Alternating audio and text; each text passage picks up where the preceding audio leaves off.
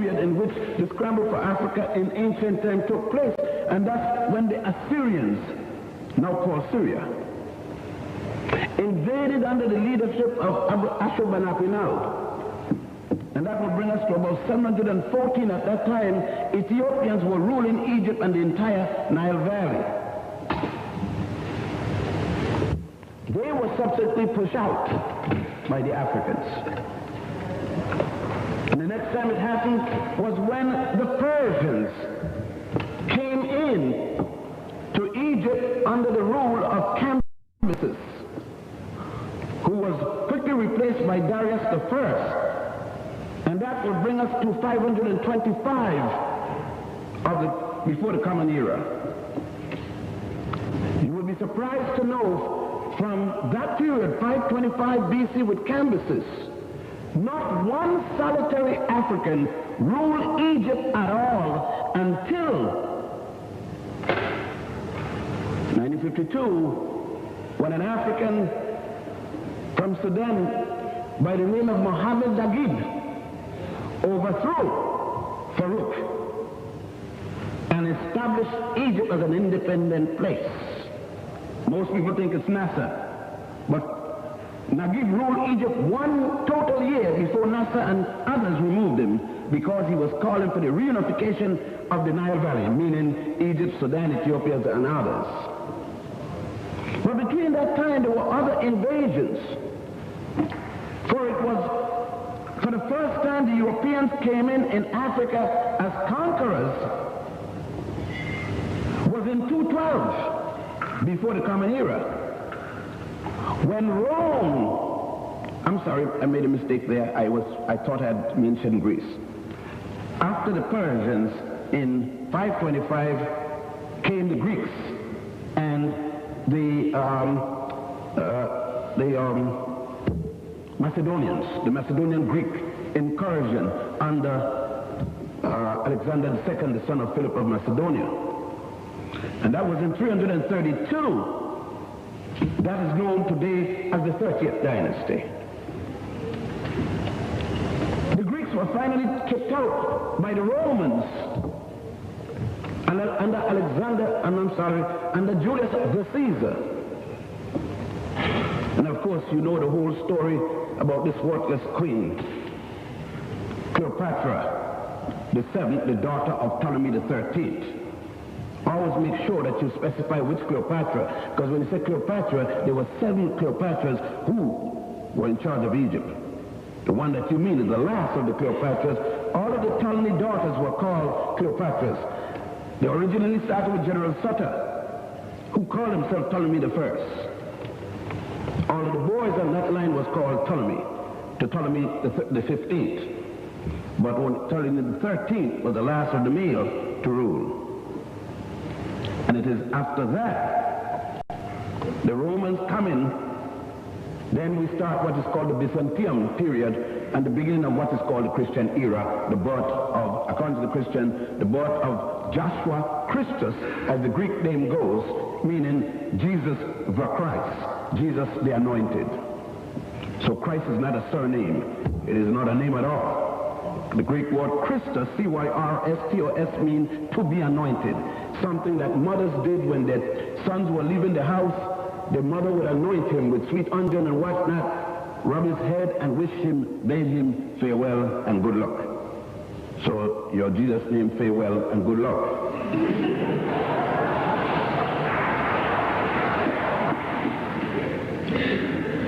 But following that, the scramble for Africa didn't stop. Because we're talking about the northeast side of Africa, but on the northwest side of Africa, after Hamilcar had taken the islands around Rome and mastered the Mediterranean, then called the Great Sea or the Sea of Sights. After his ships were destroyed in a hurricane, the Romans were able to take back Sardinia and all those places. The Romans made an attempt to grab Carthage, which later Western European historians call Carthage, and today called Morocco and Algeria. But he was repulsed by Hamilcar Barca's sons. Two sons, Hasdrubal Barca and Hannibal Barca. Hannibal pressed on and went across the Iberian Peninsula, now called Spain, Portugal, and southern France. Turned to the right across the Alps and down to literally what was called the Gates of Rome. There for 10 years, remaining with his troops, attacking and defeating everything that the Romans could throw against him, only to be surprised by a traitor, an African traitor, the kind that we see today.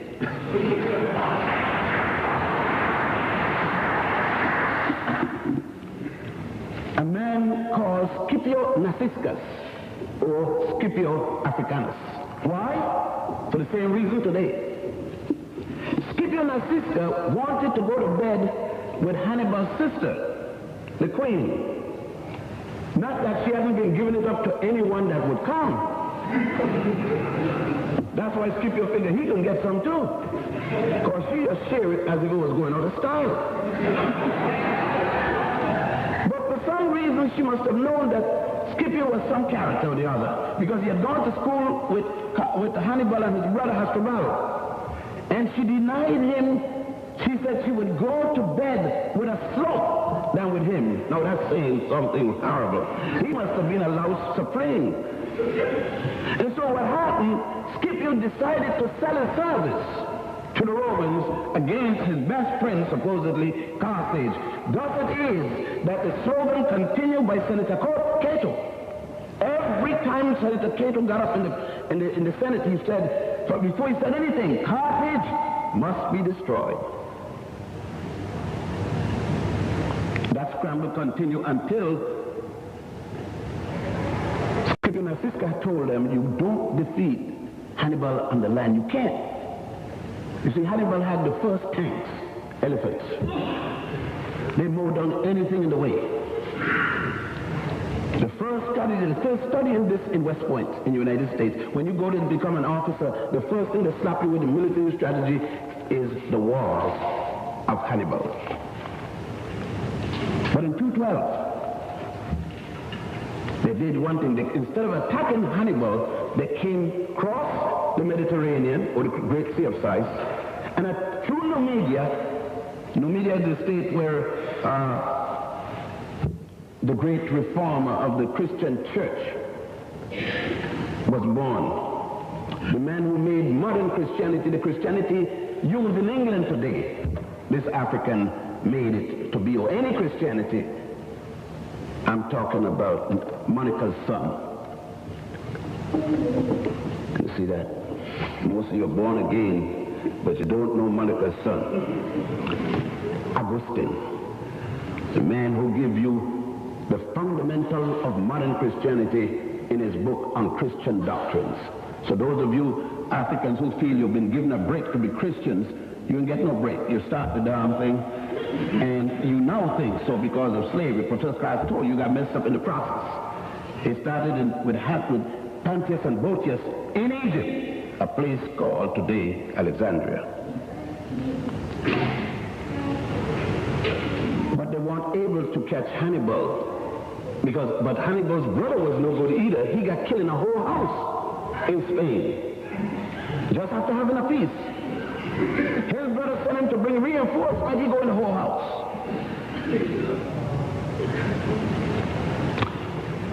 Anyhow, the next scramble came with a group all the way from Germany that came all the way down France, Iberia.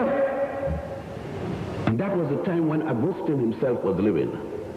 In 460, he died the same year he died. Boniface came into Africa, Northwest Africa. So you see, the scramble for Africa went back for thousands of years before.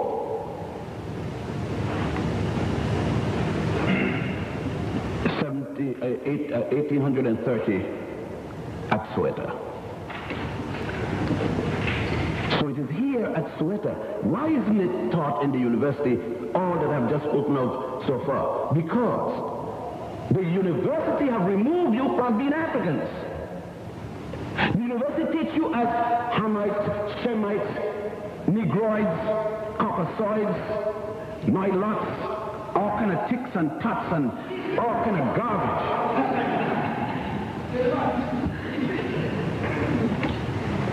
And that's why they do teach you, but they teach you in names you do not understand.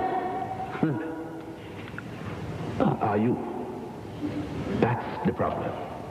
So when you read about the Carthaginians or Carthaginians and the Ethiopians and Nubians and Egyptians and the Lebus, people of Lebus, Libyans as you call today, Numidian and so forth, you have no concept that they're speaking about you, because the professors in Oxford, in Cambridge, in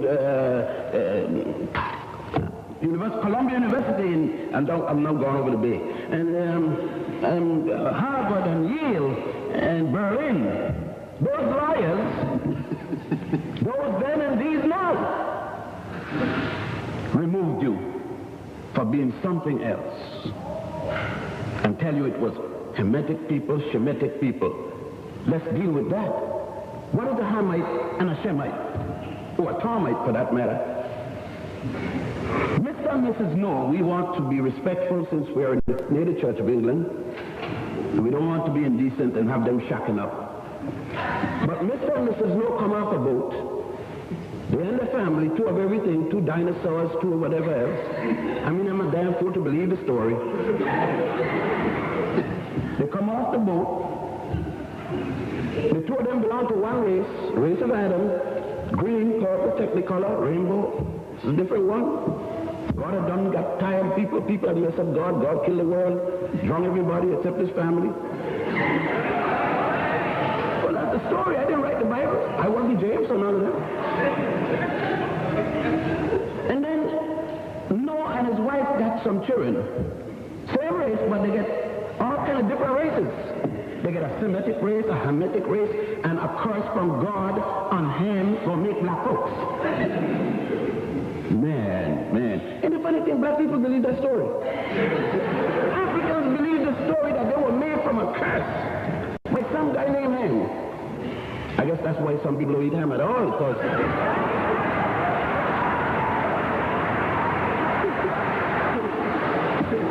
but let's go on. So you see, I thought that Hamitic and Shemitic were linguistic terms, but now we find out they're racial terms. When we look to what they're teaching about now and have not tried to suppress in certain areas, we need to go to an Englishman, Sir Edward Hertford, the official historian for Queen Victoria. Now, they talk about Elsie Cutcher, and they talk about Hitler. Ain't nobody meet Victoria when it comes to be cruel.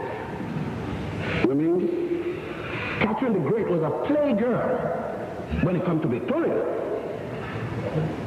So when you hear them talking about democracy and Queen Anne's Charter and Magna Carta and all those things, you know, I may not be able to get back in. That's sorry for you fellows, but the truth is the truth. But I could get in or not get in. Farrakhan couldn't get in, so I can't get in. What's the big deal?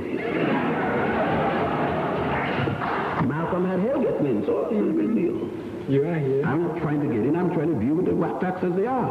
Now, Rites. Hertzett wrote for Victoria a 3-volume work called The Map of Africa by Treaty, showing all of the so-called treaties that the British supposed to have had, the French, the Dutch, and others, with Africans in what language? And the African signature is there in English. And you've never seen an Englishman before. I've never known of such a thing called the English language, yet he signs his name, an English name, such as Azinga Akum, the Emperor of Manikongo, signs in the English language. That's the man whose sister was Azinga Akum, the Queen of Matamba, who fought the Europeans for 13 long years at the head of her troops. No different to a woman by the name of Dahia, who stopped the Arabs from coming to what is today Morocco, only to give time to her sons to become Muslim to protect her people. That son became the one for whom Gibraltar is named, Gibral, and Tariq, T-A-R-I-K-H, meaning the mountain of Gibral. The Portuguese not been able to pronounce Tariq, I-K-H, changed it to Gibraltar. But that again is now, we are talking before the Pope. We're talking about 711. The Toledo agreement in which Portugal is going to get the eastern half of the world, and Spain, the western half of the world, is going to come way later. The Pope in Rome give away the world, splitting it up. Why some people got gall? I know a lot of you Catholics, I don't mean to offend you, but if it hurts you, too bad. And so watch. The scramble now continues. The slave trade started in the West in 1506 with Las Casas, Azizo, and Pope Martin. Don't forget, it's not Las Casas alone. Pope Martin the Fifth of the same Roman Catholic Church. And the bishops get equivalent to 25 cents a head for each slave to save their soul, so that if they die across the triangular trade, they will go to heaven. You can't go to heaven without 25 cents. I mean, Jesus ain't gonna feel good unless he get his share. The bishop was saving 10% for when Jesus come one of these days. Since they know he's coming in no time soon, the interest alone is keeping Rome going. But let us continue. This thing continue up until, as I said, France and Sweater. France came down, England close behind, even little Switzerland landlocked, tiny little Denmark is going to get colonies in Africa. It's a mad scramble. Europeans gone mad. Not mad, but Professor Park said last night, the ice box. You know, England was dying from the scurvy. No lime, no lemon, no nothing. Okay? The civilizer dying from scurvy. France and the others dying from malnutrition, no food. They come out because of hunger. You got a damn thing to do with religious freedom. And they come to every place bringing God. God is called cannon and gunpowder.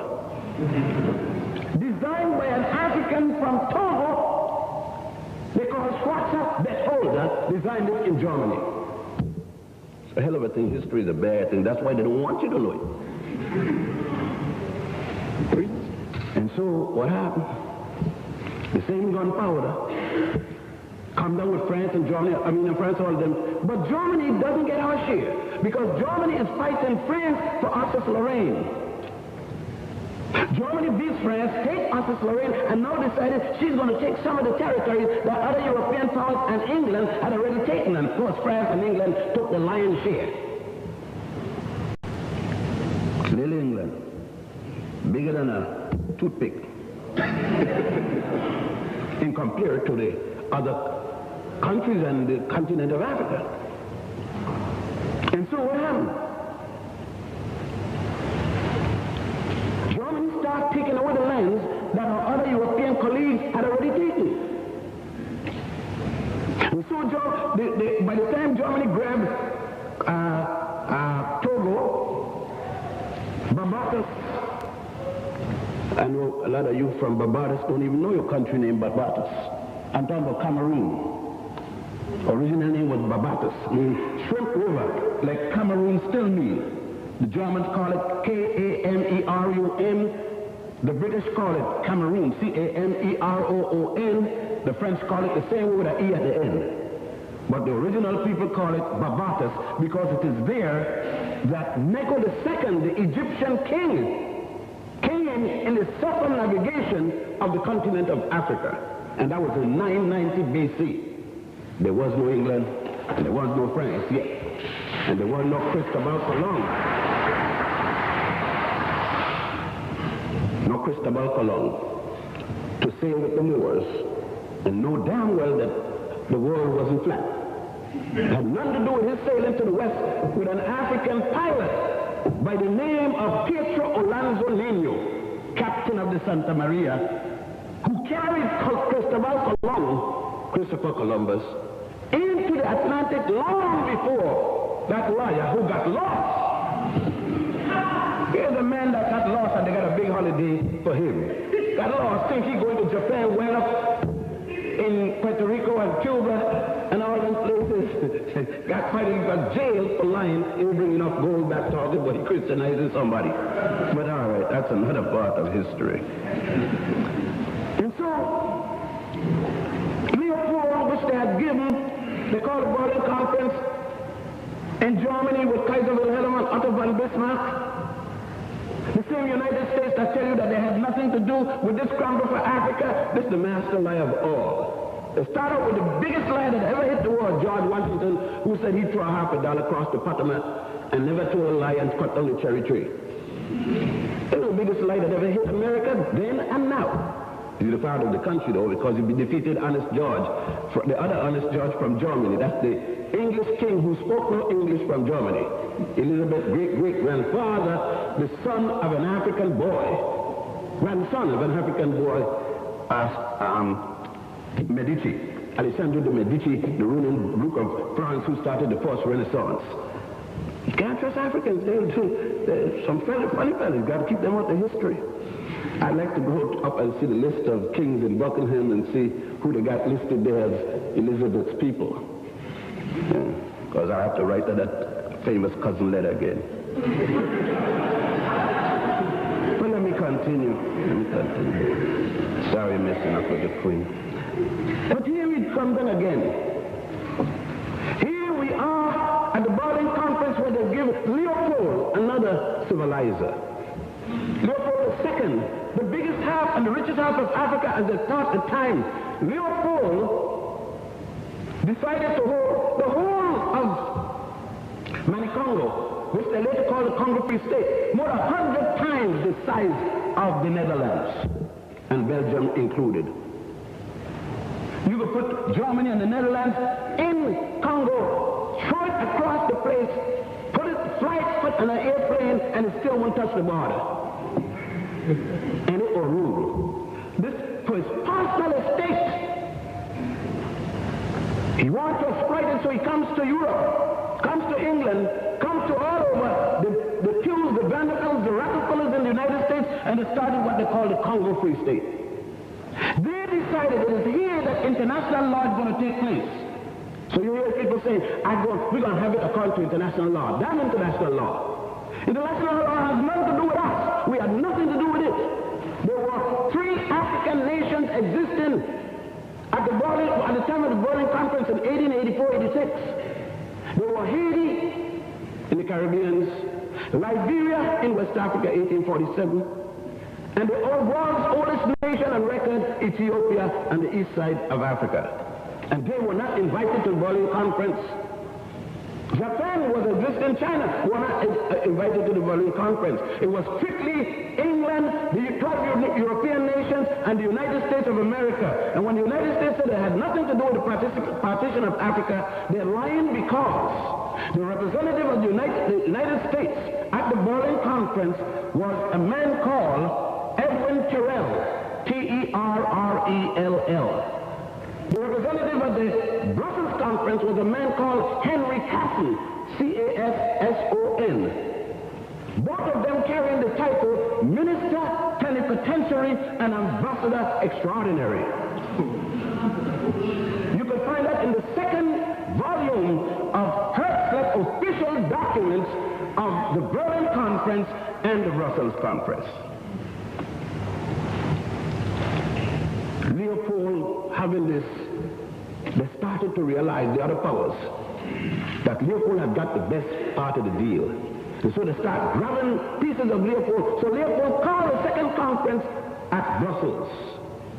And it's there at Brussels, the decisions that were made to start an international system of law to govern the world between England, the 12 European colonial powers, England and the United States of America, who by this time had already made her attempt to take away Liberia, which they had supposedly started on humanitarian basis from the time of President Monroe, for whom the capital of Liberia's name, when they had established two little colonies, Maryland and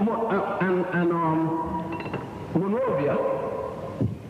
In 1847, when the Africans who had come back from the United States decided that they had enough abuse from these people who were supposed to be bringing them into civilization again, after the United States had given two naval ships to moor down the Africans at home,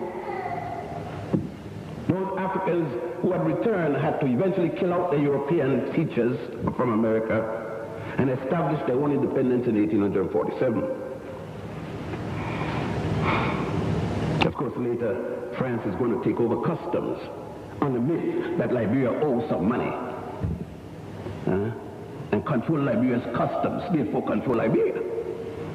So they tell you about Papa Duke, how bad it is, and a little young John Paul Duke and all of them. Puppets. They didn't run nothing. You see who ran it? Who came and took him out when he was no longer was embarrassed to them, the same as they took Ferdinand? Little Ferdinand, the little emperor? And took them and carried them to where they were playing. All of a sudden they tell you, John Paul can't stay in France. Who are lying? With all the money they pay in France? Now you find he's going to have a villa at the Riviera. Because America owned him. White House owned him. That's England, by the way. You may not know. France owned him. The international conglomerates owned him.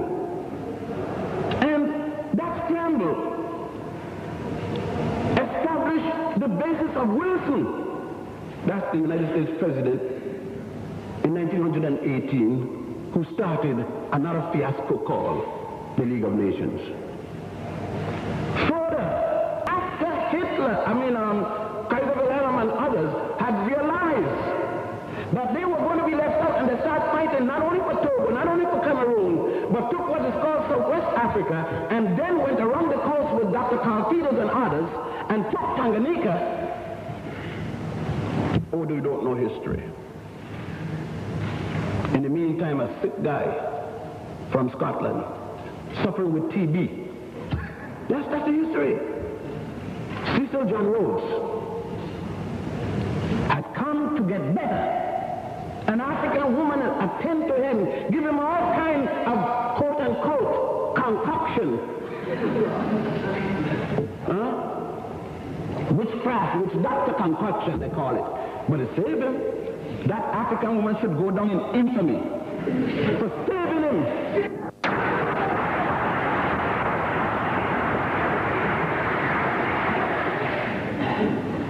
Rhodes was to survive,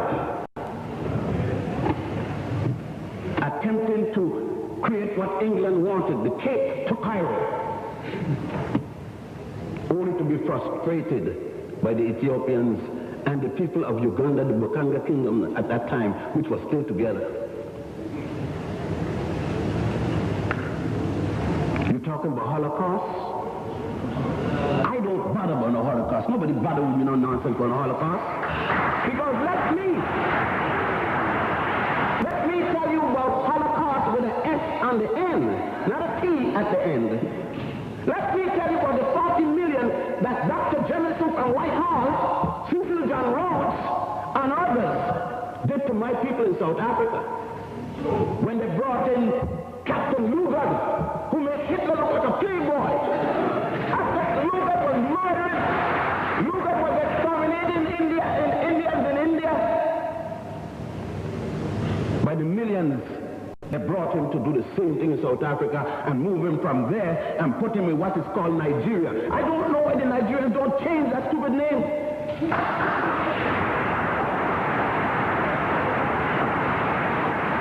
Nigeria is a name that was given by Flora Shaw, who was working for the London Times, who was the girlfriend, the harlot for Lugard. And when he told her to come there, he said, I got this colonies from Goldie. They call him chartered place at the time. That's a British excuse for humanity. What am I going to Flora Shaw said, you're always talking about this mighty Niger River. Why not call it Nigeria? And that's how it's got the name. It's about time you change it.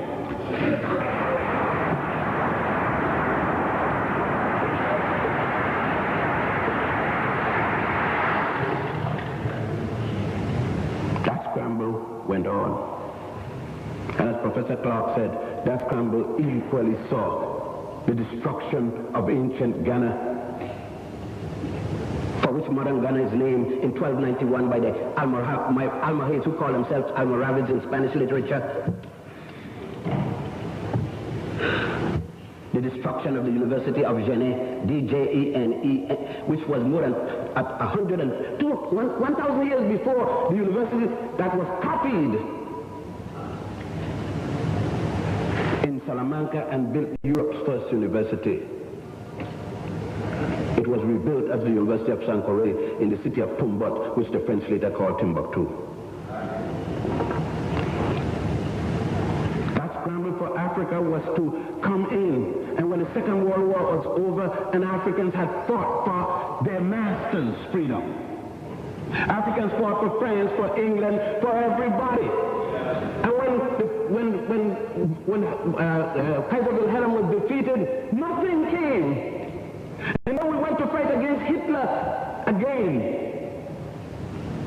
to free England and stop the bombs from dropping in Coventry and elsewhere, to free France and de Gaulle making his grandstand, and all these places. But the freedom for those people, what the freedom for us? Secretary had to make his Kwame Nkrumah made all the forces and goddesses and everything, all the gods except those in the West.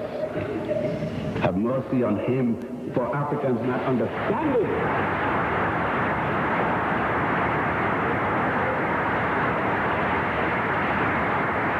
Our Savior came to us, and we left him for somebody else's Savior. Your Savior is the one who comes to remove you from slavery, not somebody else we read about. That is correct. I know I'm emotional, and they said you can't be a good professor and be emotional. In the case of an African, you're a jackass if you're not emotional.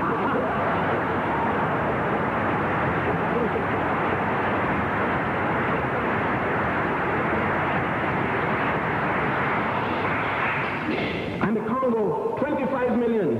Across the triangular trade, another 15 million where African women found it more respectable to give birth to a child and throw it in the water to the shark. It was a better fate than the slave ship. And they're telling me about a Holocaust. And yes, I was born in Ethiopia as an Ethiopian Jew, for those of you talking about anti-Semitism. But my birth doesn't transcend my people as an African people. My religion comes after. My religion is second to my people.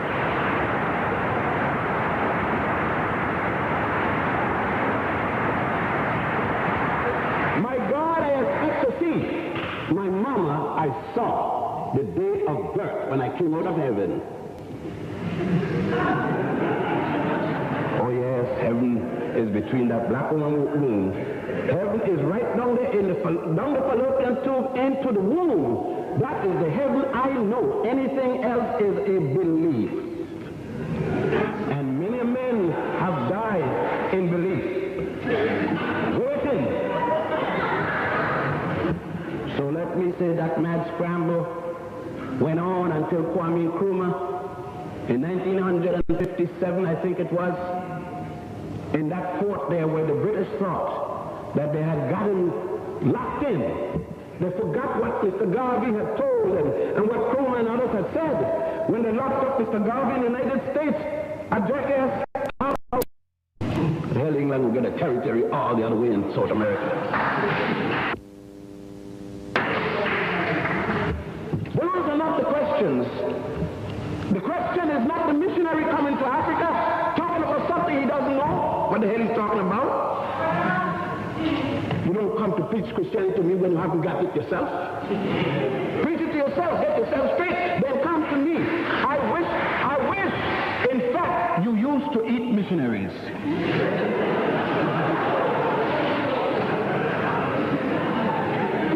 end here. Africans, we like the Nancy stories. So I end with a very short Nancy story. There was a missionary who came to Africa, dressed in the usual thing, the short pants and the big British hat and the bag and everything like that, khaki pants and everything, to civilize us and to bring us Christians. And so every African he met, he said, in the name of the cross of Jesus, and African watched him snap. And then he went to complain to Jesus. He said, Jesus, he's talking about the one from England, of course. He said, Jesus, I know you're still with me. You have met me, you're just testing my faith. And just then a lion that somebody had shot in one paw came limping up. He said, Jesus, don't worry about it. I tell you, your words are always perfect. I didn't get the African, but I got a lion. And so the lion sat down on the two hind legs and keep the first one up, and the lion doing this. He says, Lord, thank you. I didn't make the human, but I'm praying to make the human, but I got the lion. And then the lion says, I don't know what you're praying for, but I'm thanking God for my meal.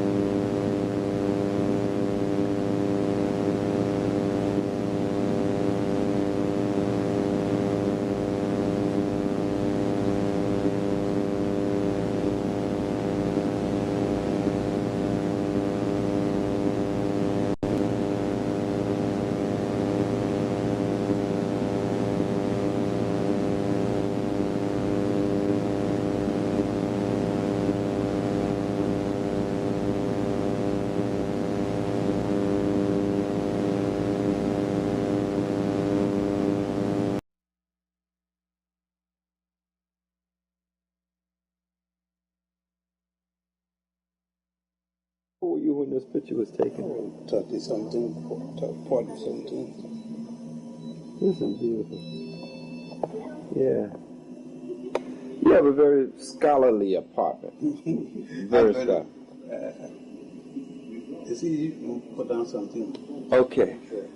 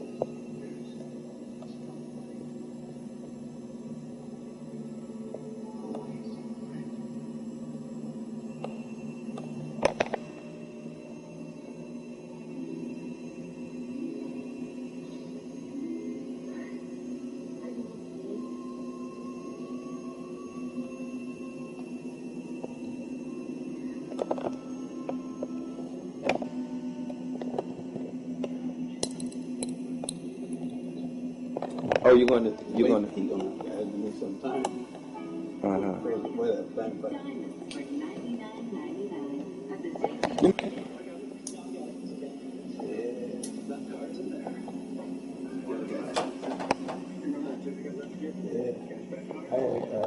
Just put this, as usually this is together, I just try to change it and get in the book together. What are you working on this one? This is a book dedicated to John Clark. John Henry Clark, you see. This is me front here, and then I start here. This is dedication to John Clark, Dr. Clark. We gave our dedication to Dr. John Henry Bobo Clark as he makes a great and mighty work. Then here is going to be John Clark. It's all John Clark. Dr. Dignitaries and local unveil John Clark. And this is John Clark. About him, the new street. The street naming to John Clark. Wrangler and his wife and everything. John Clark. This is the town meeting that happened for John Clark. And end, the dedication to John Clark. Then I start the book. It's a book of African history. And the different aspects of African history. This will cover the cases, John Clark, and different things that happened and all. But this book is dedicated to John Clark. Can I?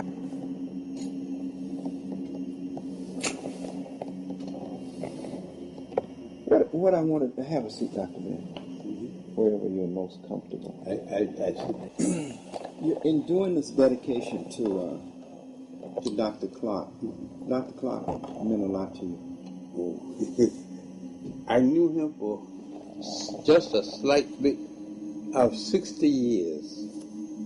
60 years. Tell me about he's how you met he's him. 2 years older than I am. And I know him out in just the beginning of World War II, just that time, I know him. I'd come up here from Puerto Rico, where my parents lived, of course, and I had a child. I was married, had a daughter, and then I came here because it became impossible for me to live in Puerto Rico, my father said, because I had gone against my class as they had it at the time. And I had to change profession because I didn't like law, even though I had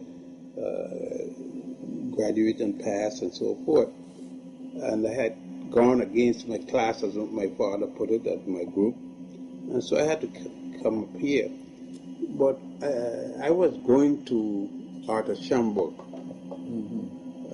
to speak to him about black people, since he was the one that started the museum. And I've been there the same day that John got there.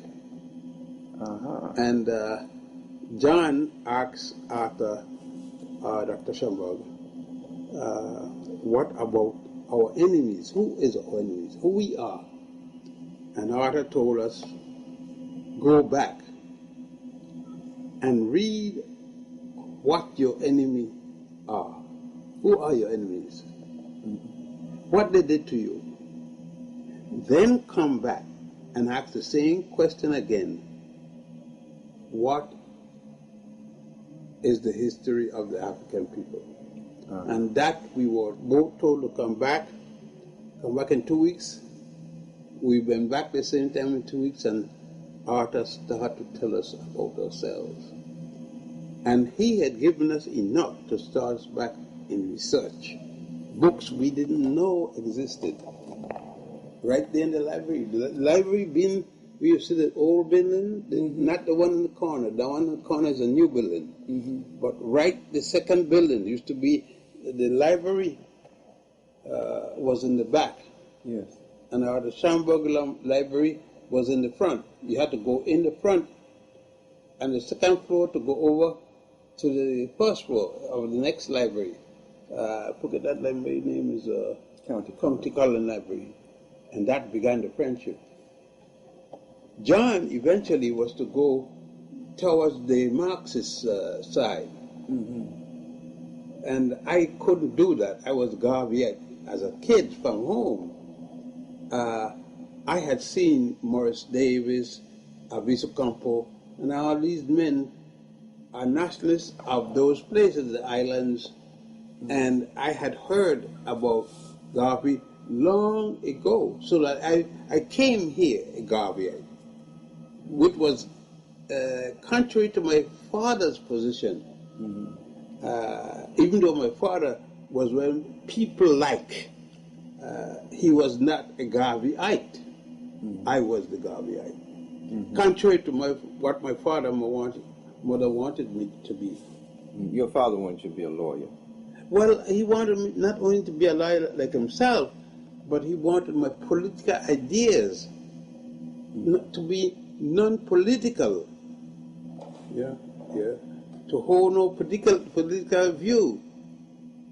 But to the contrary, I was building a political because I was living not in luxury, but I was living. I could eat. My father both and my mother both professional. I could eat daily, but I had seen the fangito. What's the fangito? In Puerto Rico, this is the worst thing you could see, where people live in desperation. People eating for garbage, eating what they could get. When the U.S. Marines and the U.S. Navy had a base there in Puerto Rico, and people would go down to the dump, the Navy dump, and wash bones and wash the bone and eat. People were desperate. People was dropped dead in those days. I had lived through that. When I go into high school, I was lucky that I had one sister. She is up in Grand Rapids, Michigan. She's up to about 20 years older than myself. And speaking,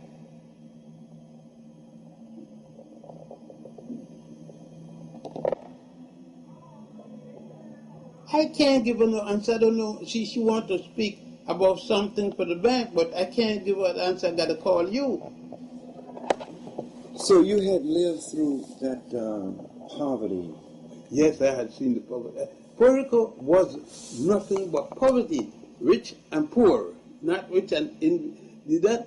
The middle class Puerto Rico, you couldn't tell them from the rich, because they shop the same place, they buy food the same place, they did everything the same place. And then you had the poor. You had no middle class, hardly any middle class. And I had come and I experienced my youth in Puerto Rico and in the U.S. Virgin Islands. In such a youth. How old were you when you came here to America? 20. I came in the carousel. The carousel was a dredge. I was a man then. I was a man with a child in my early 20s.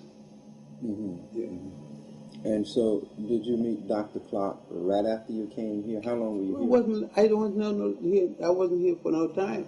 I had come here to my uncle, Caspar Hussein, and he was the number system man here, and Alex Pompey. They brought the number system here from Cuba. That time Cuba was headed by Batista. You said you mean the numbers that we played? They brought the numbers to America. You mean the numbers we Caspar played? Hussein, my uncle, my mother's uncle, and Alex Pompey brought the number system to the United States. And then they got Madame Walker, and they bankrolled Madame Walker. And they collected the numbers, so that was a big business. They ran the number. The system here, my uncle had a parlor, a gambling parlor right side where the new Shamburg is, was my uncle's parlor. He had a number of places, but that was the main parlor. So they did pretty well. Oh, yeah. My uncle didn't work a day. I mean, didn't do no hard work. Right. Especially when they framed him and put him in jail, then he used to work as an apparent doorman at Smallest Paradise. But he wasn't a doorman. He put down that... he was.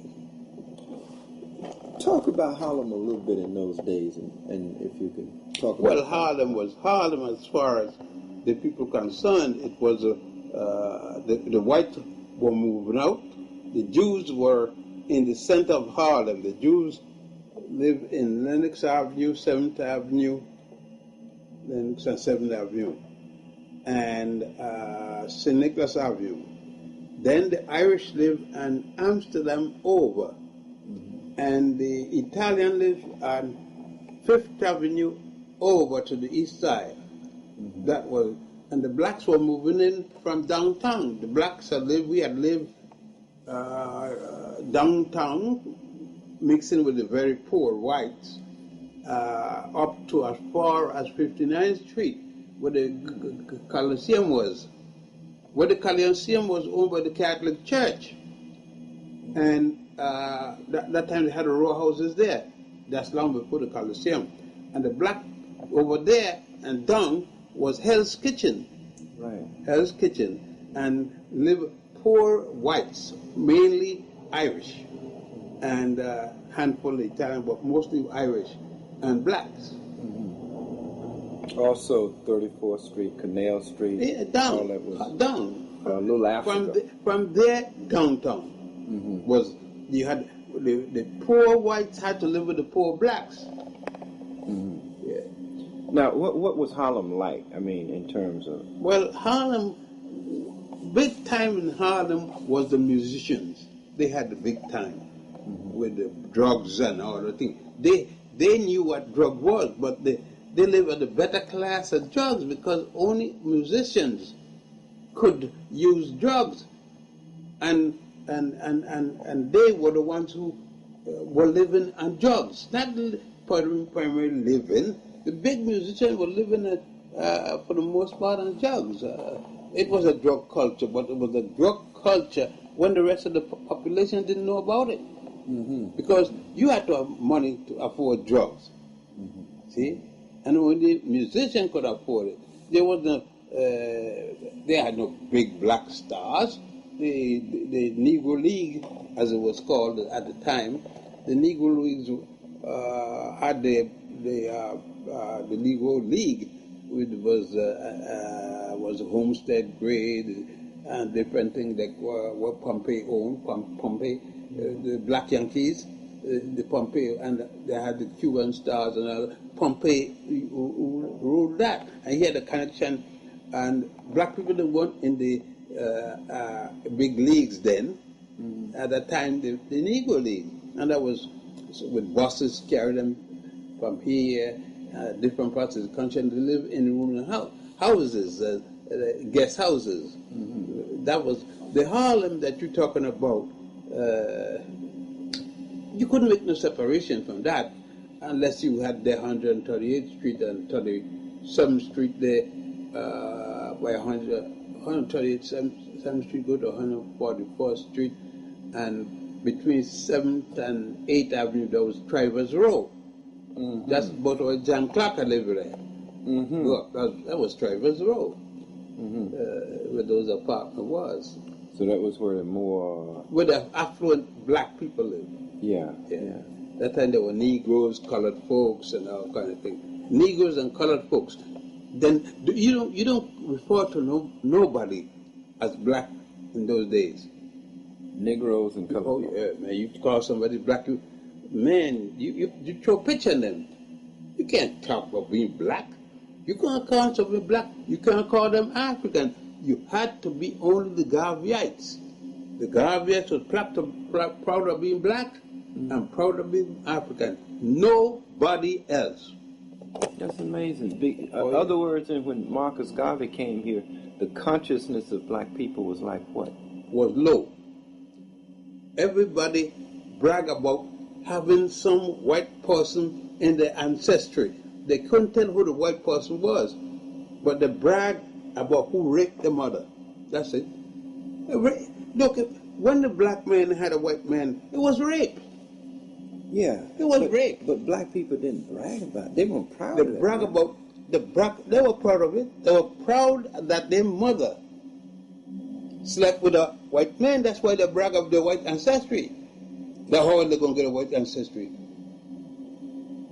How else were they going to get a white ancestry? More than the mother was a cook for some white man or something, and he went to bed with her. He went to war with pressurizing her. And the consciousness of black people Was low. Was that low. They didn't like themselves. They saw themselves as piggy-headed, nappy-headed. They couldn't find a hot comb as fast as they could get $1. It went to the hot comb. And then they come with the concholine and other things. That was the straighten up of the hair. Mm-hmm. They put a thing called concholine. Yeah. And straighten out your hair. Mm-hmm. Black people were ashamed of themselves for a long time. Mm. When did the consciousness and how did it begin to change? Garvey changed it. Garvey, before Garvey, but on a very minor scale, was Captain Delaney, and others like that had been doing the work that Garvey had talked about. Captain Delaney carried back a number of Africans to Liberia. Mm-hmm. At his expense, and he owned a boat and different things. He was very wealthy man, mm-hmm. And he was before Garvey. There were a few men, but not on the scale that Garvey used. None of them attempted it. Mm-hmm. Garvey was a mass scale. Why was Garvey so effective in the Western world? To the poor people. He was not effective to the people with money. They fought him. Or the black people with some money, like the fellows that the people considered colored gentlemen, mm-hmm. that fought to get Garvey put in jail. Even the Jews didn't go for Garvey either. Frank and all these people, the Department of Justice were predominantly Jews, mm-hmm. and they were against Garvey. They put him to jail. Mm-hmm. They give him very hell. They were making the money off of the African Americans, selling, renting the property, or the few stores they owned it. The Jews, the African Americans were fronting. Mm-hmm. You saw a black man there, but in the night came the white man for the money. Mm-hmm. You saw Harlem with all these African American face, but behind it were the white man, the Italian in the liquor stores, the Jews in the clothing stores, and that's how it was. So blacks never really owned Harlem. Very few of them. That's why Harlem is able to now going back to different people. They're just using the money. When the house let people go, the owners were still the white man, not the black man. Mm-hmm. So it wasn't, you could change Harlem anytime you want. The ownership of the property were not black people. Very few black people owned the property. Mm-hmm. Mm-hmm. So, Dr. Ben, with Marcus Garvey making an impact and appealing primarily to the black grassroots and the black masses, that consciousness began to build. Do you remember Garvey personally? Were you a member? Yes, Garvey had gone when I got here, but I saw Garvey in London. I saw him in his 2 years before he died. I saw him in London. Mm-hmm. Yeah. Now, what about Adam Clayton Powell? I saw Clayton Powell here. I saw a young man. At that time, his organization, his father, mm-hmm. Mr. Powell, old Powell, had a church downtown. Right. Downtown. And that church, he moved uptown. Mm-hmm. Mm-hmm. Yeah. So you and Dr. Clark began a relationship at the Schumberg Well, we had a relationship and we met there often, at least twice a month or sometimes once a month. And we couldn't lecture at the Chamber. Oh no, they had white lecturers. We could go and listen. And when we asked questions, there was always somebody to shut us up. If the questions were too hard for the person responding. And these were Jews, white Jews who came uptown and lectured. We had no power to lecture. They didn't call none of us to lecture. No. We went there and listened. And when we spoke too much, we couldn't. They shut us up. And this was in Harlem. In the black library. It was black to a certain point. Yeah. What kind of man was Dr. Clark? Dr. Clark was always a quiet fellow, a quiet thinker, a deep thinker. And he generally didn't have very little outbursts. And if any outburst, it was quiet. And it was restrained. He was a restrained man. Mm-hmm. I can't say that I was the same. I was a hothead. I couldn't. Things he took, I couldn't. This is a lot of fun. I tell you what, so you said Dr. Clark was more quiet, more reserved. He was very quiet. He was reserved. And he was able to hold. I'm sure that he had lots of hurts, a lot of things affecting him. That time he was, I think he was married to his first wife then. Long before he become a teacher or anything like that. Mm-hmm. That was in the 40s, 50s. Yeah. So he had been in the service and was out. He went in the service and came out. And then he married a lady, I can't remember her name. Then he got rid of her. She said she was only interested in wanting to kill him. And he married the children's mother. That's the girl, Regina and Sonny. Mm-hmm. His daughter and his son. That was the second wife. Then this woman is his third wife. The present wife is a widow, the third wife. Mm-hmm, mm-hmm. But what kind of impact did you and Dr. Clark have going back to those early days in Harlem? Well, we had impact with the masses of people because you must remember, as things went along, it come up to the 60s.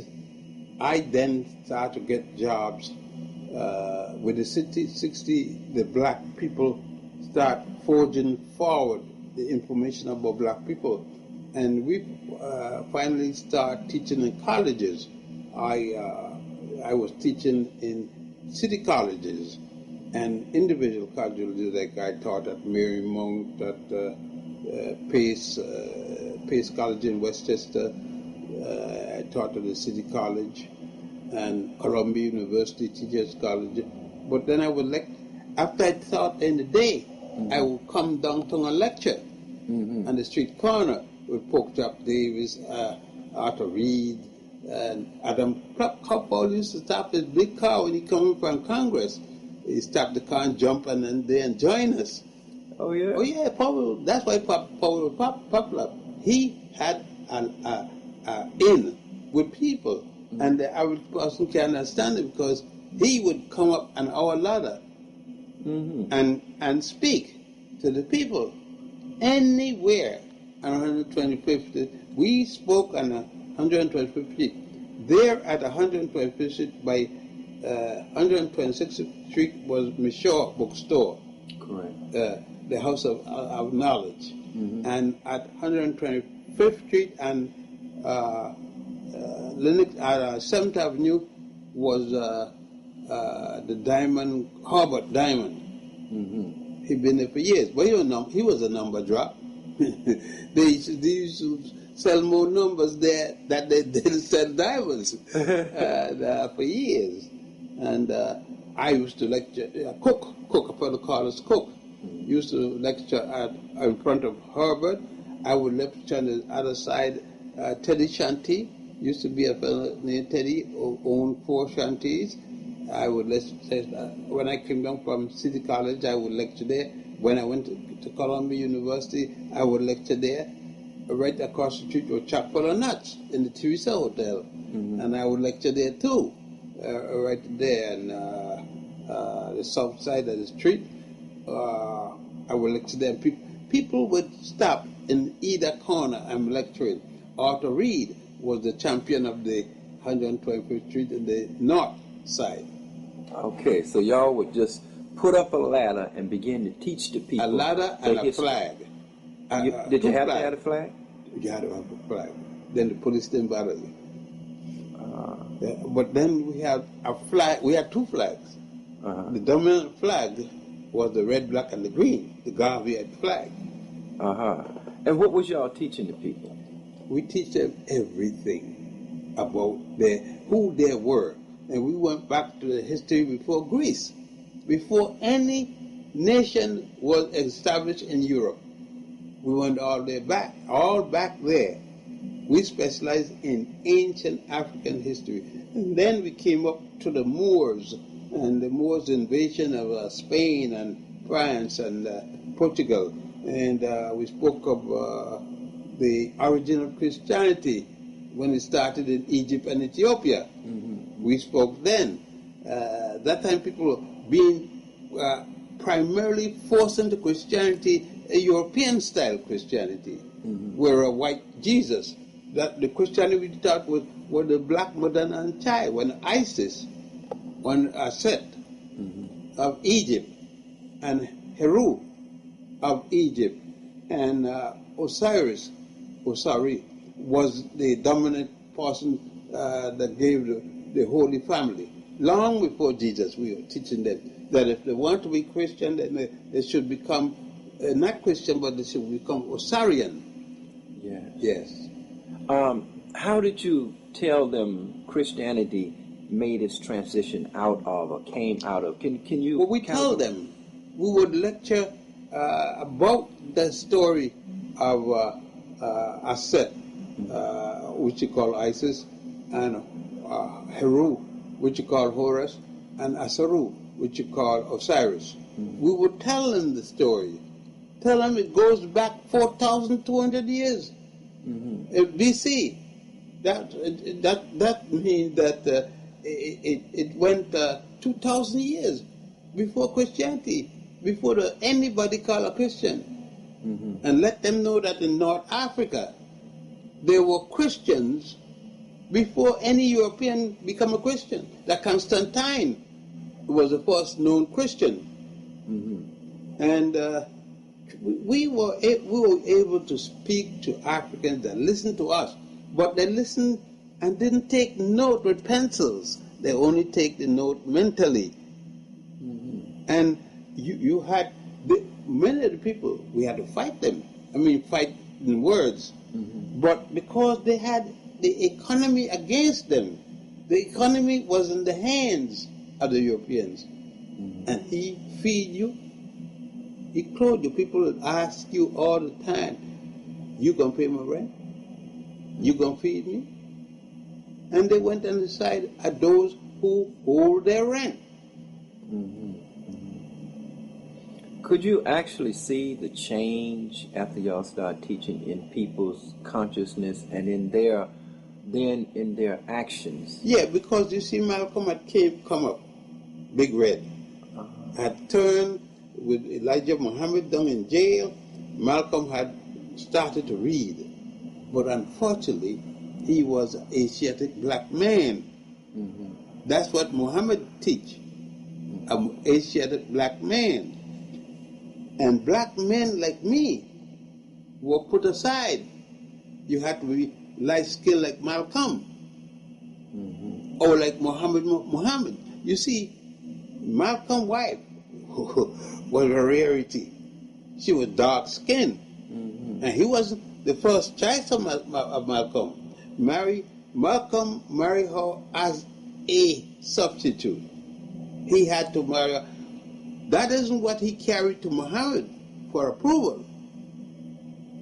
A lot of people don't know that. All right then. Yeah, a lot of people don't know that.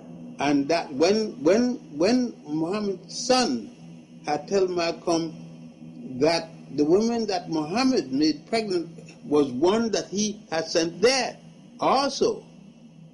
Muhammad was to get her ready for the ministry. But you know what happened. And that made Malcolm mad. So, I just want to look at those masses of people that listen to y'all every week, and the kind of transformation that you could actually see. And there was people going and coming. People going, they would listen till as much as they could, and then they could go on, another group come on, you know. There were always people. How much teaching did y'all do? How long, in terms of hours? We taught for hours till it get dark, really dark. From morning to night?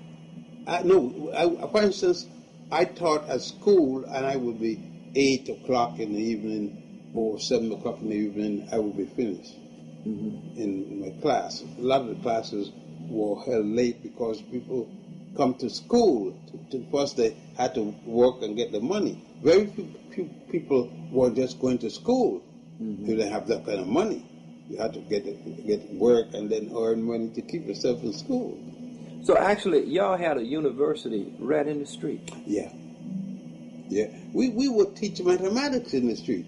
We teach mathematics, science, business.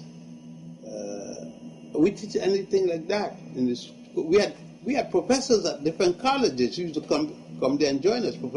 Professor Lambert. Big man, Professor Lambert.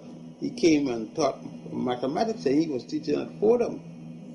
So, in essence, y'all made the community a college. Yes. A university, a learning center. The whole community was a college. We taught them anything. What we taught uptown or Columbia or City College or Hunter College, we taught there in the school. We brought it up there. And taught it in the street? At 125th. It was started. 125th Street, 116th Street, and 135th Street, 7th Avenue, Lenox Avenue, where else? And 5th Avenue. Now, could you actually see the change in people's actions and consciousness? We saw change. How would you describe it? That's why, you see, I was very anti-minister. You know why? Because the ministers fought us. That's why when I met you, I was so hostile. It wasn't that I had hated ministers, but what ministers used to do to us. You see, every week, the police would be on horses, and the horse would come right on us. The horses they used to put up the horses to a stable where Posner, a fellow named Posner, had started the beauty products, the Concoline. Yeah, right. And that was 127th, 28th Street between 7th and 8th Avenue. The police used to come right there. And the Communist Party was against us. Yeah. The Communist Party would clap when the police come and chase us up the corner.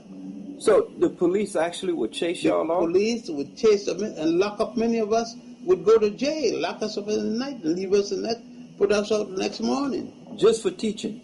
Yes. We were considered rowdy. We were the rowdy upstarts.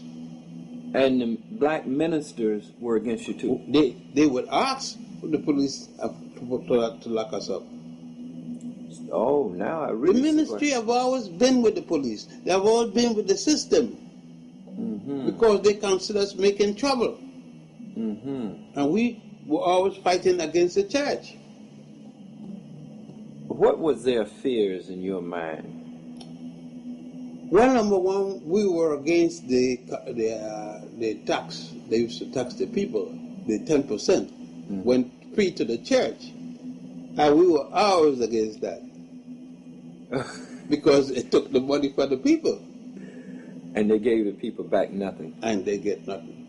You see the ministers go to the bank Monday morning with his big bag, and you see him in the bank every Monday morning, right? Yeah.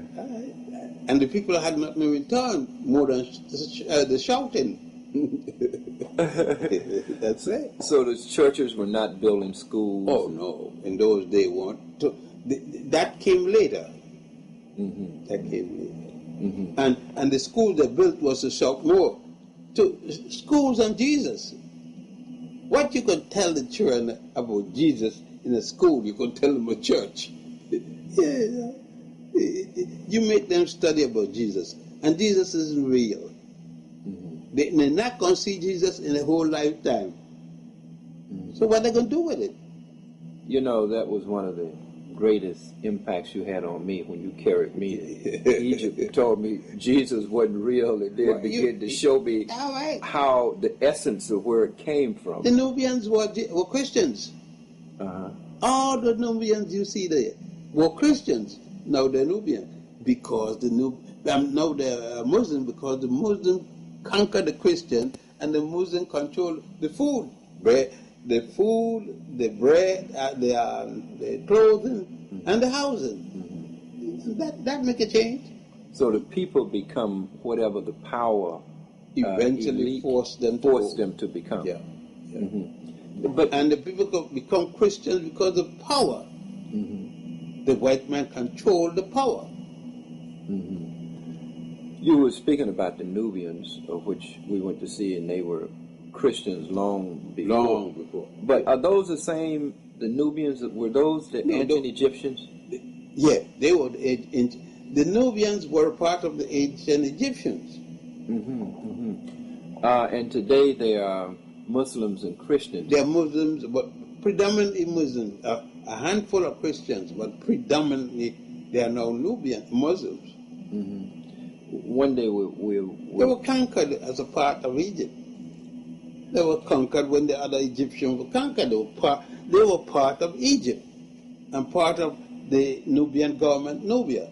Mm-hmm. Were Dr. Ben, why are we on this? Were the Nubians and the Egyptians one and the same people?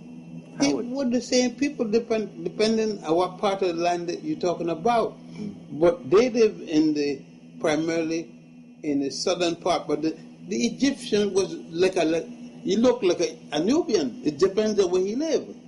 The term Nubian was the people of the Nuba mountain who live along the Nuba mountain. It runs in Ethiopia all up into Egypt.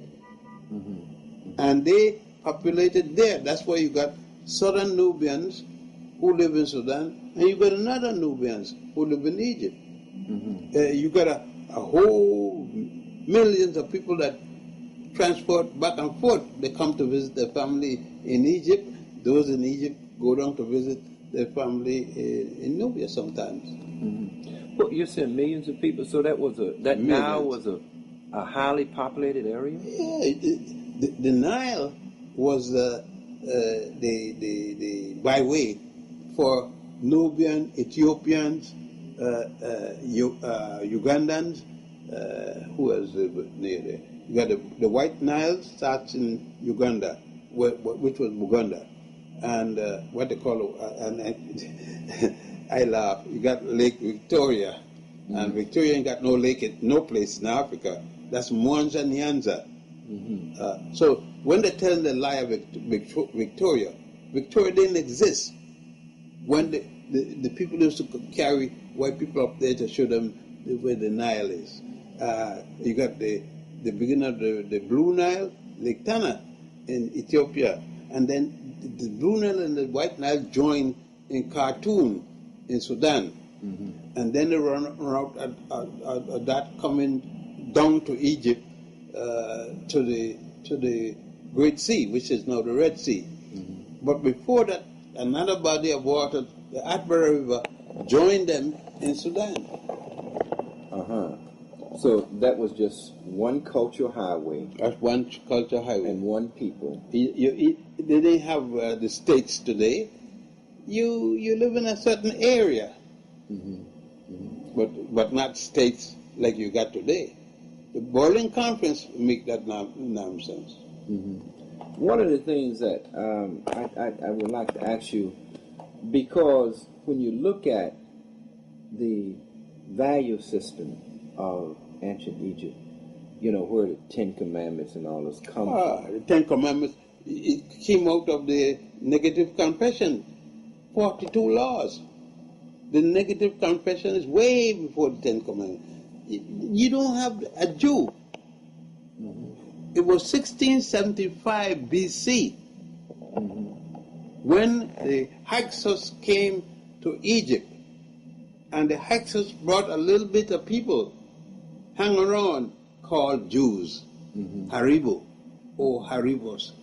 Then you hear the name Abraham. They didn't have no Adam and Eve yet. They didn't have no God named Jehovah yet. That little group of people eventually came the Jews. There is no record of them in Egyptian writing. You don't see them in the stones. You don't see them in the paintings. You don't. Right. You don't see them any way when you go in Egypt. That's right. Yeah. Now, Egypt at that time did not have a standing army, and you can see They that. had a standing army. They had an army that they fought their other people. They didn't have a big army, but they had a standing army. It was the army. This thing, this nonsense that the Europeans give out that didn't have a standing army. Europeans didn't have a standing army either. They had, since the army, Europeans lived under army. They had to have an army that was already to travel. But the Egyptians had an army, but they added to it when they were going out, having to go to fight other people.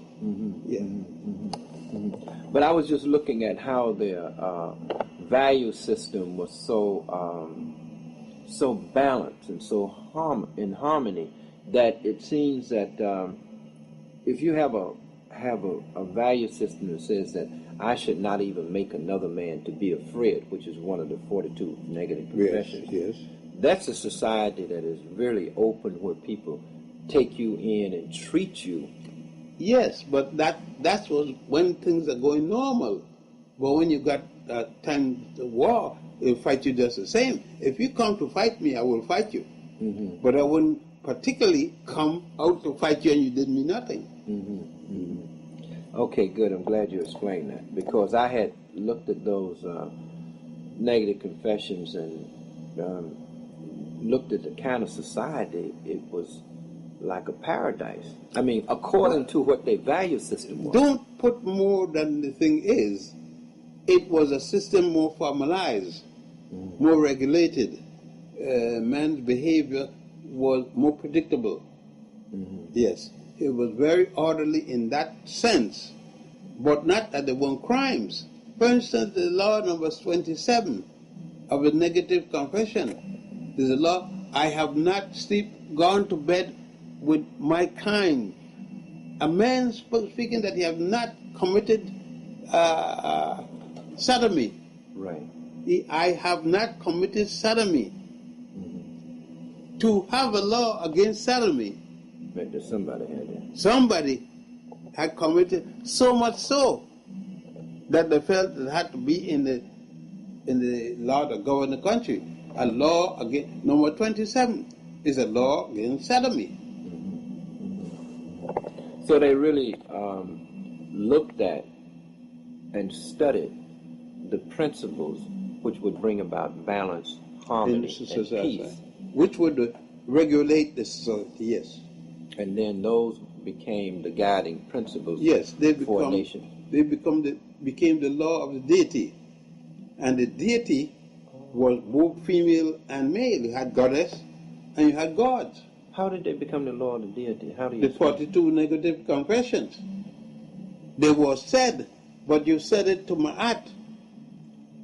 You said it to Ma'at, but it's to the God. It went to God. You said it before Ma'at, but Ma'at represented the God and goddess, the deities. Then did the priests and pharaohs and were they subject to the same law as the people? Yeah. They were.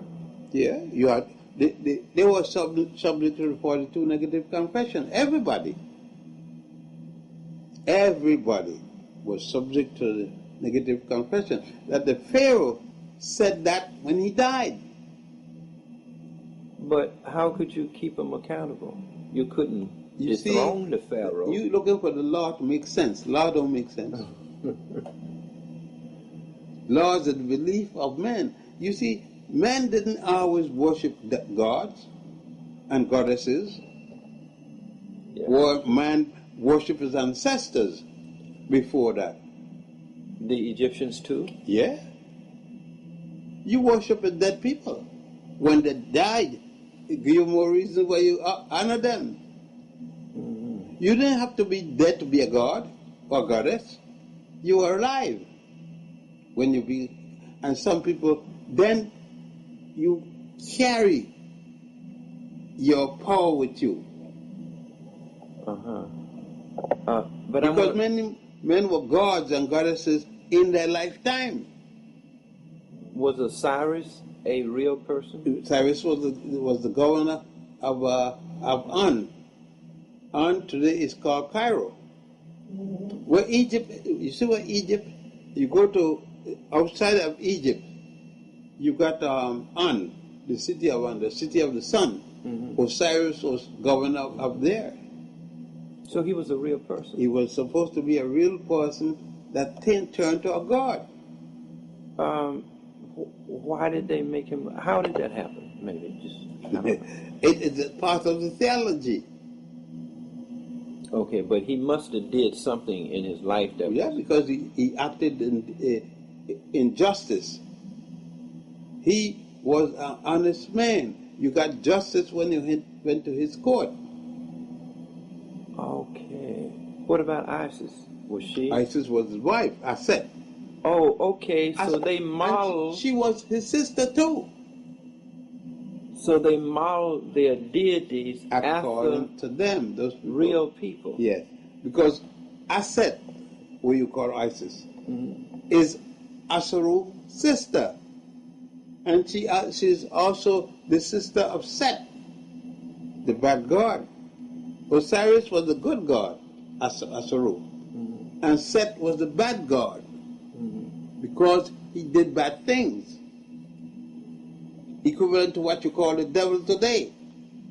And he was historically supposed to have been a real person too. So this was a family. A real person that did bad things. So this was a family. Yeah. Asaru, they were sisters. Did you know that Asaru and Nephthys and Aset were sisters. Osiris and Set were brothers. They were a foursome, four people who were brothers and sisters to the all four. And there were two bad women. Nephthys was not considered good, and Set wasn't good. Osiris was good, and Isis was good. One of each. One of each. So actually, they looked at the makeup, the character of humanity, of human beings, right? And they then projected that in terms of. And they put that out. Yeah. That became God and gods and the laws and everything started from them. Yeah. And then they could see how to balance that. But in terms of ancestor worship, was there a kind of a uniform culture throughout Africa? Yeah, you honor the ancestors become the gods and goddesses throughout all of Africa. Yeah, all of Africa. So, ancestor worship is normal. You're gonna love your grandmother, you're gonna love your grandfather, you love your great grandmother, your great grandfather. Naturally, you're gonna love them. They're the people who give birth to you. You're gonna love the people who give birth to you. Always. Your grandmother go big shot. So Egypt was not that different from the rest of Africa. No, it was just more pronounced. It's where you got the writing. Egypt is different because the fact that you got the first writing. Egypt and Ethiopia, there is where you get the first writing. They record it. Anybody else before that is a belief. Before writing is belief. Writing make facts. You could record events. Right. I could tell you what a man said 300 years before. I don't live it. But the man write it down. Writing start facts. Now, one other thing that all these European historians try to project in terms of removing the institution of writing from Egypt and putting it in Sumer and Mesopotamia and all that.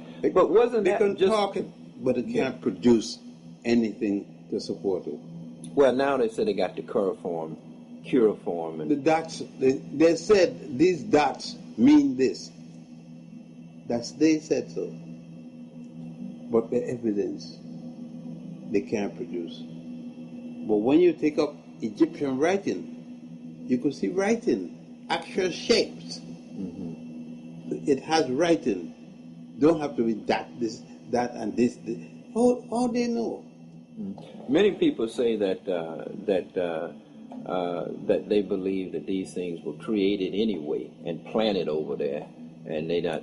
That's right, because only lately they couldn't produce a language, a complete language. Whereas in Egypt, you had a complete language.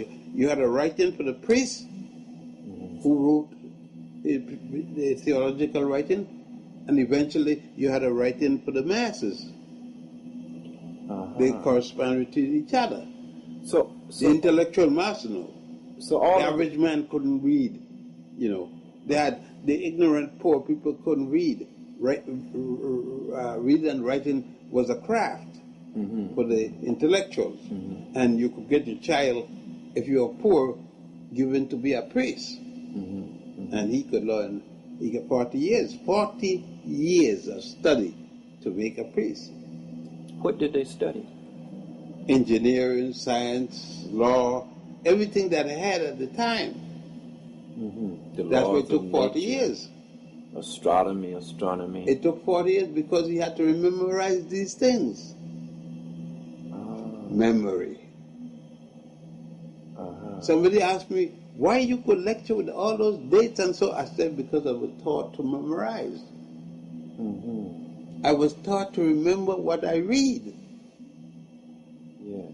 And that's the white man. He's not taught memory. He must have paper. He has been taught to memorize.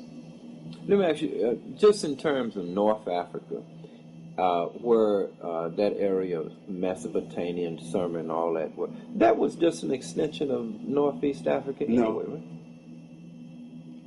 North Africa ended where Egypt ended. So who lived in that area? Egyptians. No, I'm talking about in the area of Sumer. Were those then African above Egypt comes Israel. Okay. But wasn't Israel once a black land? I mean, black people? It was another land. In those days, they didn't speak of black people and white people and green people. Unless they said black, you assuming. That's why I don't speak history in color of skin. I speak by name of country. Okay. You know the changes of the country by name. You don't. They didn't talk about black people or white people. No way you saw it in ancient language. So they were not races in terms of color. They were races, but not in terms of color. You can say, because they didn't say color. They spoke about nationality against nationality. And then you will know they were races because it turns out to happen to be that the nationality against a nationality was a white nation against a black nation.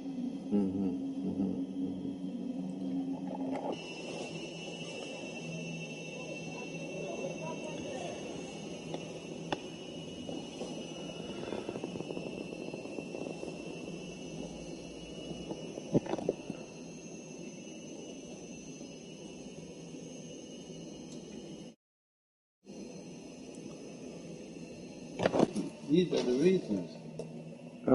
These are the reasons that they gave you the doctorate Right. here. Hold that for a minute. Just let me get a picture of you with your doctorate degree.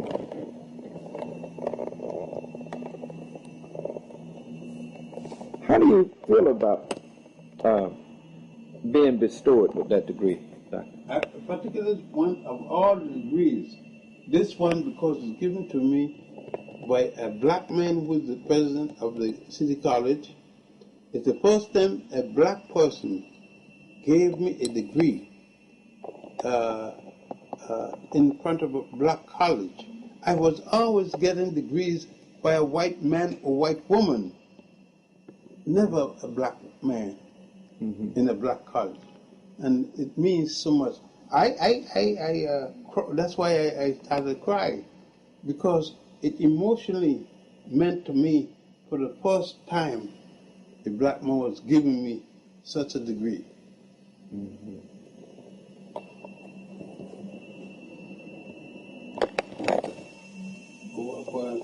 Whereas from 90, given the time, they give of my life, see? Can you read some of them? Well, for instance, it says, whereas Yosef Alfredo Antonio Ben-Jochannan needed his early education in public schools of Brazil, South America, United States, Virgin Islands, St. Croix, and Puerto Rico, and earned a Bachelor of Science degree, Civil Engineering from the College of Engineering and Agriculture at the University of Puerto Rico, San German. 1935, Master of Science in Architectural degree, Cambridge University, England, in 1937. His first PhD in Cultural Anthropology, Universidad de Havana, Cuba, 1940, and a PhD in Moorish History from the University of Barcelona in Spain, 1941, and the LLB from La Salle University in Extension in Chicago, Illinois, 1954. Whereas before immigrating to the United States in 1945, Yosef Ben-Jochannan was out in 1939 by his father to study in Egypt and served briefly as a assistant prosecutor in Puerto Rico and was an associate professor of Caribbean and African history of the University of Puerto Rico and from 1940-42, and so as a member of the civilian contingent of the United States Army of engineers, and was a lieutenant in the United States Maritime Service during World War II, 1944, 42, 45, and also served as associate director for.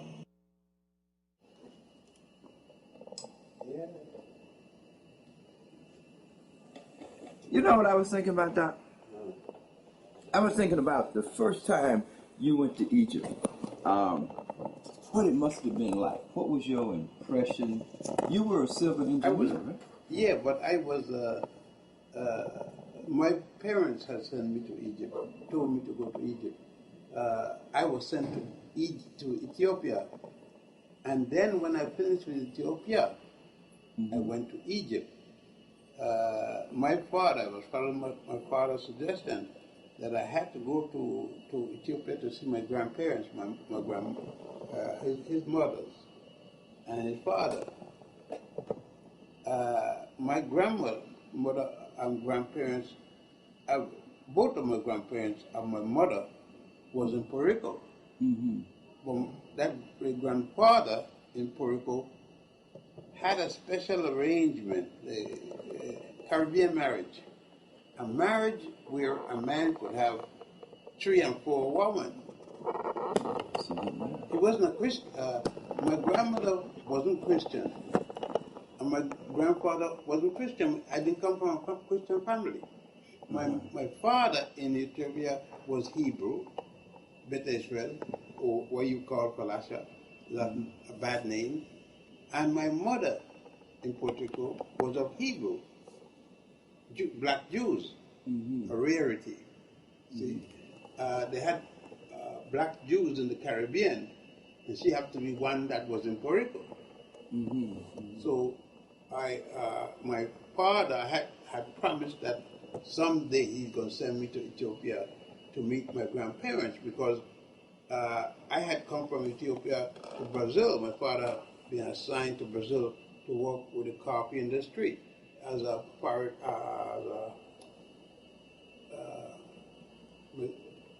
consulate from the Ethiopian government. The Ethiopian government was then headed by the Jasu, not by Selassie. But Jasu parents had daddy was the emperor. The Joshua was the emperor that got in the battle of in 1986. What I'm talking about? With the attack. 1986. And he left his son, that the Joshua's son, with his daughter Zadito. And Selassie was supposed to be taking care of them. Selassie was just a cousin.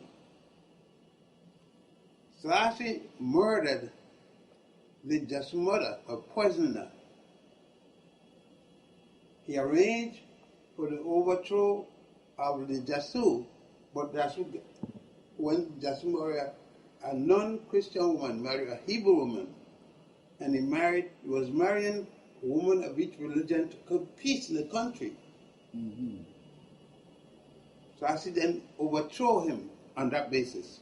He and Abuna Johannes. That was 1924. And ordered that all men who were working for the Jasu head would go. So my father, if he realized if he was out of a job, and if he go home, he will be killed. So she and my mother ran to Cuba. They could get to Cuba. Then my mother made arrangement to get them in Puerto Rico, because she was a Puerto Rican. She was born in Puerto Rico. He met her in Spain. Thus, my uncle, her brother, make arrangement for them. And my uncle brother was also a lawyer. And he make arrangement to my father to practice. And they saw my family move from Cuba to Puerto Rico. My mother, my father, myself. My mother could do anything, she's a Puerto Rican citizen.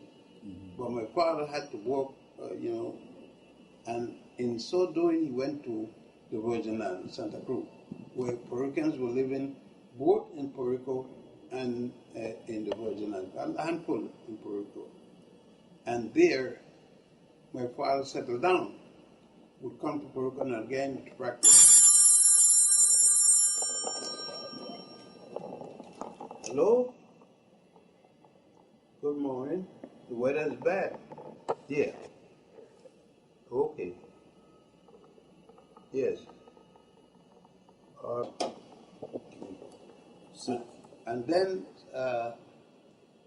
when that had settled and my father settled out there, he couldn't go home, he would be murdered by Selassie. Then he become a citizen of the Virgin Islands. But he couldn't become citizen because even people in the Virgin Islands had taken over wasn't citizen. They were just living under the American flag. The Americans didn't make citizens. America didn't make citizens until 1932. You see, you remember the Virgin Islands, black people. They got it from Denmark. They bought the island from Denmark. And there we lived, and I started to go to school. Then in Puerto Rico, I would go back and forth in Puerto Rico. I was going to school in Puerto Rico. And then my father, when I went to the college and everything, my father decided it's time now that I go and visit my family to see because well, different things that were said about me, about the African and this and that. So my father said, it's about time to meet my people and see my country, to see what my culture, country had, and in interest to Puerto Rico and the top people. Because in Puerto Rico, we had two black towns. We all black. And that was Carolina and Louisa. Two black towns, pure black. And they were next to the university town, Rio Piedra. In that place, I grew up, and basically in Fajardo, where the family headquarters were. That's the eastern end of Puerto Rico. And I start my trip back to Ethiopia when I finished visiting Ethiopia, and the way through Egypt, because I had to travel that way. The Suez Canal was a thing that took days to go through. So I went through, but when I reached Alexandria in northern Egypt, I had to go to visit part of my father's instruction. But the only thing going to the south, the train, was no room for black people. The British had controlled England, and England had controlled Egypt. And they didn't allow black people in first class, second class, or nothing. You went in an open train in the back. It was Third that class prejudiced? train. It was so prejudiced. I don't give a damn if a father was the captain or the emperor or what country. You black.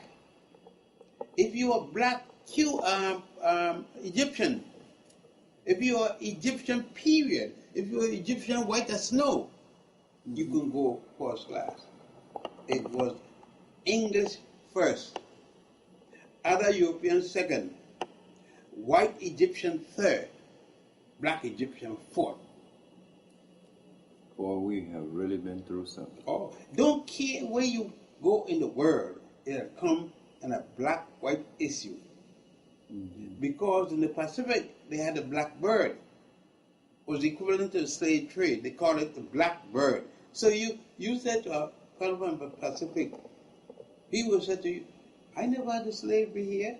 You said you had the black bird. You say, yeah. I said the same thing. Different name. What was the black bird? The black bird was slavery. And that was in the Pacific.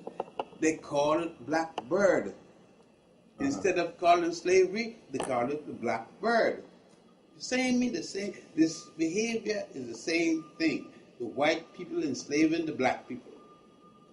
So this happened all over the world? All over the world. That's why I laugh when people are saying they didn't have slavery in the Pacific. They had slavery, but they call it the black bird. In another country, they call it another name. But it was still the same practice. So, Doc, when you went to Egypt and you couldn't ride first class, how did you get around? Run the open third class train. And it was open third class. But Egypt was hot. Yes. That the only thing I had to worry about is occasional rain. And since it was in the summer, it was all right to ride down. And I rode down. And what did you see? Trees, little houses, different things. Oh, you didn't see the temples and things then? No, that time was in Egypt. You can't go. There ain't no such thing as a tourist that's black. There ain't no such thing as a tourist that's Arab. And the Arab had done captured in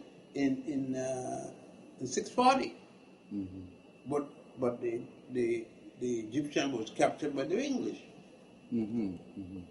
So when did you first start to see these temples? Well, arrangement, I had to see the temples and the cities. So I make arrangement to go south, and I didn't have enough money to pay. Well, so I pay and work, pay a little, pay, and as you go. And I got down south the best way I could, and I got south, but I got as far as one. Then I thought my trip on a donkey.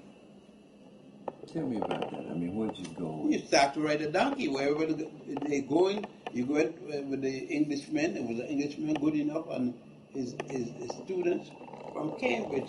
Then you didn't get a degree in Egyptology. Mm-hmm. You are Egyptologist. You work with an Egyptologist, Mm-hmm. a man who was known as an Egyptologist, and you study with him. When he say you're finished, you're finished. But I couldn't study with him.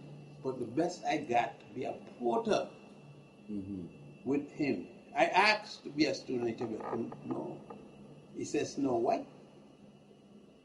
Snow White, we don't have a name for you, Snow White. That's what he called me all through my experience with him, Snow White. I couldn't protest because it was like protesting up to what?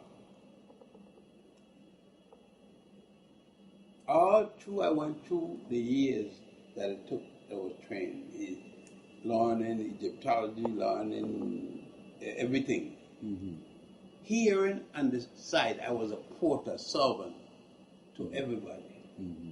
Mm-hmm. To make fire, make this, make that, run water, run all the errands they need. When I got to learn, little I listened. I listened to what they were learning. Mm-hmm. And when they studied this and that, I followed. And so I learned. What year was this, Doc? This was 1930? 32 and so forth. That was almost 70 years ago. Yeah. That was 6 to 8 years ago. Yeah. And how long did you study?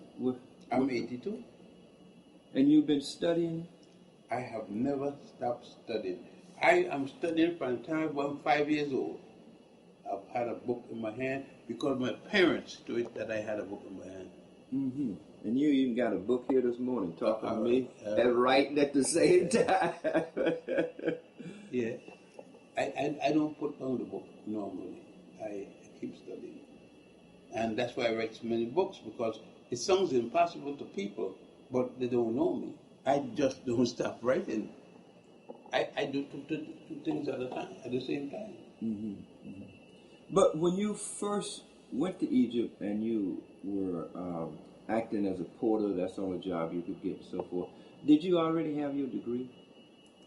Yeah, I graduated in Puerto Rico at 24, and 6 is 30. I was born 1918. 18 and 10. 1928. Yeah, I was in Puerto Rico. Yeah.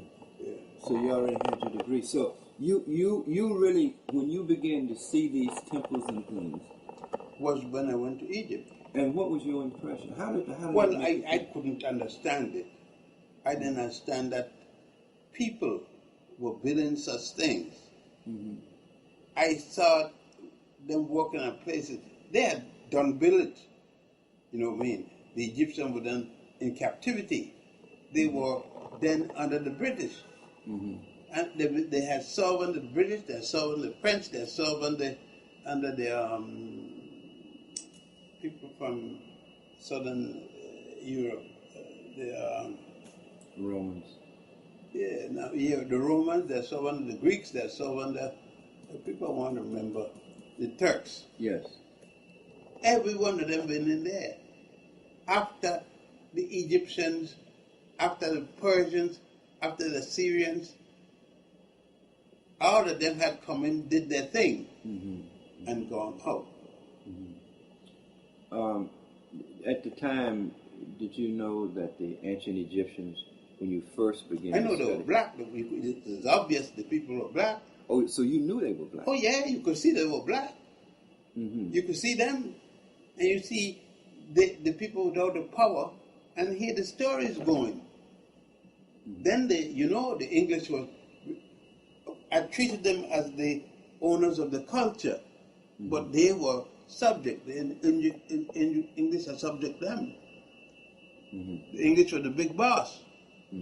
Over anything, including Europeans. The English was the boss. So you saw these temples, you didn't understand their purpose and everything. I know what they were saying, but the full meaning didn't come to me yet. But when I started to study, and I realized that the English was there to study the same people they had enslaved, that the people who they had enslaved, it was their history. It was the Nubian, the people they called Nubian, and the people, and the subjects. And the Nubians had not become English citizens. They never would consider that, because England didn't give them citizenship to nobody. It is the Civil War, when the Arabs overthrow the British, Nasser and them overthrow them, they people grab their own citizenship. I was just wondering, you know, I looked at my own impressions of the temples and things when I first went to Egypt, and the impact it had on my thinking. And I was just wondering what the impact was on your... Well, I was not as sophisticated a person as I am now. But as I realized very fast that this was oppression like it was in the Caribbean. The same oppression that I was feeling from the American government. Being in the Virgin Islands and being broke as a boy, I felt the oppression of the United States. The United States was a conqueror, was a colonizer, still is, in regards to what they call Puerto Rico or what they call the Virgin Islands. It don't make a damn thing what name they use, the oppressor. And I know what that was. And I saw it in a harder stage in Egypt. So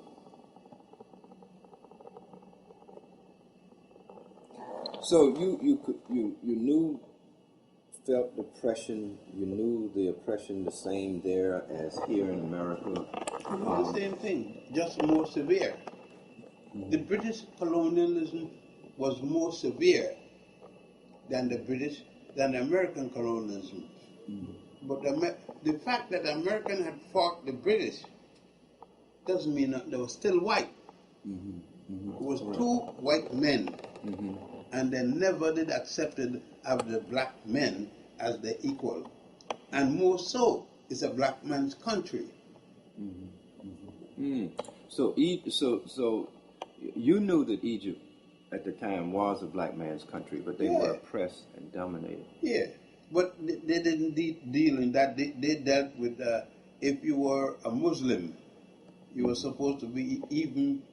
Muslim was equal, but then it came when Muslims started to fight Muslims. To me, it was always obvious. I could never accept Islam like I didn't accept Christianity. Like I didn't accept any of those colonial religion. Christianity had stopped from being Egyptian long. When Constantine converted, the Europeans took over Christianity. And Christianity stopped from being a black man religion and it became a white man religion. The power stood in the white Christians. I was just trying to look at your young years in Egypt, studying and growing and understanding. But I was studying regularly. Just I hang on with these white students, 7 students and a white professor, and I was indirectly studying. But not studying, I wasn't officially studying, I was a helper. That's the best I could become there. I don't give a damn if you're Arab, you couldn't come nothing else but a helper. You couldn't be a student. There was no such thing. For black people. For black. black people or non-European and non-English couldn't be. You either was a British or you were nothing. So the British controlled the whole study of Egyptology. Yeah, they controlled Egypt. It was their creation, so to speak. It was their creation. What were they saying in terms of, as you listened about the people who created it? Did they ever... that never come up. Or it never came up? No, why do we need to do that? They done captured the place. Mm-hmm. And that wasn't not to discuss with the public. Mm-hmm. Mm-hmm. So their primary focus then was on... getting what information they wanted. Mm-hmm. Mm-hmm. Okay. When did you begin to really dig deep into that history for our people and for yourself? When I was working at the United Nations. Mm-hmm. I had come back here. I had started work. I had worked as an engineer for years, as an architect, a draftsman for years, and so forth. I have been working there and did some work for the United Nations, and I did some work on colonial study in Egypt. It wasn't to be, but when I documented and involved all the Egyptian things that I involved, I was told that it was so well, I had such knowledge of Egypt, mm-hmm. that I should shift to Egyptology. And then I shifted. But I wasn't particularly trained as an Egyptologist. Mm-hmm. Mm-hmm. I shift my training, shift my work. I was never trained as an Egyptologist. Mm-hmm. Mm-hmm. So you were really self-taught. You trained yourself. Oh yeah, in Egypt. Everything I trained myself. Mm-hmm. And everything you could get your hand on relative to Egypt, you begin to read. Study. I read. And then going to the temples and... Then going to the temples, accidentally I went with the men, with Good Enough, this Englishman and his students. Mm-hmm. Where they went, I went, but as a secondary issue, and I learned everything as a secondary person. Mm-hmm. They weren't paying attention to me if I was learning or not, because number one, I couldn't learn. I was black. Ah, so it was like you weren't even there. Being black, you were just nothing. You didn't ask questions. You listened. And they talked as if you weren't even there. They didn't take black people as students. Mm-hmm. Mm-hmm. A black man was nothing. Mm-hmm. How did that make you feel, Doc, realizing that they... Just like the slave felt. I didn't feel no different than the slave in America felt. Mm-hmm. I was under the same condition. Mm-hmm. I learned because I had to learn, not because people were teaching me. Mm-hmm. Mm-hmm. That brings me to a point. A lot of people say to me, why you spend so much time going back, in the history and all that, man? We've been getting our ass kicked today. Going back, studying all that history and going all back to Africa and Egypt, that ain't going to help us. What do you say to people? It means no person. I don't discuss it with that person. I just listen to him. Mm-hmm. He's got a different function than me. He got no pride in being black. He gave up his pride long ago. Mm-hmm. I didn't give up mine. I am proud of being black. I am proud of learning everything that black people did. What is the benefits you think that we occur mastering our history? Being a better, mastering my history make me more knowledgeable of myself, better of myself. I'm more of a man. I'm a whole man. The more I know myself, the better it is for me. If nobody else, just for me, I'm satisfied. Mm-hmm. Mm-hmm. Nobody.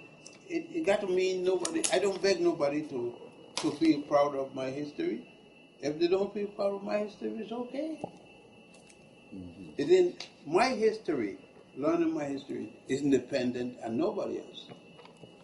If you don't want to learn it, you don't want to learn it. I am not asking you. I'm not mad with you because you don't want to learn it. Can we be free as a people without a knowledge of our history? Yeah, well, no. But you naturally don't need freedom. You got to know yourself to need freedom for yourself. And you can't ask for freedom if you don't know yourself. I don't understand. You don't know you are locked up if you don't know yourself.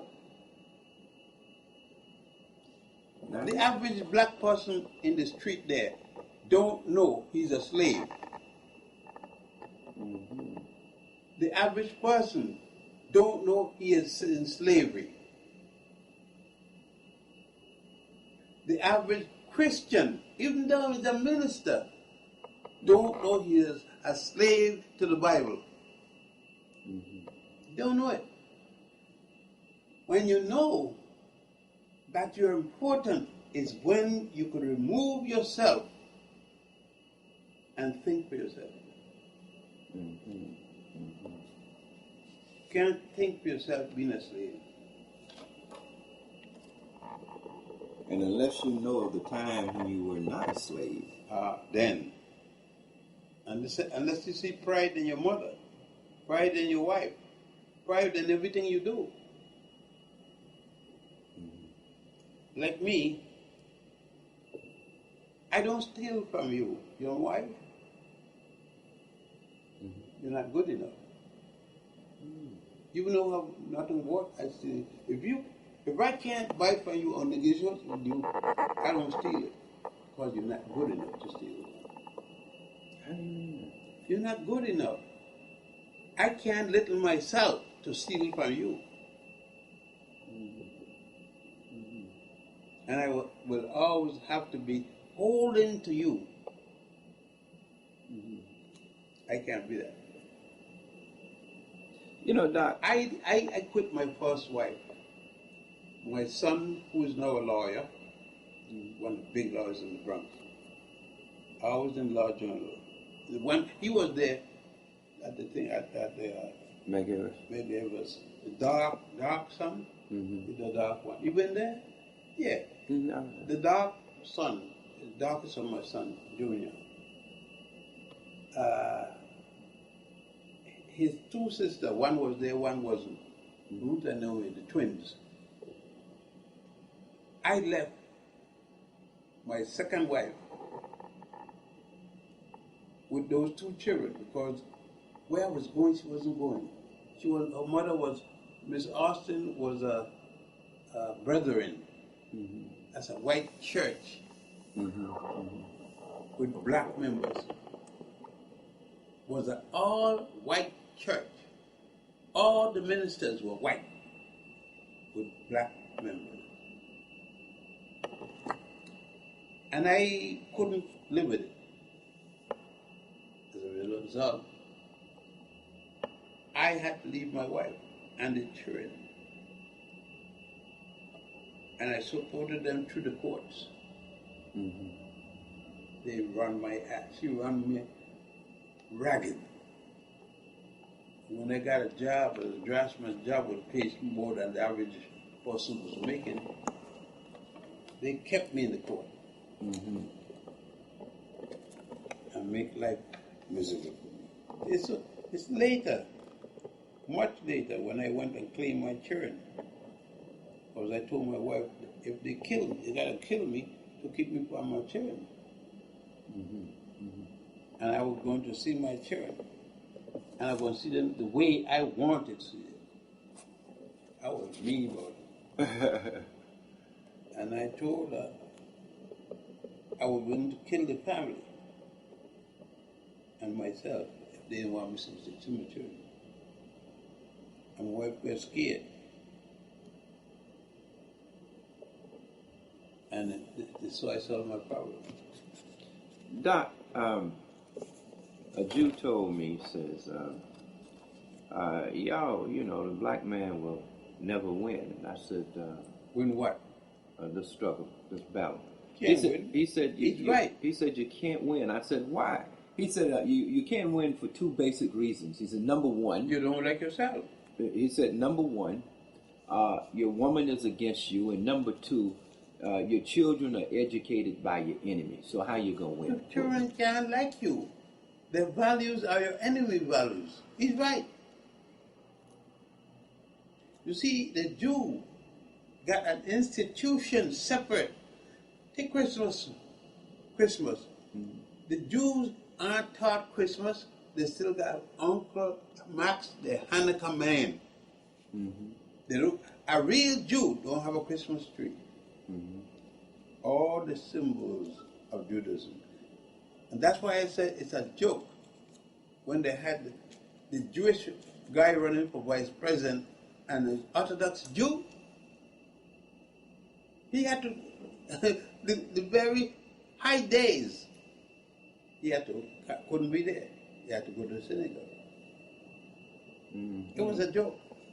Mm-hmm. Mm-hmm. They couldn't let go in. You're right. Couldn't win. You're right. You're absolutely right.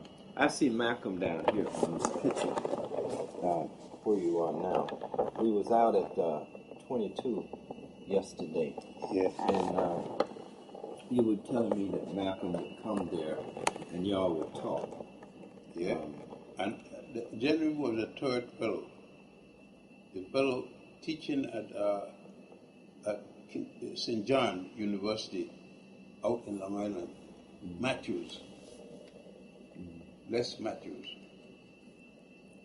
I want to make sure that I said always to put his name because people would think it was a personal, special band with me. No.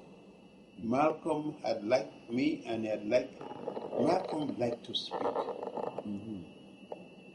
And he would speak to anyone that had something to tell him or not. It just so happened at the stage he had reached in, he didn't speak nonsense because everybody who was speaking to him had something to say. Mm-hmm. Mm-hmm. Mm-hmm. So he was a sponge. He was learning, soaking. Oh yeah, Malcolm was always learning. Always reading and always learning. What is the main value, and then I want to look at some of the volumes that we was looking at yesterday, but what is the main value that can be grafted to our strength and dignity from learning all of this work that you have put together? Well, number one, to learn who we are. Mm-hmm. To learn what it is we give to the world. That includes writing. That includes language. The first language, the first alphabet is still here. I wish the volume that I'm doing that have the alphabet is up at the typist typing. Mm-hmm. I wish you could accidentally call then I tell them to come down. It's due to be here. It should be here. Then you could see it. They got the language, what language developed to the world. Chinese, everything. Everybody's language is right on two plates. And they developed language. We developed the first house out of masonry material, stone houses, the pyramid. We developed that shape. There's 101 pyramids in Egypt and 44 in Sudan. We had a set of laws, basic laws from a god and goddess, from the deities, which man couldn't violate. We had the first regulated acts of society which were not transferable, which man was not allowed to change, came from God and goddesses, came from the deity. And then we believe in a hereafter. There was a life after you die. That was the big thing. We were the first to come up with a belief, a theory. I don't know any man who knew a God, so I don't he didn't get it from God. But he said it came from God. His belief, his belief.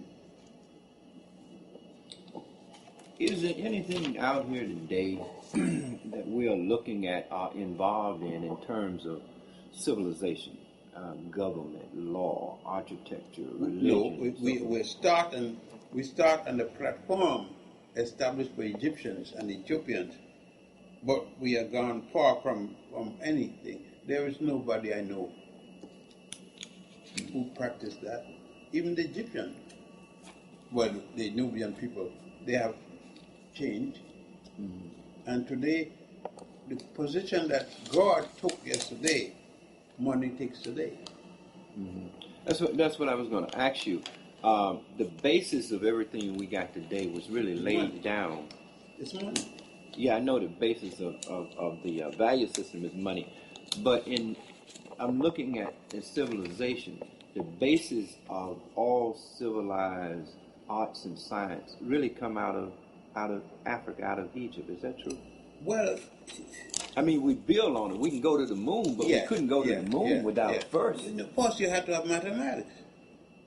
Yeah, the Africans in Egypt provided the basis of the Western society now.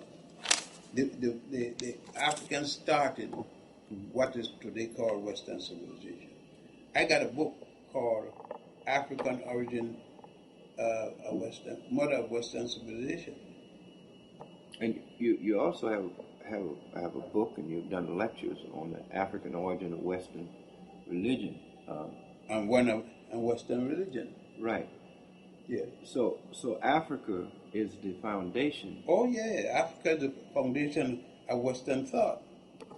There is no Western thought unless that the Greek brought to them, and they brought to them from Egypt. And the first Greeks that were educated, Hippocrates and Socrates and all of them, came to Egypt to study and got their education in Egypt. And they got their education as grown men, where the Egyptian took a boy from the boy age and put him in the school to study, and he grew up there, took him from his parents and trained him. The European didn't have such thing. They came as adults to get the same education they teach boys in Egypt. The Grand Lodge of Luxor is still there. Correct. That Alexander, later comer, they had his name put there. The Karnak Temple in Luxor is still there. It's still the largest, what do you call it? University system. No, education system. And the last theosophical education system in the world. Now, when you said theosophical, Theology. All theology was taught there. That's where people were brought to train as priests. And it took 40 years. 40.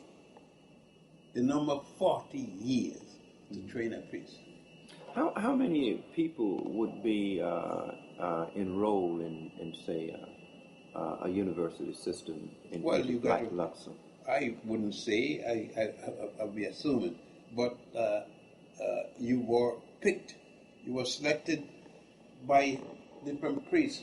If you indicate agility to do certain things, depending on the priest, you will ask for your mother was asked that they want you. Who will say no?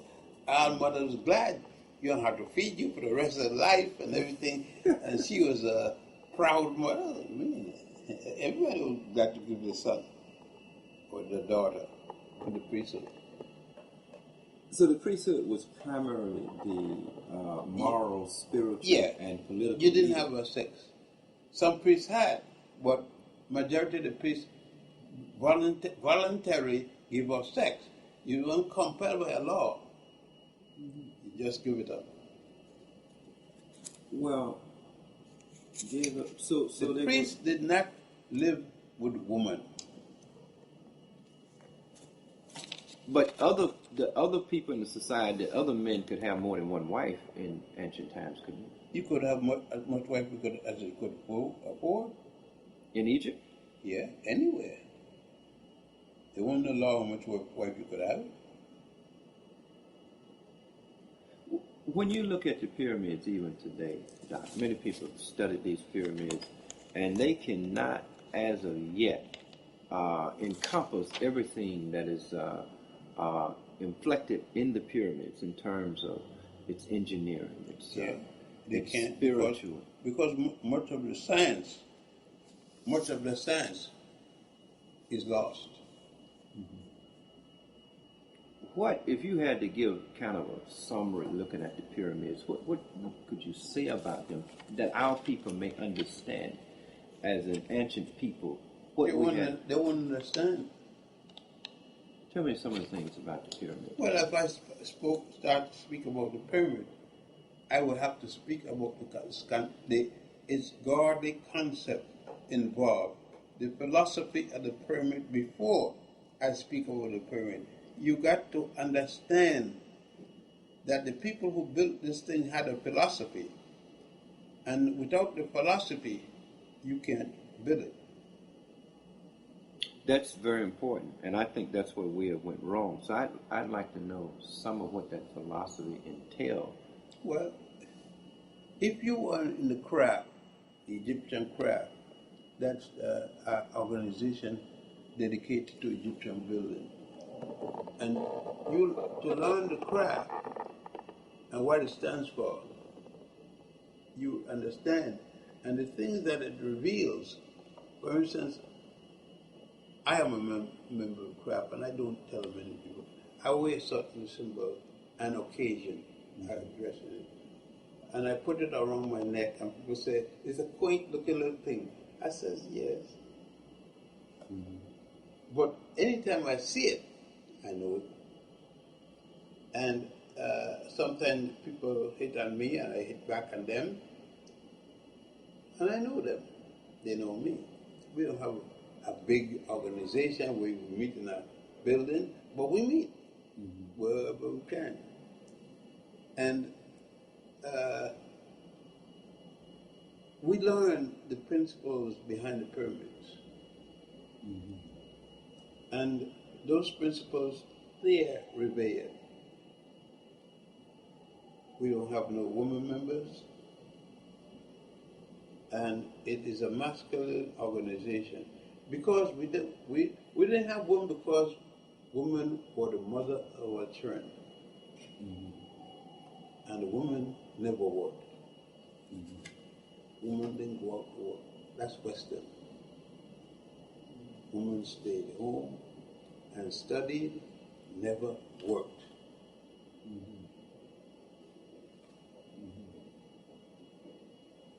And she still don't work in Egyptian man family life. I never figure my wife working. So my salary, the income we live in, is never based on the woman.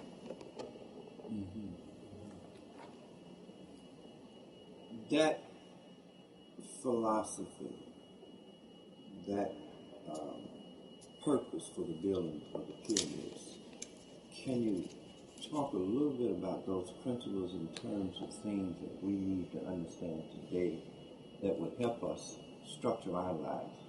Well, one thing you know, you could never have a child. You will never have a child without a woman. That's true. And therefore you know, for a man to go with anything to have a child, it could never be another man. For a woman to have a child, it could never be another woman. That's the only way you have a unique family. You can't duplicate it. It must be a father and a mother. From that you start. The woman never go out the house to work. You are bound to support her with whatever ability you got. And you must respect her as such. From there on, we start with that as a foundation. That's the beginning. If you don't start with that, forget it. If you're not willing to follow that rule, forget it. And we live in it. Those of us who are members have to follow that till we die. We follow that rule till we die. So a basic foundation was that a man supports his family, builds his family, must support the family, must build for the family. Must build for the family. What is? He has no future without the family. Because you have no future if you don't have a child. That's true.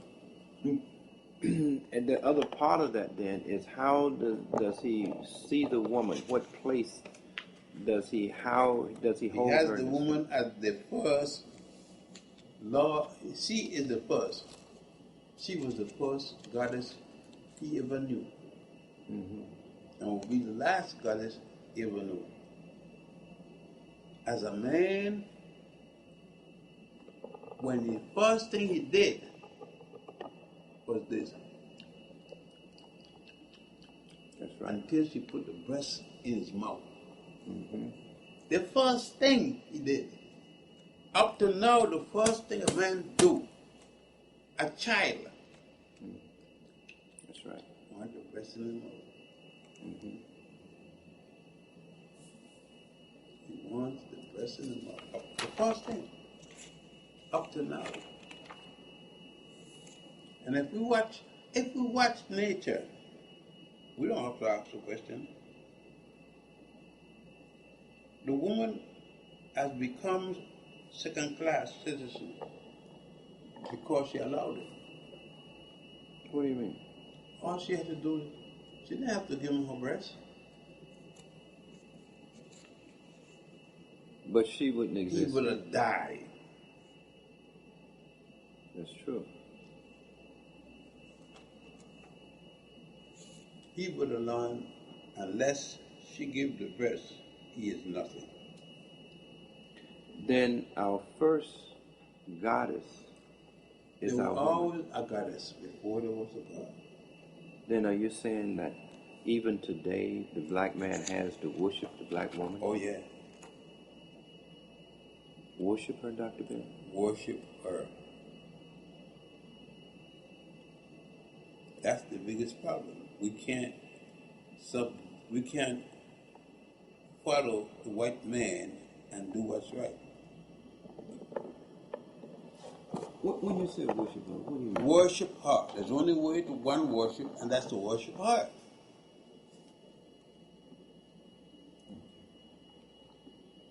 So we have family.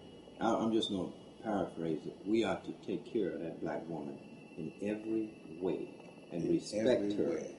In every way. See, you can guarantee if you fall sick, she's going to take care of you. You can't guarantee a man going to take care of a woman when she falls sick. The woman takes care of her family. It's in her nature.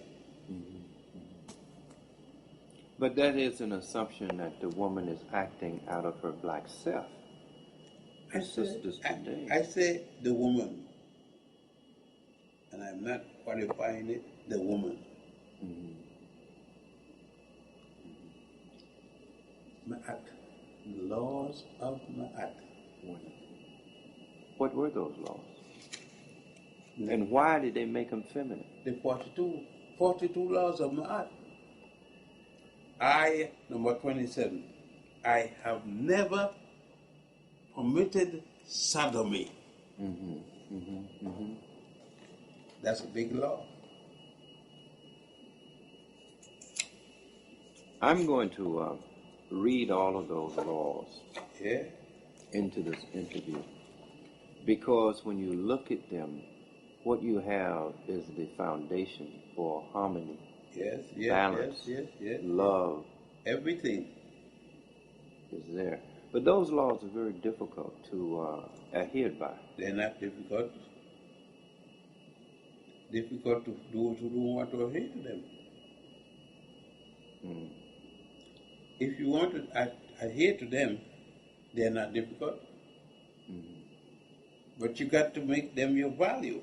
See, anything that you have to do becomes difficult when you don't want to adhere to them. That's true. All right. Yeah. That's true. If you don't want to adhere to them, they are difficult because you're fighting against your will. Yeah. And if your will is not to do right, then you are in problems. You always got something else behind your mind. You can't bring the body in submission to your will that wants to go somewhere else. All right. Now, so we have you've given us really, Doc, two very basic values and principles for the black man to reestablish a control over his family. And that is treat his woman correctly, provide for her. I go to as Sharpton as many Saturdays as I can. Generally, when I have free time and I'm unique. I just have time I could go there and enjoy myself. I don't send much a wave and that's it. I have nothing to say. And then listen. And sometime in the sermon, Cathy is going to sing. And Cathy don't say nothing during the service. But when she sings, I shout and everybody is listening. And Cathy run the place. She run the meeting with her voice because of her voice. Cathy knows what she got. And she don't say a thing. But she keeps us shouting. And he keeps Cathy going. He will go everywhere. But he comes, he asks, how is Cathy? First thing you find out, how is Cathy?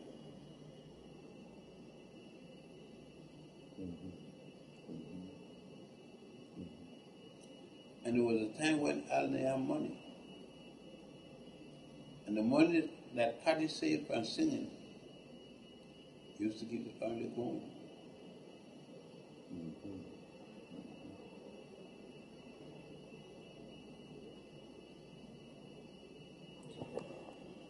Let me look at some of those other foundational principles. I'm centering around the pyramid because I think you're absolutely right. If we don't understand the philosophy of why these temples and structures were built, then we can't. They won't mean nothing. You can go there and look at them all day long, and they're just great buildings. And when you finish, if you want to know, read those books. See the pyramid text and the coffin text? They're all there. Those cost thousands of dollars. The pyramid text and the coffin text. Those books cost thousands of dollars. I bought those books some 50 years, 60 years ago for hundreds of dollars. And now you can't get them. Nobody will print them. They're too big.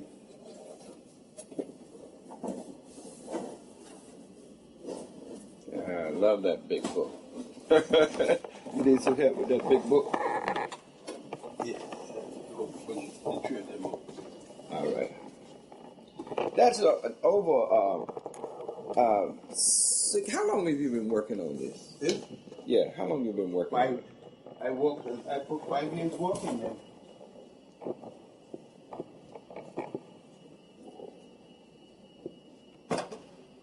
5 years working them to do them. All the pictures I took. The pictures I took right there on the spot. Mm-hmm.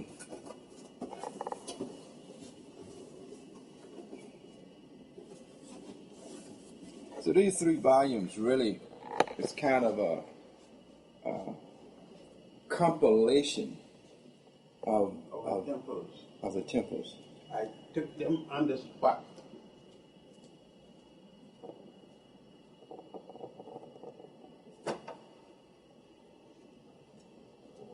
Yes, sir. There are books in there. Projector. You know, Doc, I sometimes wonder if our community will ever really appreciate the sacrifice, the commitment, and the dedication of men like you. And will they ever... All the money we have is there in those books. All the money we have? All the money that I earned Oh. is in there, in material education and all that thing. I got no money because I didn't want. I don't have no money because I spent it in there. Mm-hmm, mm-hmm. So I know where my money is, where it's going to. Mm-hmm. Mm-hmm.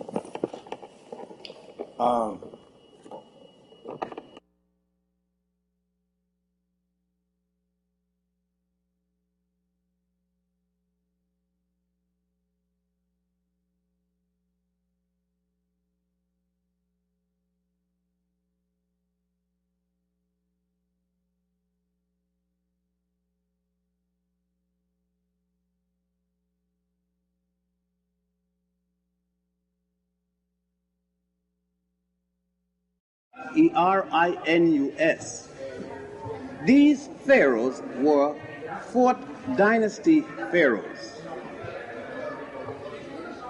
associated with the pyramids. The largest of all of the pyramids there, as well as the largest in Egypt and the largest anywhere else in the world, including those in Mexico, the one called Khufu, is 48 stories high or 480 feet high in its from center, the top of center to the bottom. Unfortunately, there were 8 feet that got knocked off by vandalism and whatnot all the way up there.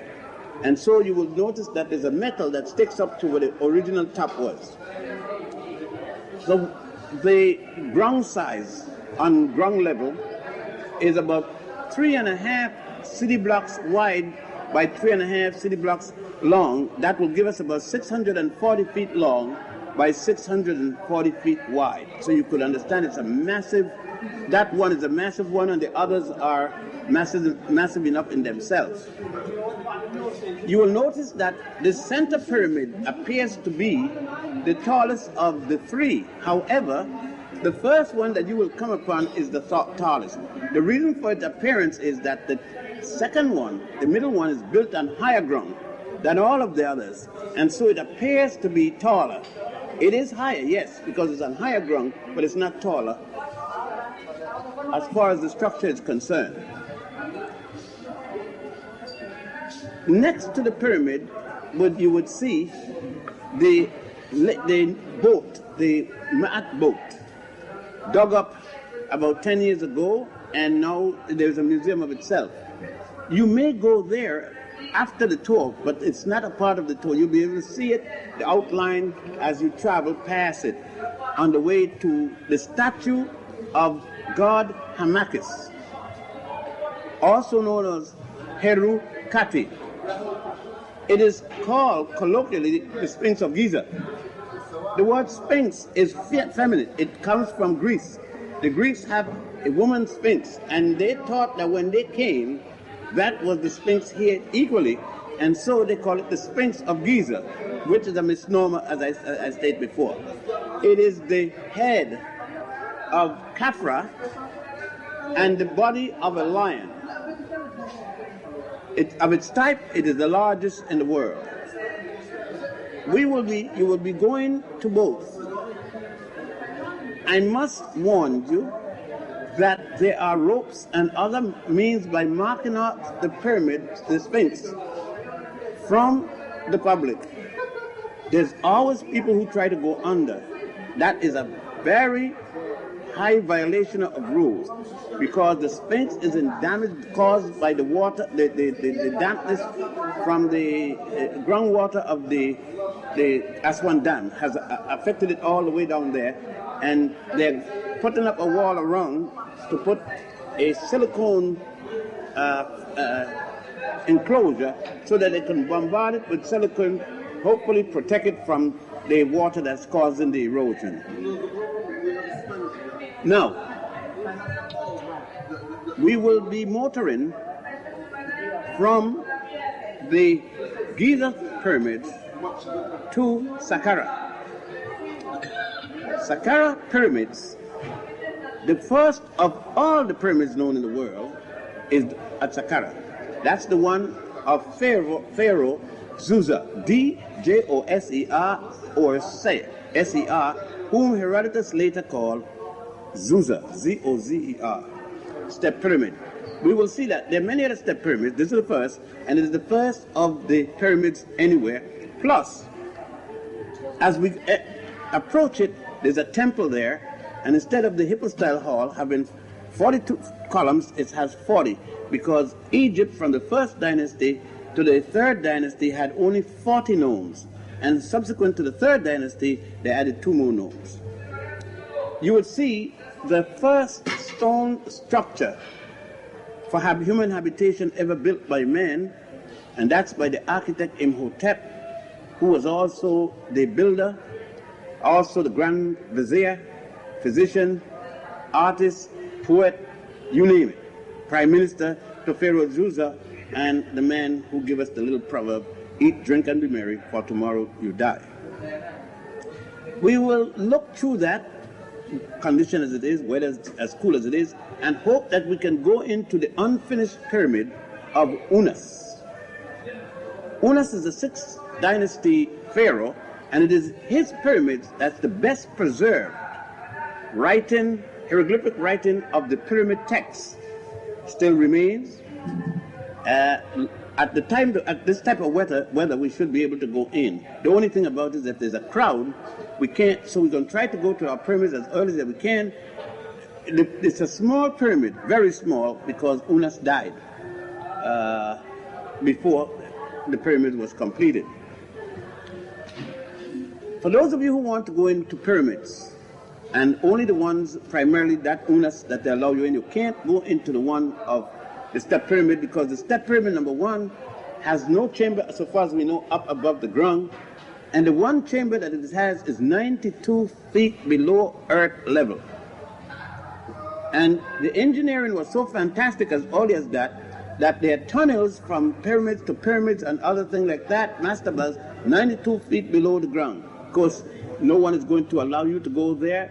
They're really anthropologists and archaeologists and other Egyptologists go there, and it have to be ultra special occasion when they're doing some sort of research for people to go down in that area. But you could stay from the top, and you can't see in the pyramid, but you could see in the shaft that in the mastaba of Mariraka. We generally go into 1 or 2 or both, depending on the situation of the mastabas. One of Tip-Tahotep and the other of Mariraka. Now, you do have the chance to go into one pyramid. That is the largest of the pyramids, and that's the one at Giza, Khufu. I must need warn you, however, if you have any respiratory problem, any problem with your heart, diabetes, any illness caused by your joints or ligaments or so forth, it is suggested, you have to be your own judge, that you do not go into the pyramid and go up to the top of the inside. We suggest that if you want to see it, as you go up, there's a number of steps on the outside and then you go in, that you can go one landing up, it's no more than about 10 feet up, and look just for your own satisfaction, and then come right back. If you push yourself, you may cause yourself damage. If the temperature in Cairo is 90 degrees, you can add another 30 degrees inside the pyramids. So that if it's 100 degrees, it's going to be to 135. Anywhere from 120 to 125, depending among the people in the pyramid. When you go up to the top level, which is about the 11th floor, using floors, you cannot go up in the pyramid standing in this manner, You go up the pyramid on made steps. You have one rail. There's one person going up and one person coming down, and it's made by the tourist center to assist you to carry. So you walk up in this manner. When you come down, because you can't bend, if you can't bend coming up, you can't bend coming. So you come down in this manner. And there's a tendency to have the total tension in your knees, the ligaments there. So I suggest very carefully, if you have any problem at all of the kind I mentioned, that you refrain from going up into the pyramids. That is as much as I will say.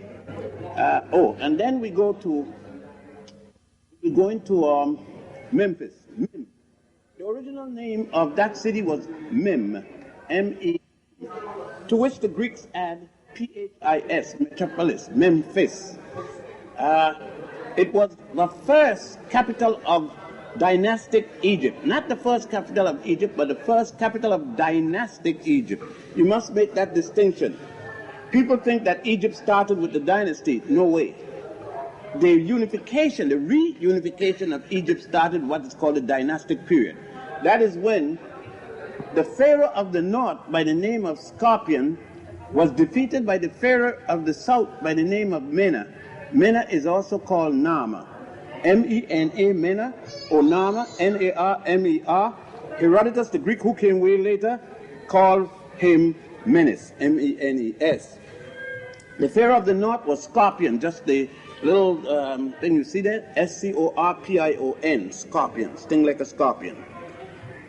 Mena defeated Scorpion, reunited the two halves of Egypt, and thus that reunification is called the beginning of the dynastic period. From the first dynasty to the 31st dynasty. The 31st dynasty was the dynasty in which the Romans occupy. That's the era of the pharaohs, of the Caesars, coming into Egypt, starting with Cleopatra the 7th, the daughter of Ptolemy the 13th. You just saw Cleopatra's, an outline of Cleopatra. There is no other authentic picture of anybody named Cleopatra the 7th. Any picture you see of Cleopatra the 7th isn't like that, is a fraud. It's a fraud. It has nothing to do with reality. Okay, I hope that's the only thing left by the ancient Egyptians about a woman named Cleopatra the 7th, is that outline you saw there at Dendera and those inside. Anything else is a fraud. It's a lie. The person who show you is just as much a jackass as the person who's saying it. I emphasize it in that way so that you could see. Now, I know that you and others may have immediately answered, what does Cleopatra look like? And everybody's got 150,000 descriptions. Nobody knows. Nobody knows how Cleopatra the 7th, what she looked like. That's the only record that we have of what she looked like. You just saw it this afternoon. Now, making your assumption, in order to have your idea of what she may have looked like, let us see who she was and who her parents. Number one, when you heard of Cleopatra, you heard of her at 40 BC. That is when Julius Caesar came to Egypt with intent of conquering it. Did conquer it, and as a result, occupied the land. However, allowed, to some extent, the reigning queen to hold on to the land. That queen was Cleopatra the 7th. What is the word Cleopatra in the first place? Cleopatra was the name of the female part of the Ptolemy family. All of the males of the Ptolemy family were called Ptolemies. all of the females were called Cleopatra. Who was Ptolemy the First now? To know who the Ptolemy family. Ptolemy the family, the first, was a Macedonian Greek general in the army of Alexander II, the son of Philip of Macedonia, and people here call him Alexander the Great. There was nothing great about Alexander. No more than Catherine the Great, no more than Napoleon the Great. Nobody talk about Hitler the Great. They did no worse and no better than Hitler. They went out killing people and taking their land, taking whatever the people had. And they said the Great. Because he was conquering everybody else but Europeans, therefore they were the Great. If they had done the same thing to people in Europe, they would have been they would have been treated just like Hitler. See, nobody hated Hitler because he was bad. He was bad. They hated him because he did it to Europeans. You don't hear nobody complain about what he did in North Africa. It's what he did in Europe. Okay. So I don't say Alexander the Great. I say Alexander II because that's what he was. But Alexander II came in 332. And when he came and occupied the land, he subsequently died in 327. There are a lot of rumors that he was killed, he was this, he was the other thing. It doesn't matter really for what I'm talking about. But as soon as he was killed, overthrown, died, whatever the case may be, in 327, all of the generals, the lands that he conquered, he left the general. The generals refused to take order from his brother, Philadelphus. And thus, they each grabbed that particular land which they were placed in charge of. The general in charge of Egypt was a general by the name of Soter, S-O-T-E-R, of Greek, also like Alexander, of Greek Macedonian parents. Soter immediately thereafter changed his name to Ptolemy and called himself Ptolemy I or Ptolemy I. Thus we now have Ptolemy the First. The first Ptolemy is a European of Greek Macedonian parents. Ptolemy then, at the time, forced the local princess to mate with him. Not marry her, but to mate with him. She was of Persian. The Greeks replaced the Persians. She was of Persians and indigenous parents, Egyptian and Persian parents. The Starop of Persia was her father, and an Egyptian woman was her mother, a woman that they took out wherever, raped her, and produced this offspring. This is the beginning of the source of Cleopatra. The two, one Persian, Egyptian, the other one Macedonian, and the father's side Macedonian, Greek. So there you have the Ptolemy line all the way to the last of the Ptolemies, Cleopatra the Seventh. Okay? So now you could decide what you want Cleopatra to look like. It's up to you. I don't know. You got it. Because you got all those Ptolemies and Cleopatras in between. The one before Cleopatra the Seventh was her aunt Cleopatra Bernice, who she poisoned to get the throne. She poisoned her brother to get the throne and almost tried to poison her son to keep the throne. So you could understand she was a very nice woman. So all of you running around praising and I hope that you do more of the study. And that's the Cleopatra. And as again I repeat, the only image of Cleopatra, and it is as much as an outline, that the Egyptians left, or might have had, some maybe under the ground someplace, but nobody have ever found any besides that one. Okay? Now, so when you see those pictures of Cleopatra, and you see those books with Cleopatra's picture in it, go and find the European who posed for the picture. If some of you careful enough, then you'll pose for the picture. But I'm not doing too much poses for that. Since we have touched on Cleopatra, now let's go to the temple where we just left, the temple of Dendera. Dendera is the place, but it's generally given the title of the place. Temples are called after the city in which they are. It is dedicated, of course, to goddess Hathor, goddess of beauty, goddess of love, you name it, anything nice. Hathor, the wife of Horus, Heru, the proper name is Heru. Hathor, H-A-T-H-O-R, is the Western spelling, or you could spell it Hathor, H-A-T-O-R, without the H. Horus is a Western or Greek spelling, H-O-R-U-S. He is also known as Heru, Herosa, and a number of other ancient Egyptian words that describe him. Like his father Osiris, or Osaru, Osaru being the Greek, the indigenous name, the hieroglyphic name, he appears as the falcon, which you have seen. But there is a distinction between himself and the father. Sometimes the father doesn't appear as the falcon, and in cases even appear as a human form. Because Ptolemy the 12th, the father of Cleopatra the 7th I just referred to, made the Egyptian workmen at that time place his face on the body, place his face on the body of Osiris, thus calling himself Neus Dionysus, or the new Osiris.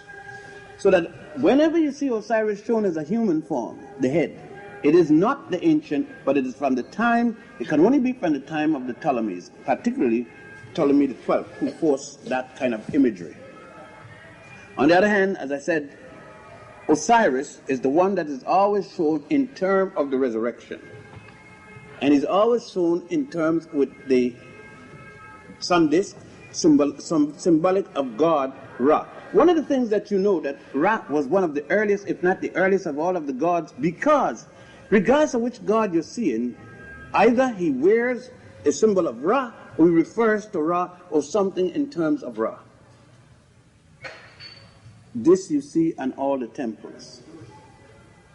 In this particular temple, one of the most sacred of the temples, and you would notice that it is a temple like most, all that you have been, not most, all of them that you have been to thus far, built on older temples that preceded them.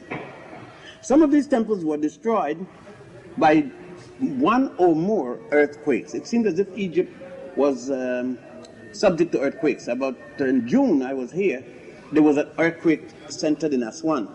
And I happened to be in this same building the morning about 4 o'clock, you remember. And it's the first time I was in an earthquake that didn't tremble. The building rocked, swayed. It was a funny feeling, just swayed. And it was centered at the Aswan Dam. And everybody was scared that the dam would break loose. If it did, I was on about the 3rd floor, I would have been drowned. That's how, if that had happened, the water would have, all the way here would have been that high or higher. So there was tremendous fear for at least the aftershock. The aftershock did not come, and so the earthen dam held. But Egypt is accustomed, and many of the monuments have been destroyed because of that reason. In that temple you saw, and if we had time to really give it, I don't know if Muhammad had carried you down, at the side of the Holy of Holies, there is a little underground vault there where they stored the wealth. Did you go down in this one? No. Okay. All right. It's so small, and it took so much time with that many people. But there were some beautiful paintings and things in down there you could have seen. But all right.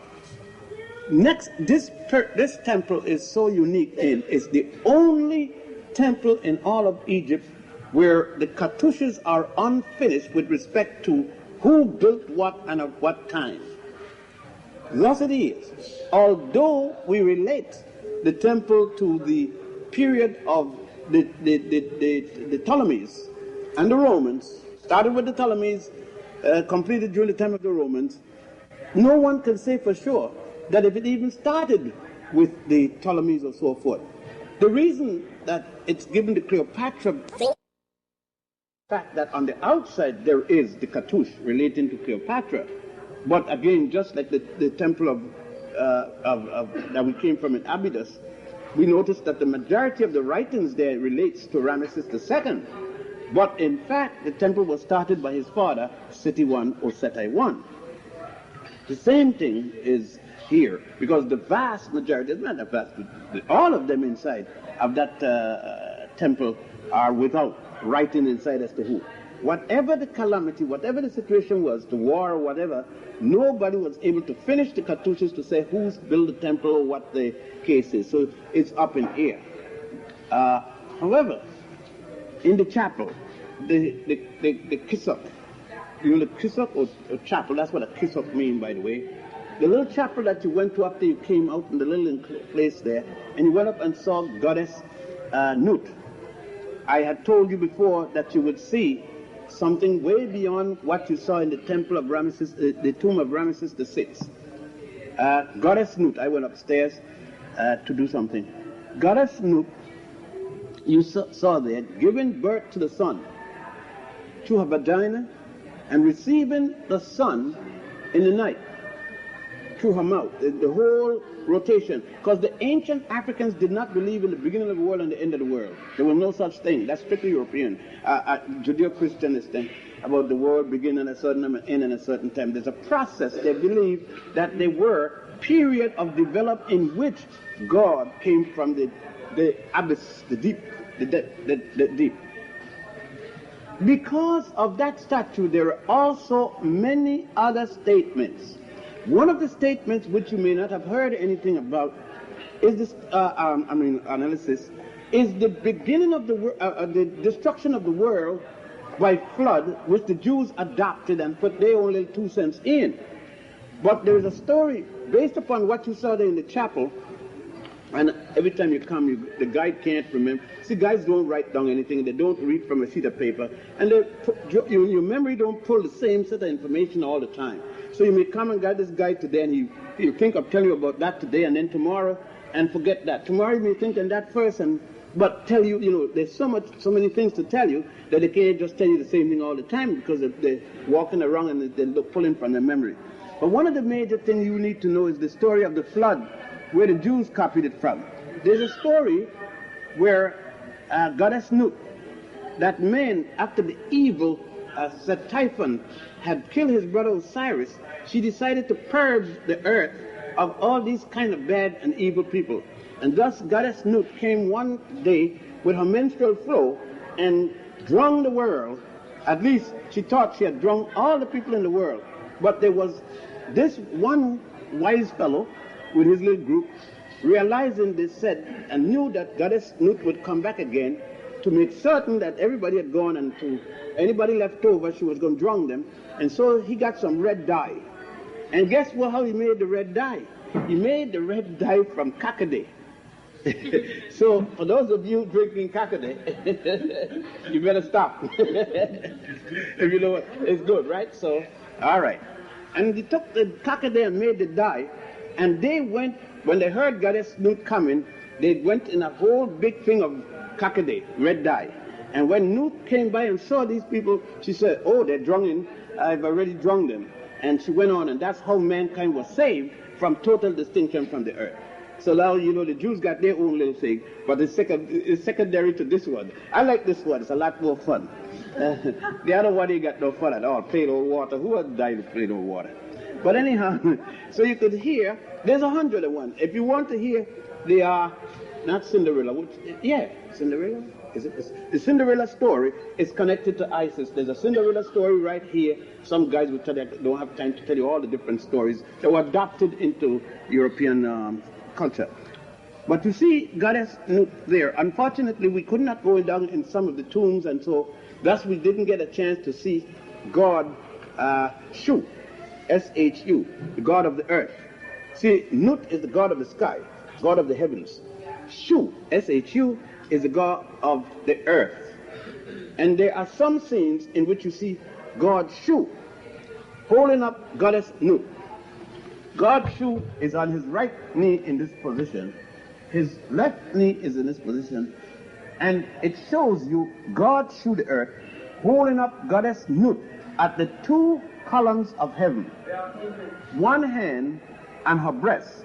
Nut is shown like you see in the temple there, but instead of her foot just in this shown in the temple, it is shown coming all the way down to on the wall down to the floor, her legs, and then the other, it goes right across the ceiling, painted like a heaven, with stars and everything, and the hands and her hair and her breast hands down on the other side, and God's Shu is holding her, the right hand at her vagina, the left hand at her breast, and the caption says in hieroglyph, God's Shu holding Goddess Nut at the 2 columns of heaven.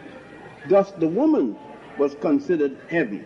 And in the second picture, it always shows, and most of these are nice temples that you go down, it shows the god of fertility Mim at the same place, and it says, God of fertility Mim, replenisher of heaven. Now you get an idea of what they're talking about. And it is explained that a baby is in heaven before the baby is born. So for those of us who want a heaven better than the placenta and the ovaries, etc., that's because you don't want to believe that humans worth anything. I follow these fellows here from ancient times. They sound better, they're more rational, and that's the only heaven I ever found. But anyhow, when you look at that temple in showing that, I do not know for most of you who are walking around, you saw at the, first of all, let me say that the original zodiac wasn't wrong. The one in Paris they have itself, they tell you the original is in Paris. It's a joke. The fact is that when the French came and was stealing, when they took the original from there, it was rectangular shape. What they sent back here and what they have in France is wrong. That's number one. So therefore, as a matter of original being, the French story for years was that the Frenchmen, after being pursued, after stealing it, lost it in the Nile.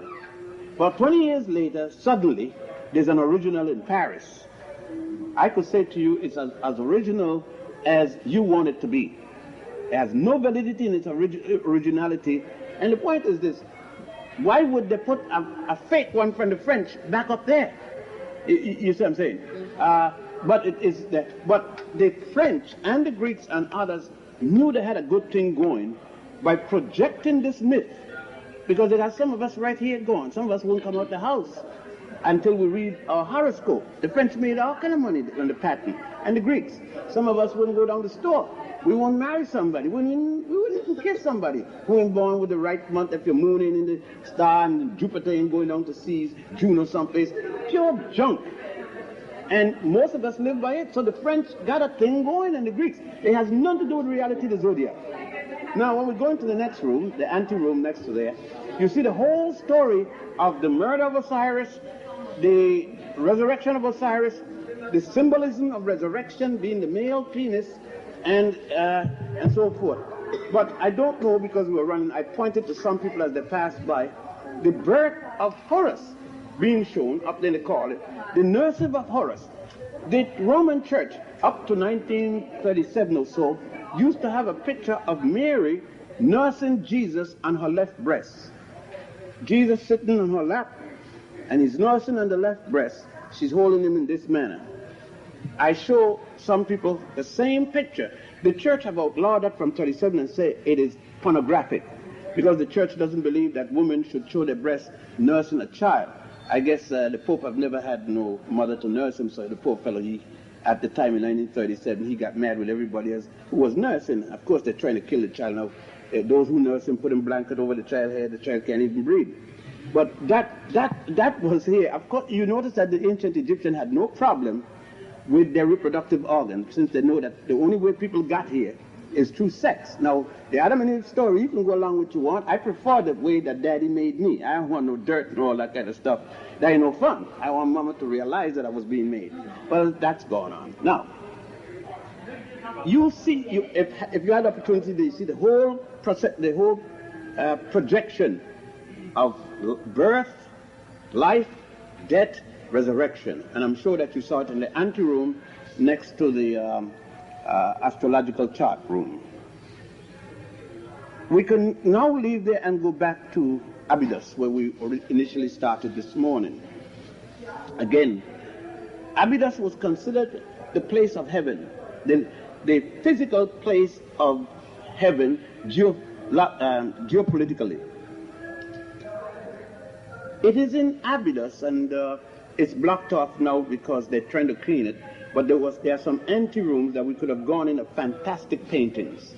The dyes and things are in their original position. But you'll be surprised how much film from just your breathing hundreds of people breathing, the film goes on the painting, and so often they have to clean it and take very, very, very special chemical to get that the film, the grease.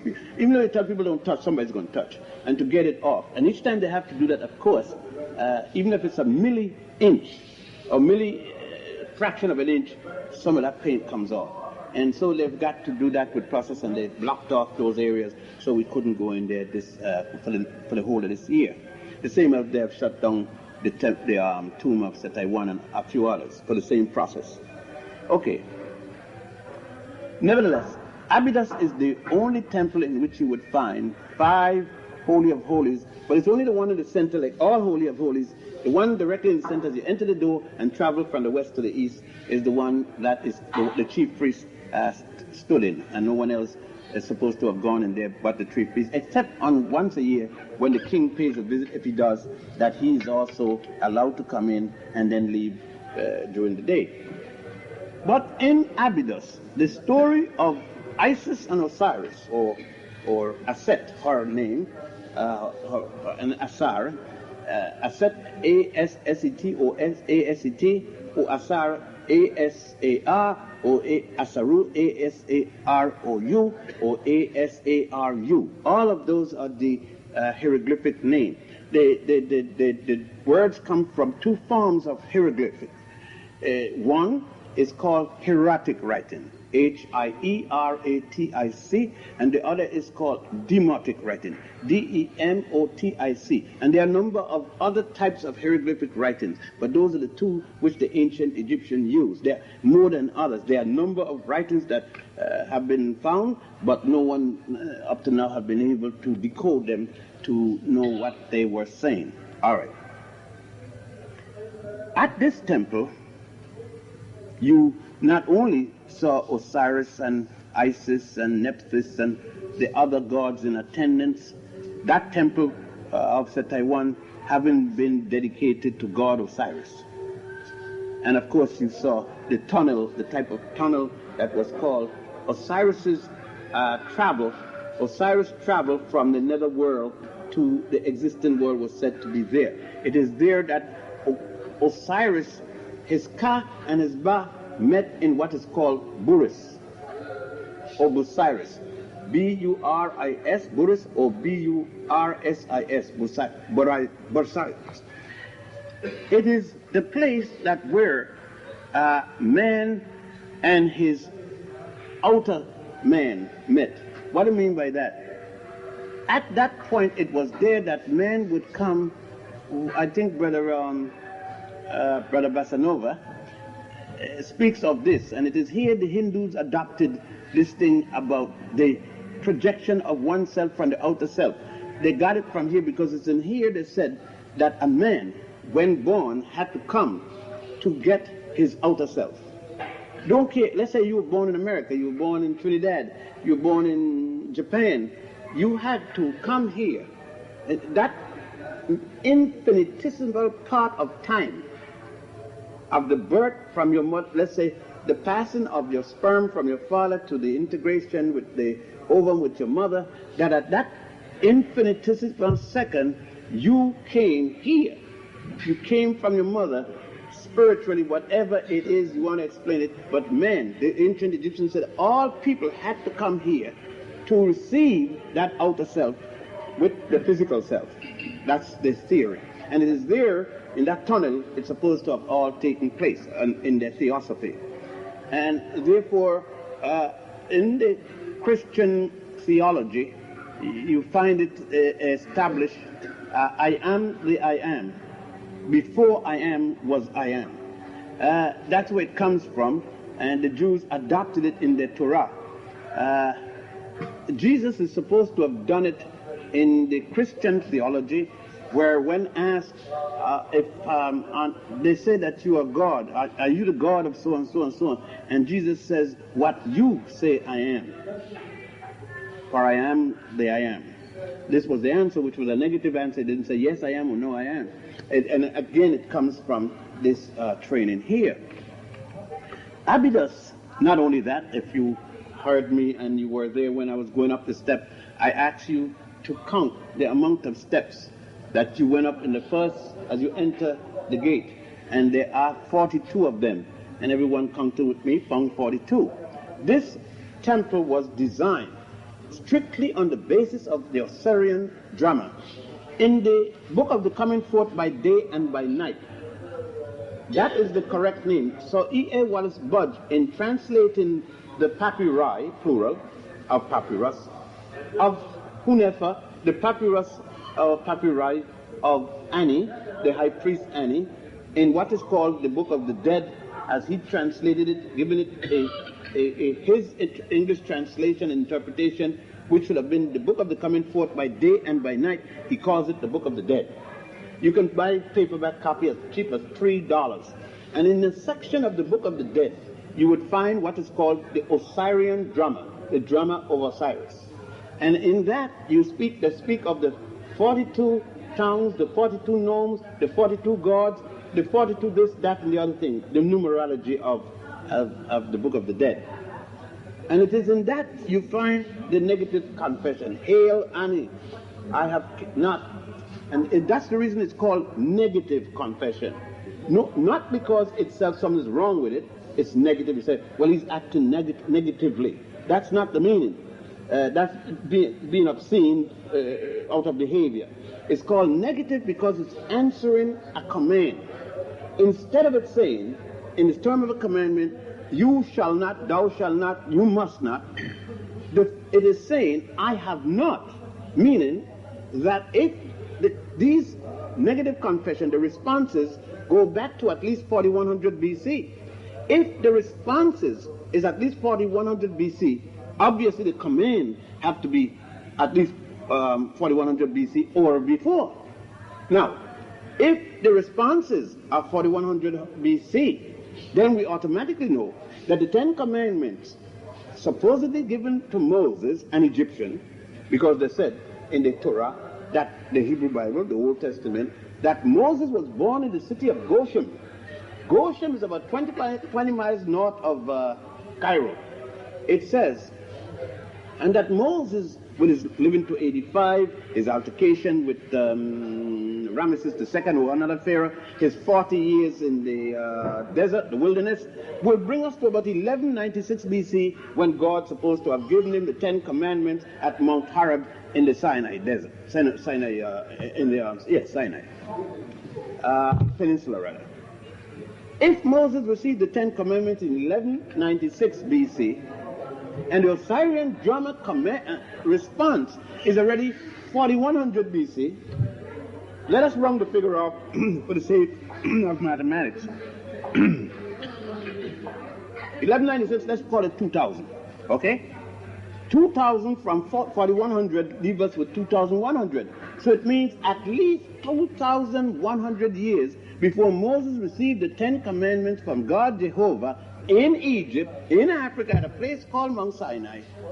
There were already 42 commandments, and in those 10 commandments, you find that those 10 commandments are already included in the 42 negative confessions. Thus, you see that the Jews only plagiarized and then lied and said that Moses got the 10 Commandments. Oh, Moses, if in fact he lived, Moses was equally a liar then, because Moses had to know.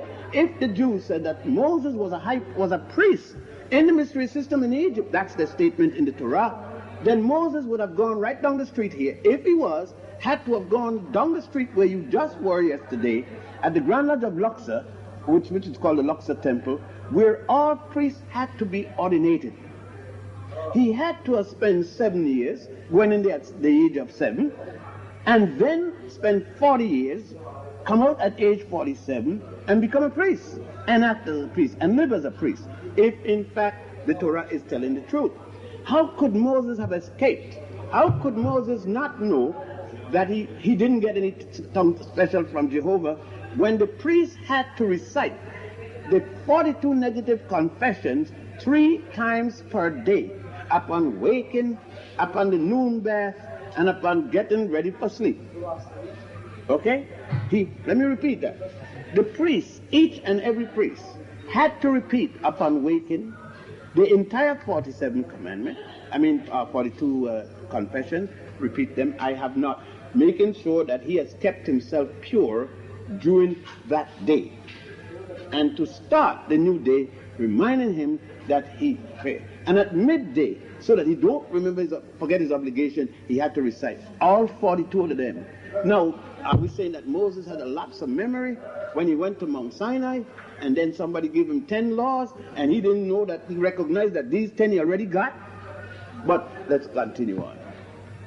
You see, what has happened, obviously, and I don't think you could deny it, both Judaism, Christianity, Islam. You say, well, now how would the Hindus get it? Well, you remember that we are speaking about Thutmose and others conquering all the way to the Ganges. The Ganges itself being named after that Ethiopian general that led the forces, General Ganges. Okay, the proof of the fact, and look for them when you get there, the Dravidians are the relics, the remains, the African remains of that period of time are today called Dravidians in India. They are Indians who you may see of varying physical appearance of Africans.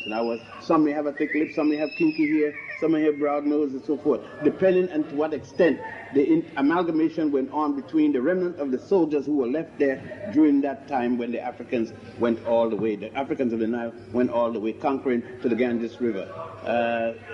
They were also known, they called at one time the Elamites, E-L-A-M-I-T-E-S. So when you run into those terms, you know who you're talking about. Abydos, not only for us who are in the field of Egyptology, like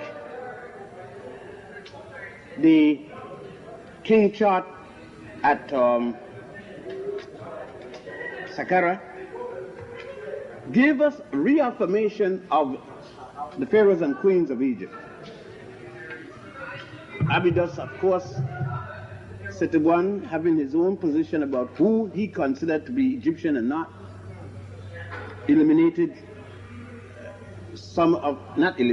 put into cartouches, although he put the right amount of cartouches, one for each king or queen. He did not put into the cartouches the names of the Hyksos, the name of Hatshepsut. The Hyksos because they were foreigners and they considered them ignoble people, less than honorable, worthless, all kind of people. Hatshepsut because he positioned her for being not of good character because she acted as both a man and a woman, and at the time wore men clothing, and he considered that to be terrible, and many other reasons. Some Egyptologists, in their analysis and in their hypothesis, said that one of the reasons he also didn't bring it there because he introduced Planned Parenthood into the culture. You know, it was Hatshepsut is known as the earliest woman in record to have had her physician and pharmacologist to provide her with a method to stop pregnancy. If you want to read that, it's in the Ebers Papyrus, and the Ebers Papyrus is in the London Museum. I have shown a copy of it in many of my books. And the American Medical Association pamphlets of 1961, September, you could get the whole article on that. The earliest known method of Planned Parenthood, I don't say birth control is a different thing. Planned Parenthood is when a woman or a man or family decided to plan their children. Birth control is when an imposition is placed upon you against your will, and somebody says you're going to have no children or you're going to have children, and you have nothing to do about it. And Hatshepsut did that, and as I said, the papyrus, the Ebers Papyrus, it requires the following. The shrub of acacia, placed in honey, when left alone for a period of time, it will break down into what is called lactic acid. That lactic acid was then made as a suppository with some gum base, where the woman could insert it into the vagina.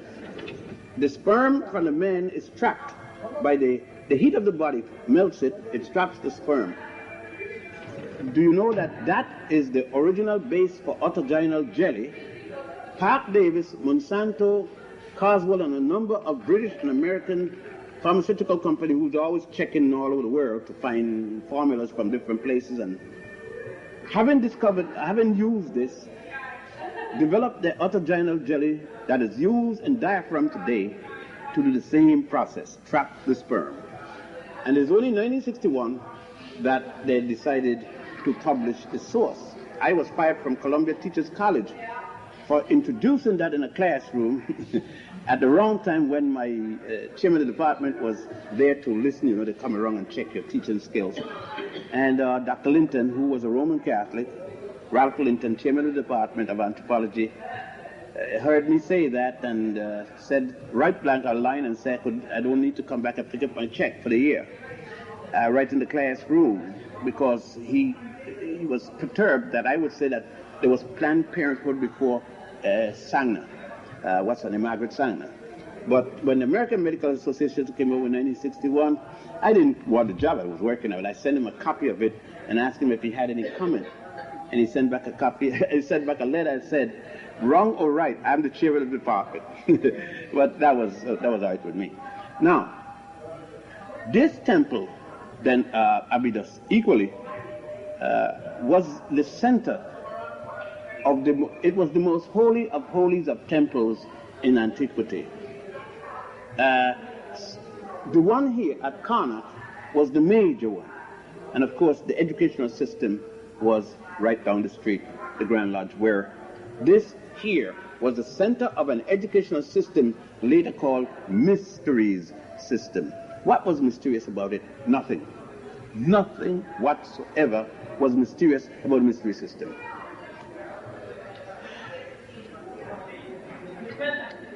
My daughter was going to school, and she had finished school, medical school, and was specializing.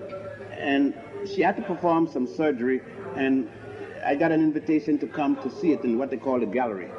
I was sitting in the gallery, and the operation for the day, some students were taking their surgery, and they were doing something in the heart, surgical operation in the heart. Don't ask me what it was, bypass or whatever. But anyhow, I was sitting there, and I was sitting on the edge because I couldn't see all them spaghetti. They had wires going here, wires going there, tubes going there. And the man looked like he was hooked up to a spaghetti tray. And for one moment, when they started to lift the man's heart out and all that, I hollowed, oh my God, that's mysterious. And my daughter sitting next to me said, Daddy, I'm surprised at you saying that. Ain't no mystery, you made an error. He's going to get a demerit there. And I'm saying, girl, shut up, you're disturbing me. But when it was over and I started, she said, Daddy, you said a mystery. And you don't use that. I says, you're right, it's not a mystery. It was a mystery to me because I didn't know what the hell was going on. But to her, she thought the guy was making an error. So you see, it was no mystery at all. It was commonplace to her. A mystery is that which you see going on and you can't explain or don't know. Okay? So a mystery is not normal as could be. It is normal to those who know, but mysterious to those who don't know. That's what I meant. Nothing went on inside there was mysterious to the priests, especially the high priest. But it was mysterious to the people on the other side of the wall. Thus, they on the other side of the wall call it the mystery system. Those in the inside the wall performing it call it the educational system, okay? So you could use either one, but I'm just trying to tell you what the use is so you can understand. The education system of the Nile Valley was centered there, and at a later date they established branches in Europe and in Asia. The first to be established in Europe is the lodge, what is called the subordinate lodge of Delphi. This lodge was called the Grand Lodge. Remember that for years people went to school at lodges. Even many cultures, lawyers go to lodges and stay and learn. Many disciplines go to lodges, still go to lodges or in and learn. And so the word university came later. The university system was started by the Moors in Spain when they established Europe's first university, University of Salamanca, a copy of the University of Jene of Ghana, West Africa. Now, I'm going to end here, wind down, and for the question and answer period, and then the next lecture would be the last one of the series, which will be held in Giza when we go back to the Cairo region. The culmination of all of what you have seen thus far in this land, starting with the hewn temples of Ramesses II and his most noted wife Nefertari. I remember Muhammad saying that Nefertiti was the most beautiful woman. I mean, who says so? But the guide says so, because the Europeans teach the guides, and they repeat what the Europeans say. What makes Nefertiti so beautiful? First of all, nobody knows Nefertiti. They found 4 heads at Tel Amarna, the temple of Akhenaten, in digging. And in a casement, and on the casement it had the box. It had Nefertiti. Nobody knows Nefertiti what. Is it a story about her dance? Is it a story about her life? It's a story about her head? No, just the word Nefertiti on the box that these heads were in. There are 4 different styles, 4 different things. I put them in one of my books, Black Man of the Nile and His Family. They were in a show in the Brooklyn Museum 10, 11, 15 years ago. And there was, in that show, there was a recording. And when you're going through the door, it said, and they show you the 4 heads that loaned them. These 4 heads supposed to be that of Nefertiti. Obviously different. We feel it has to be that one, and they point you to the one that most people wear around their neck, which is the one that looks most European than all the 4. And thus they say the prettiest woman in the world. Some people say Cleopatra was the prettiest woman in the world. Some people say, so and so. It depends. There's no such thing as the prettiest woman in the world. That's a matter of aesthetics. And therefore, what I may consider the most beautiful in the world, you may consider the biggest bunk of nothing that you have ever seen. It's aesthetics. It's up to you. One man's beauty is another man's ugliness. So, keep going. He's laughing up a breeze. I don't know why. Brother Dix is laughing and watching in a certain direction. But nevertheless, what you have seen, unless you have been here before, must be tantalizing, to say the least. To start out with a colossus, as these 2 temples must have been dramatic enough to see the unfinished obelisk should be startling in its engineering perspectives, and to hear how it was transported in the inundation period where canals, boats brought all the way down here.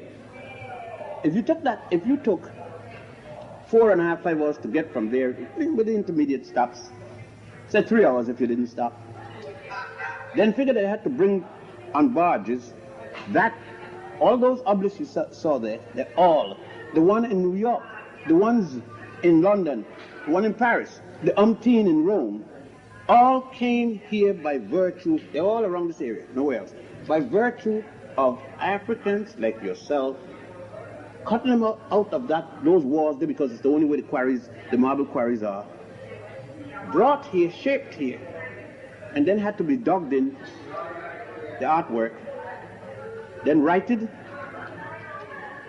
at a period of time, 4,000 or 5,000 years ago, as much as that, at the inundation period.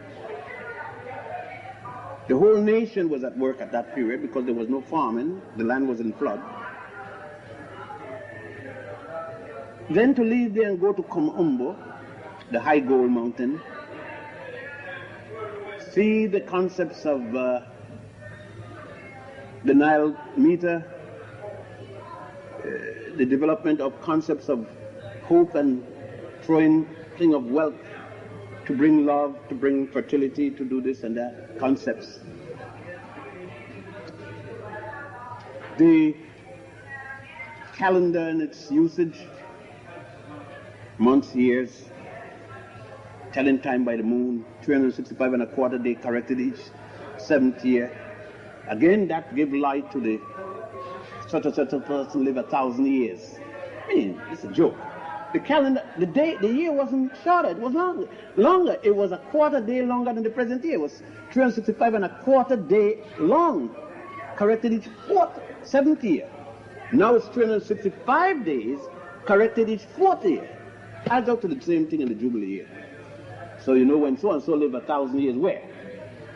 Well, the best of things now, people ain't living no 1,000 years. Nobody lived 200 years. You lucky you hit 120. Ultra lucky. You've had your extras, and your extras multiply its extras to the 10th degree. But nevertheless, 10th power rather. But you could believe whatever you want because, belief is a belief. We got to then leave there. I'm sure you had that exciting thing with your brothers and sisters at Debunking. We leave there, not wanted to leave and had to leave, and we got to Edfu. You see what happens to people like myself called Egyptologists, the constant thing that we go through. Everybody was convinced that that temple was, yes, rebuilt, and a temple was built on it, and blah, blah. But what happened? The yard started to sink to one level, and people walk and would fall and get hurt. So they decided to take up the stone, put some more sand, level it out, and put back the stone. So what we find now, a whole new revelation. All kinds of things. We don't find that underneath those things were the stones of a different temple that was there, going back to the time of Hatshepsut. So that temple isn't from 320 to 12. We now find at least it's from the time of Hatshepsut. That is before there was a Greece. Therefore, there couldn't be no Alexander. There couldn't be no Alexander here, no Greek here. There was no Greece when there was a Hatshepsut. Hatshepsut go back to 1540, back way there. 18th dynasty. Greece doesn't start until at best 1000 BC. So what it means now, all of us going to have to come back here, study these things. They're going to collect all those things. They're going to put them in a place, and then they'll call the Egypt, they'll make extend an invitation, and there'll be a big conference somewhere in Cairo or where else. I hope it could be in the new thing, the hotel where we get all, because it's free, they pay for it and so forth. And we come here, have a ball, and look at it, and then go back to make analysis. A bunch of people will start studying to make statements on it and so forth. So that there's always a revision, because Egypt cannot be completed. You can't complete Egyptology because it's not completable. Since the evidence is not all in, there are too many unknowns in each king to say this is it. That's why we always say it appears to be. And for all good and purpose, barring new evidence, this is what it appears to be. All right. And then to get here to this station, the Valley of the Kings, I don't need to speak to you, to go down in the tombs. And then you see the insignificance of Tutankhamun as against the other pharaohs. And of course, that's all you ever heard. Because 51 pieces of his jewelry. And you ain't see nothing until you go to Cairo, where you're going to see 3,500 pieces. And then the other things in there. And you're going to see, if Tutankhamun's tomb had 3,500 people that they surrendered, I'm not talking about the pieces that they stole and spirited out, Covenant and all this fellow, they die ultra rich. Don't think that they turn all that they found. You don't be so naive. But nevertheless, if that little insignificant tomb, an insignificant pharaoh, then imagine the one next to him, what they must have found in the tomb of Ramesses VI, let's say. And it's in Taiwan. And in the pyramids. So you could go to Europe, you ain't blind. You can go to London, you can go to Paris, you can go to any of the Austrian museums and so forth, and you see what happened to them. They're over there. They're stones and whatnot. But then you look at all this, and you could understand why it is no one can teach that you got anything to do with this. If they teach that you had nothing to do with America, where you've been for 400 years, all kind of wars you've been fighting, and they don't teach you had anything to do with that, what makes you believe they're going to teach you that you had anything to do with this? When their whole life, civilization, the God concept, everything is based upon here. And you feeling mad because they don't teach it. If you were there, would you teach it? After you say, if you were there and you say that we were inferior, would you turn around and teach that we did this and they learned from us? You'd have your bird. It'd be a total contradiction. So, what more could I say in terms of the South here? As we approach north, we're going to find the change, even the change of skin tone, physical characteristics. and the coldness of the people. So if you go to Cairo and you feel bad, well, somebody ain't treating me some, what else could you expect? Nobody else looking like that in America treat you any different. You are going to America when you arrive in Cairo. You will arrive in JFK, Cairo. And you'll be treated as JFK, Cairo, JFK Kennedy. If you take Cairo and put it in JFK, the airport, take Kennedy and put it here, you get the same treatment. Okay? So don't expect anything better. Don't expect people to love you. You're giving up your love when you leave here. When you go up in the dining room, it's not going to be like here. It's not going to be like S1. It's not going to be none of that. It's going to be cold. Because you're now with the cold people. Professor John Clark called them the thawed out icebox people. They call themselves so. In a book by the guy from Canada, The Iceman Inheritance, Michael Bradley, thank you. Michael Bradley. The Iceman Inheritance. If you never had, get a copy. Then you would stop being angry and just deal with yourself. You just said, to hell with it. I can't deal with him because they can't change. Okay. So, I have no more information until probably later when I hear from Cairo or Mr. Hagagi with respect to our changing our flight from 2:45 in the afternoon tomorrow to hopefully in the morning. I'm trying my best. I'm going to see a little later. I'm possibly going to see the manager of the airport here. He sent a little notice that I hadn't seen him since I come in, and I'll go see if I can pull a little string. Maybe question and answers, if any, and try to do best I can. Yes, Brother Dix. Yes, Dr. Ben, I picked up on when Hannah said, what he said, Nefertari. He said, don't mix her up with the beautiful one, Nefertari. I started to challenge him, but I said, no, I don't want to offend him, so I let it go. But I wanted to say to him, why did he say that Nefertiti was the beautiful one when he immediately said after that Nefertari was Ramesses II's most favorite wife? He said he had some 66 odd wives, or 7 of them, he stated. I've always had 6. The wives change depending on their guide. But he said she was the most favorite one. Well, if she was the most favorite wife of his, then at least she must have been one of his beautiful wives. Well, not necessarily. She might have been his most intelligent wife. It might have been. See, these things about most beautiful, most intelligent, these are conjectures. They have nothing to do with reality because there is no way in the writing that the ancients say she was the most beautiful. This is their conjecture. Right. You see what I'm saying? There are a lot of these things that guides and professors write conjectural. It has nothing to do with what they've read in the hieroglyph. That's their own interjection, their own little bias and whatnot. And you got to be that's a thing that we have to be very careful with in dealing with these old. And that's why I say I don't conjecture. I don't hypothesize on what it could or should. I just say, this is what I find. You can find it at that source and don't add nothing to it. It's like the nonsense about the Queen of Punt having elephantitis. Pure nonsense.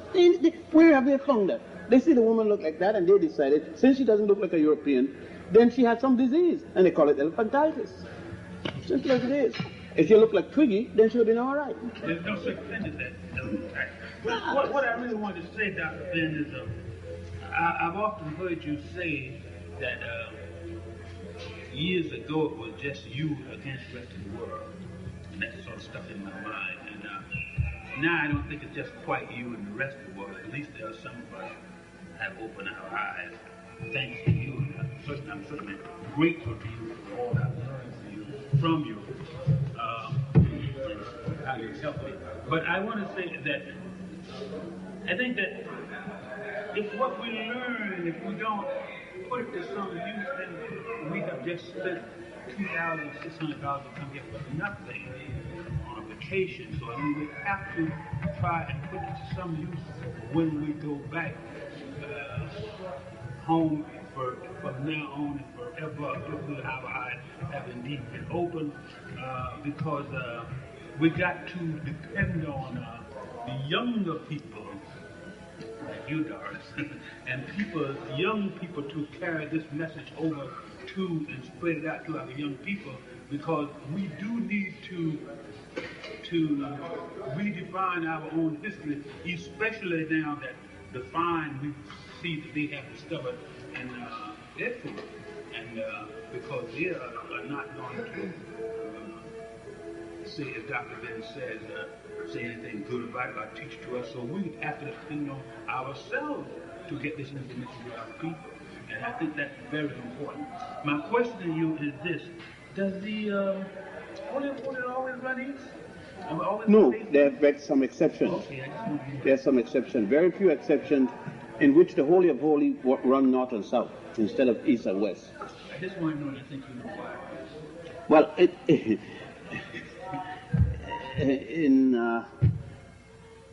me see how I could put this.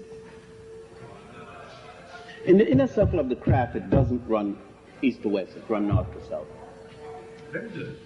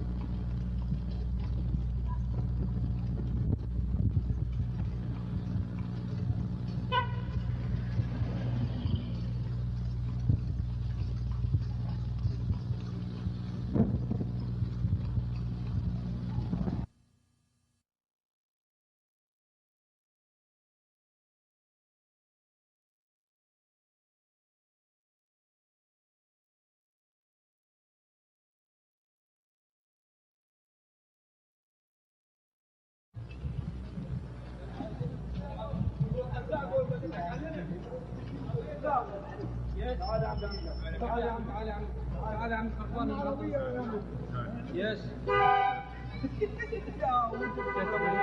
We're invited to visit my shop. I know, but we're just going for a ride today. Okay. We're gonna walk back. We'll walk back. We're just riding. No charge for looking 1 minute. We come back on foot. We'll come back on foot.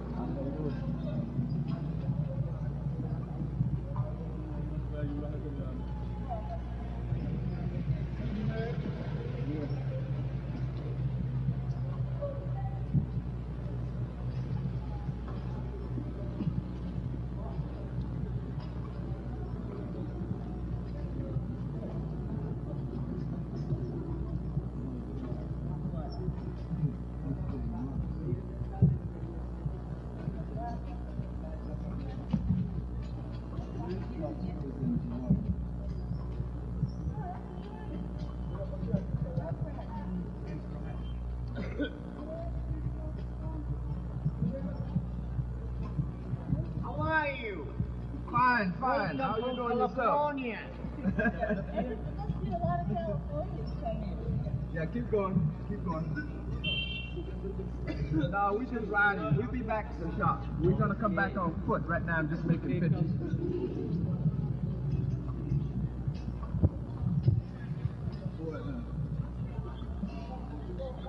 Oh, I agree.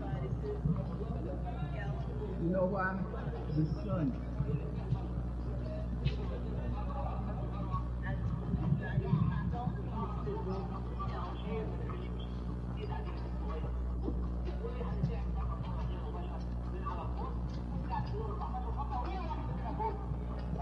Okay.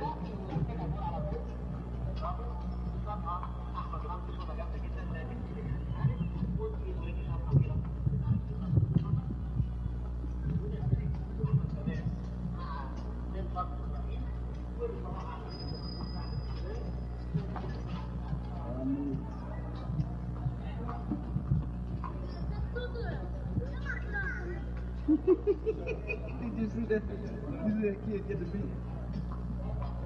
I mean, pop pulling shoe off and getting to it. How you doing? Keep going. No stopping. Lunch? How you doing? Have a lunch. No. When I come back. 5 minutes? No. Just Keep look, going. only 5 minutes. There's no charge for lunch here. No, I'm trying to do some filming, see, and I'm coming. I'm gonna walk Egyptian back. fabric with Egyptian dresses. It's very pretty style here. When I come back. Just see. Sure? Yeah, I'm coming back on foot. Right now I'm trying to do some filming. I'm trying to film the market before the sun go down. عايز حضرتك مش مشتري. See? بس رجعوا ثاني ملاقي. But I'll be back. Bye.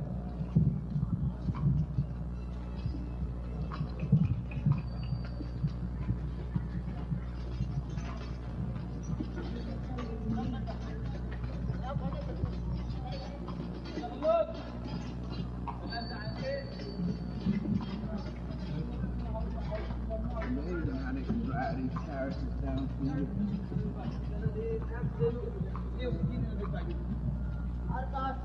Woo, my God. I mean, it's tight. And they come down.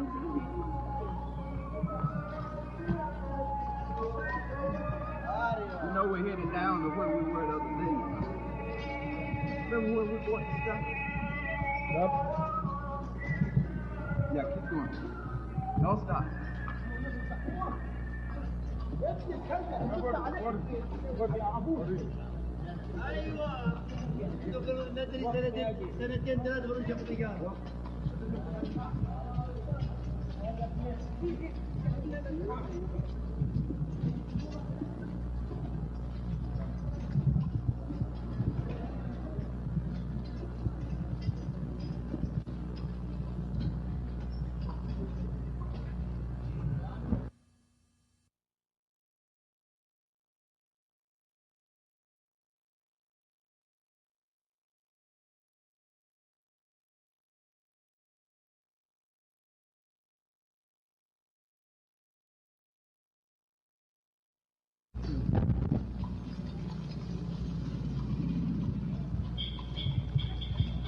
نروح الخلا الخلا Straight ahead. على طول Yeah, straight up. غير على طول Uh-huh.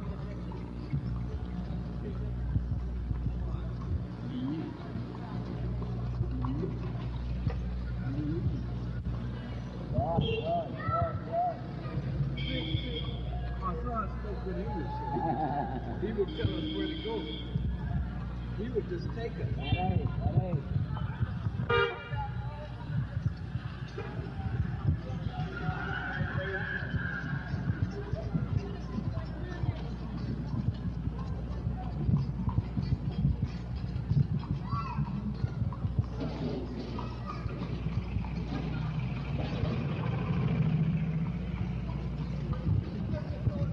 أوديكم الخلا محمد يبقى 5 باوند No. 3 pounds. I ain't got 5. والله محمد غلبوني على طول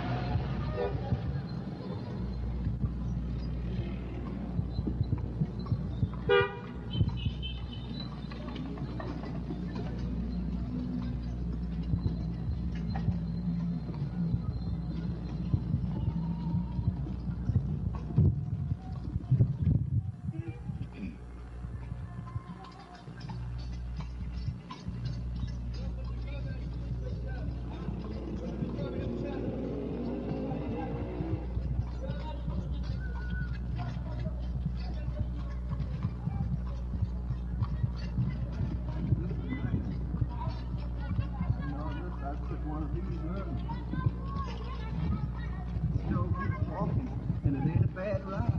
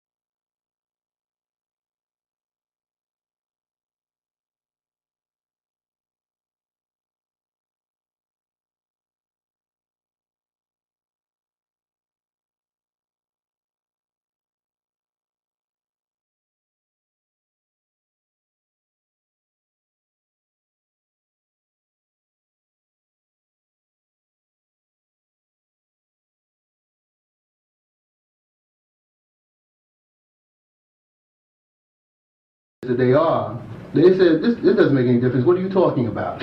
Who will speak first? And I think when you have something to say, your ego never gets in the way. Dr. Clark will be our first speaker. And Dr. Clark will be presenting an aspect of the Garvey movement that I think is very significant and generally overlooked. Dr. Clark will be addressing Marcus Garvey and the process of state formation. Marcus Garvey and the process of state formation. After Dr. Clark speaks, Dr. Ben will be presenting to us philosophical concepts of Garvey and his African nationalism. And Dr. Ben would like to emphasize his, the word his, in that topic. So Dr. Clark will speak first, then Dr. Ben, and we will have a question and answer period after the two brothers have spoke. So without any further ado, I'd like to bring to your attention Dr. John Hendrick Clark.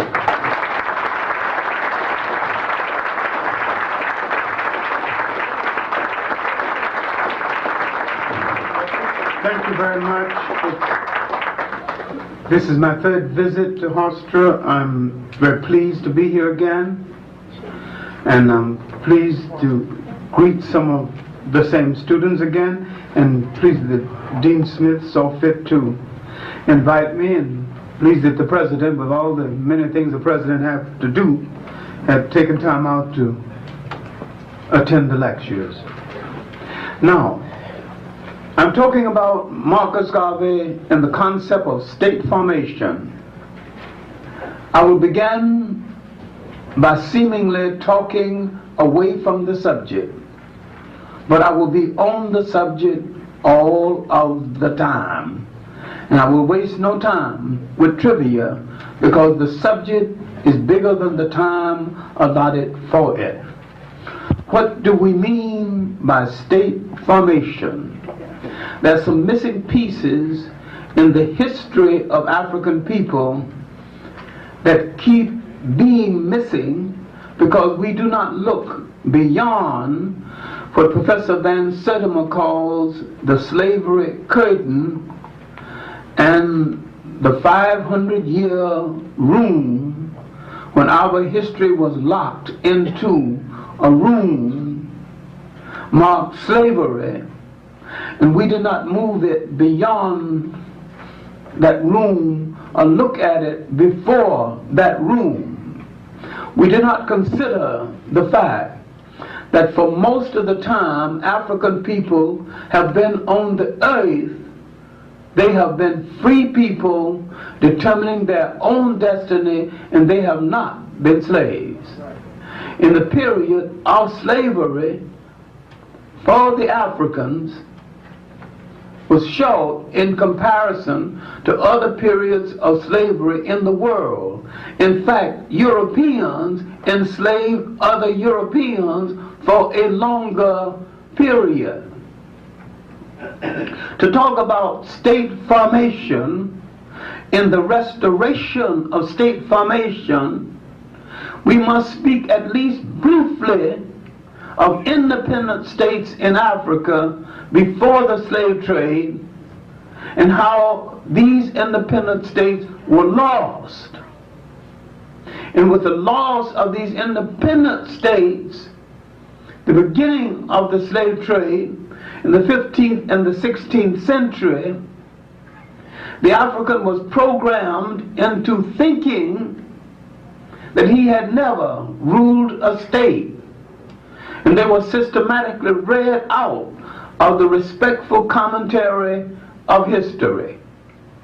And so many times when the African away from home mentions slavery, the assumption is that is his total experience in history, because no one dares to look and see what happened before slavery. No one dares to say that slavery is an evil that has touched every people on the face of the earth sometime or the other, some way or the other. While the slavery that happened to Africans is the most documented and the most remembered, It might have been the most severe. It is not the only. Now, let us look at just certain basic things that happened in Africa before slavery.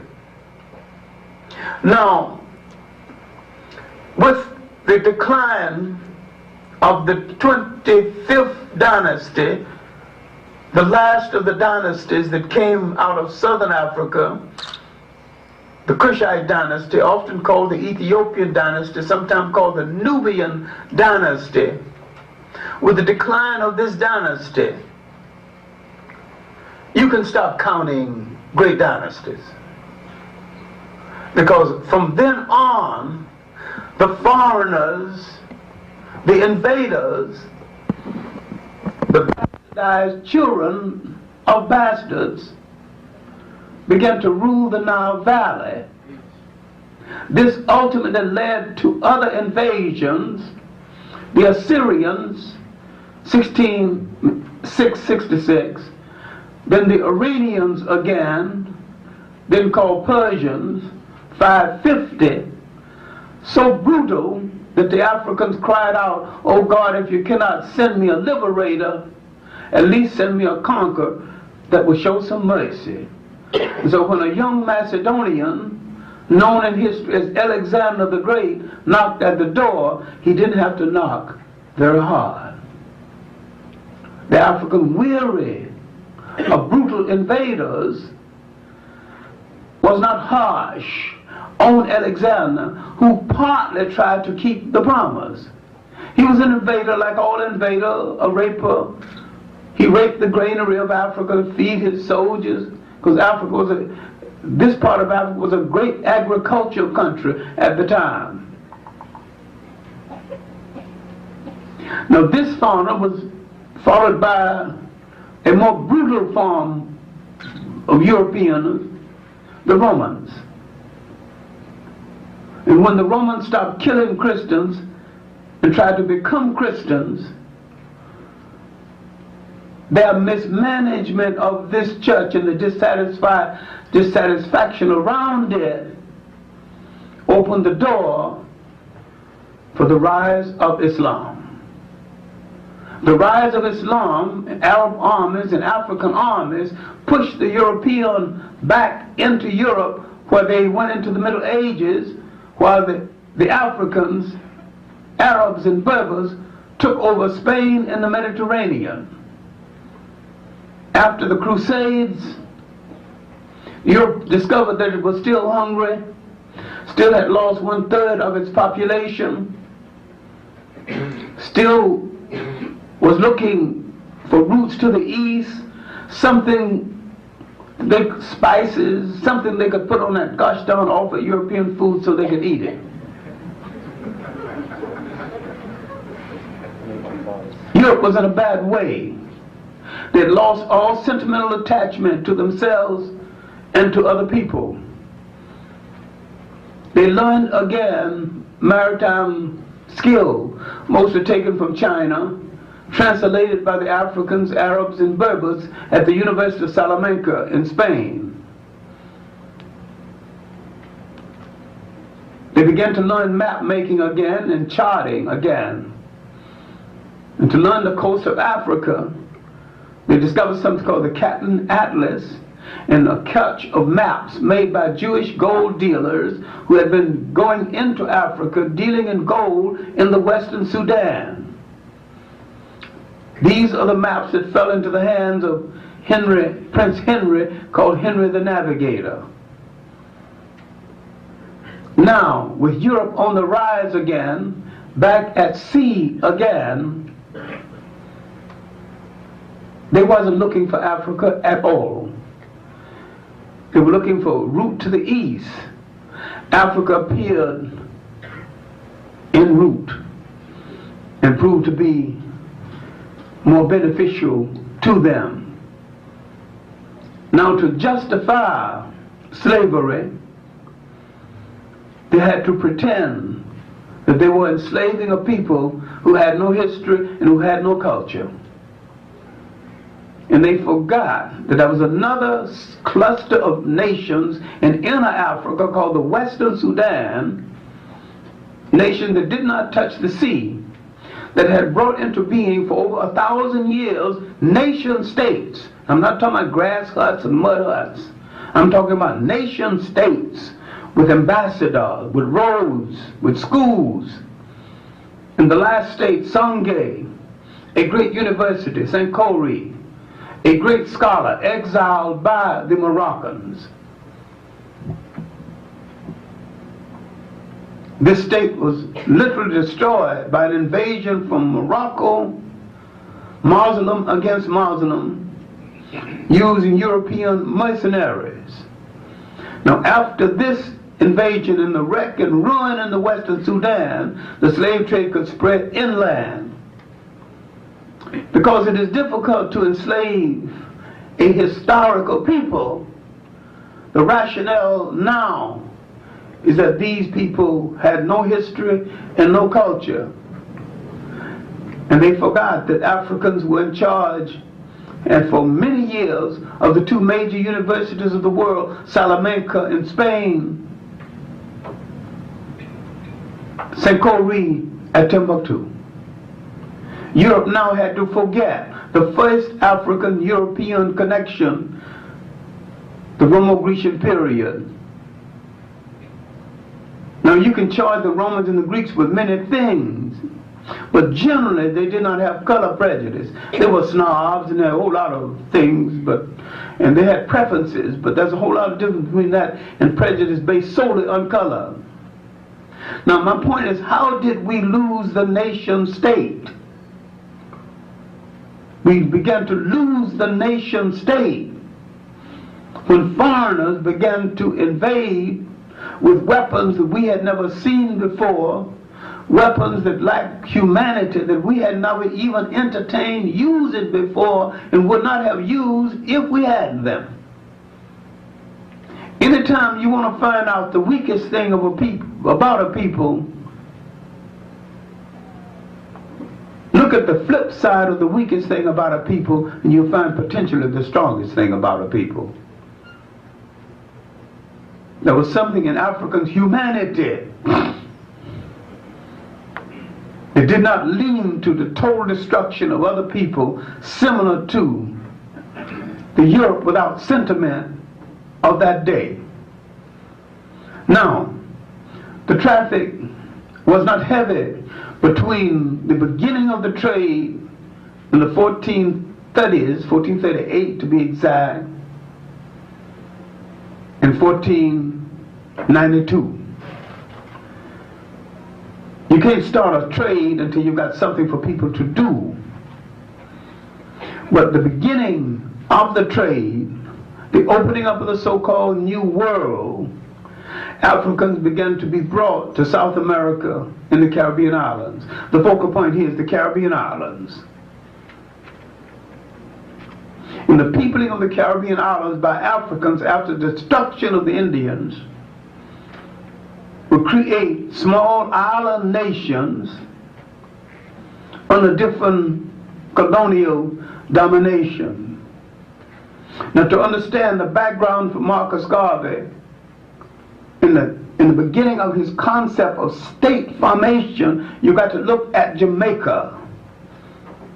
You got to look at Jamaica's struggle against slavery, and the fact that Jamaica fought harder than Haiti and did not achieve independence, principally because they were destabilized in between battles. Haiti fought over a 20-year period, and they could take impetus from one revolt to start another revolt. And another incident, an item left out of history, is that Bookman, the Yoruba priest who solidified and organized the revolt in Haiti, was originally from Jamaica. When you look at the relationship of Jamaica and Haiti in the transformation of the system of slave revolts, here two nations, two island nations, where the people, remembering that they had not always been slaves, making an attempt to regain the concept of the nation state. When the British came, they wanted help from the slaves against the Spaniards. Some went to the hills and said, I don't want either one of you. These runaways were called Maroons. Marcus Garvey was a descendant of the Maroons. Now the Maroons are a special kind of Jamaicans. They're black and proud, and some of them were exceptionally skillful. Marcus Garvey was a master printer, so therefore he was also a reader.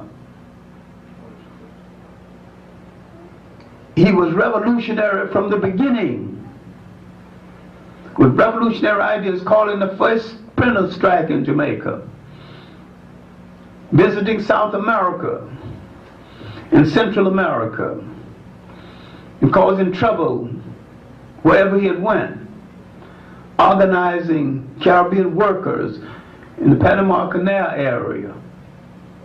So Marcus Garvey had a sense of the state and what he had to do to regain it early in life. Now he would go to England, he would read, he would hook up with Duz Muhammad Ali, an Egyptian of Sudanese descent, in a newspaper called the African Times and Orient Review. He would read an editorial quoting, of all things, a white black nationalist named Booth, who had gone through parts of East and Southeast Africa. Because he was dissatisfied with the missionaries, he began to preach against them all. And he began to tell the Africans that the white man could not be trusted. And when the African finally said, well, you're white, can you be trusted? To his everlasting credit, he said, no. Booth raised the first one to raise the choir, Africa for the Africans. Marcus Garvey read the editorial in Duz Muhammad Ali's paper and added Africa for the Africans, those at home and those abroad. Marcus Garvey never took anything from a second rater. He read fast and he learned fast. Now he's in London at the time of the race conference. There's a world conference on race. He's got that literature to read. The great activists from Ghana, Casely Hayford, John Mansour Sabah, now publishing their books, first in London, then secondly in Africa. He's got that literature to read. So he's absorbing the literature of the state. And the first version of a book that was going to be published, an extensive version in 1929, toward nationhood in West Africa. He would read. He's absorbing the concept of the state and the idea of regaining the state. Now he would go back to Jamaica and he would try to start the Universal African Improvement Association, Universal Negro Improvement Association. Why didn't he succeed in Jamaica? He didn't succeed in Jamaica then, and he wouldn't succeed in Jamaica now. The mentality was not there. Why didn't the Jamaicans buy the concept of the restoration of a state? Because they thought they already belonged to a state, the British Empire. And so his call for a state in Jamaica, his call for the return to Africa in Jamaica, did not fall on listening ears. He heard about a man named Booker T. Washington, and he wrote him. And Booker T. Washington invited him to the United States. He couldn't get the money ready by 1915, but when he arrived in 1916, Booker T. Washington was dead. Now, he would tour the United States in 1917. The riots beginning to start. 1919, the Red Summer. In East St. Louis, they made bonfires and burned black babies to death. Now, after the riot in Chicago, where Marcus Garvey would rally blacks to fight back, he could now say to them, let's get out of here. Let's get our own ships and sail back to Africa. Why did black America listen to the concept of the nation state and others did not listen? It had nothing to do with anybody having a better brain than the other. We were both under different oppressors. One oppressor gave you the illusion that you had a state.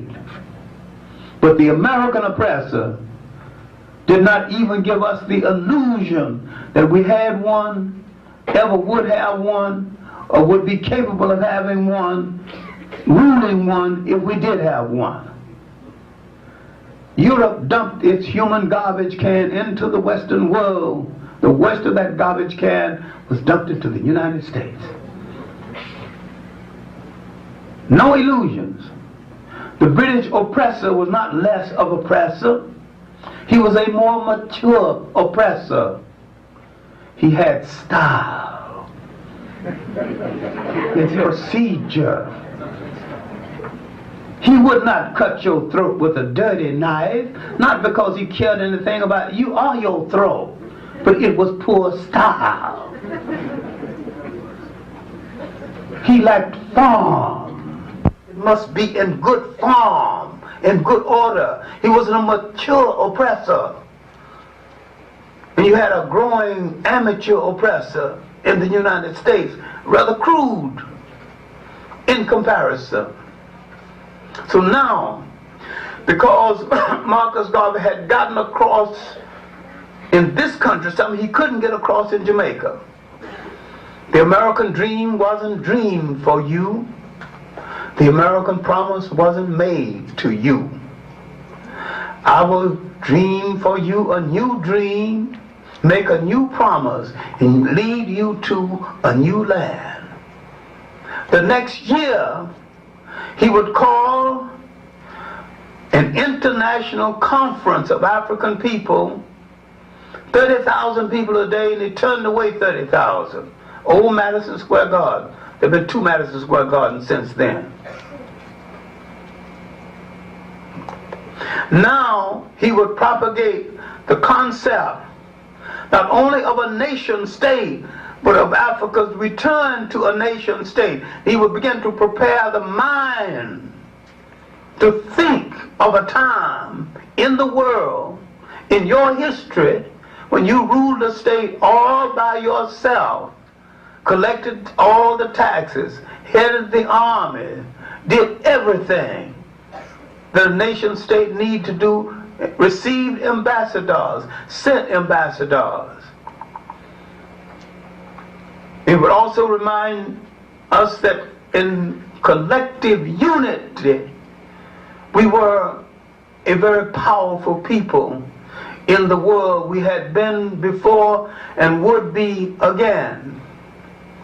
In spite of all of the forces arrayed against him, propaganda and otherwise, in spite of the fact that a good percentage of the people in his office was on the FBI payroll,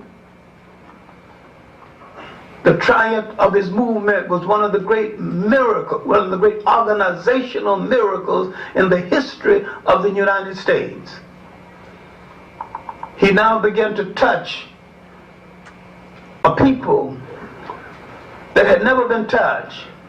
He didn't have to steal them from the big church because it wasn't in the big church. He didn't have to steal them from the big organization. They were not in the big organization. He spoke a language that filtered down to the common man and woman, to the ordinary workaday man and woman. The membership in the Garvey movement, rather reasonable, like 50 cents a week and 10 cents burial benefit for burial insurance. That's rather reasonable for that day.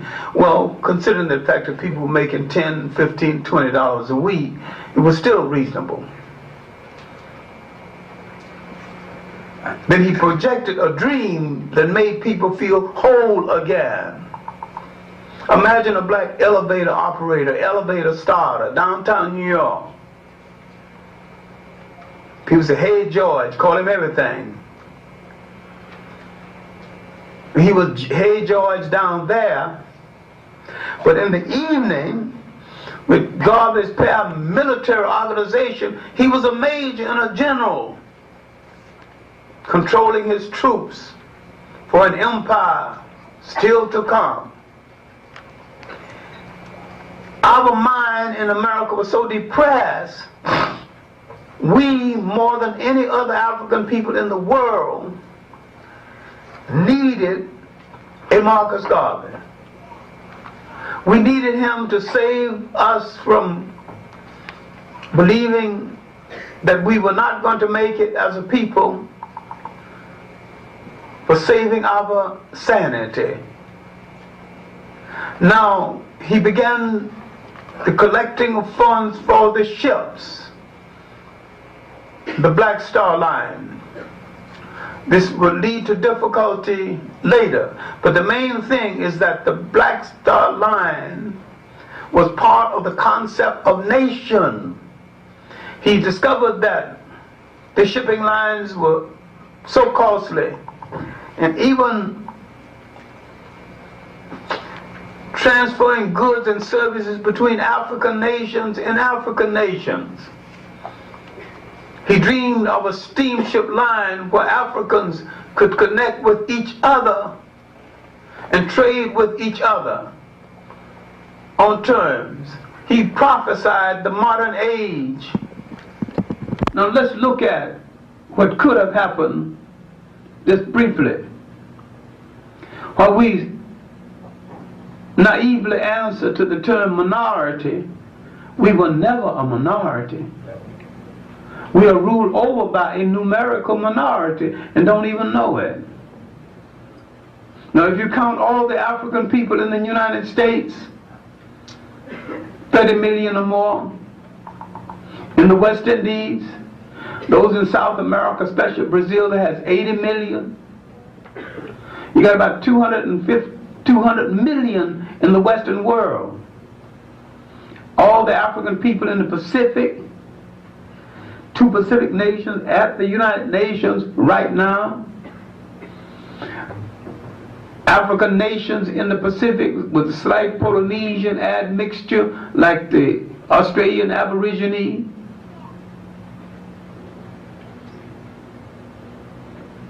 People in other areas of the Pacific.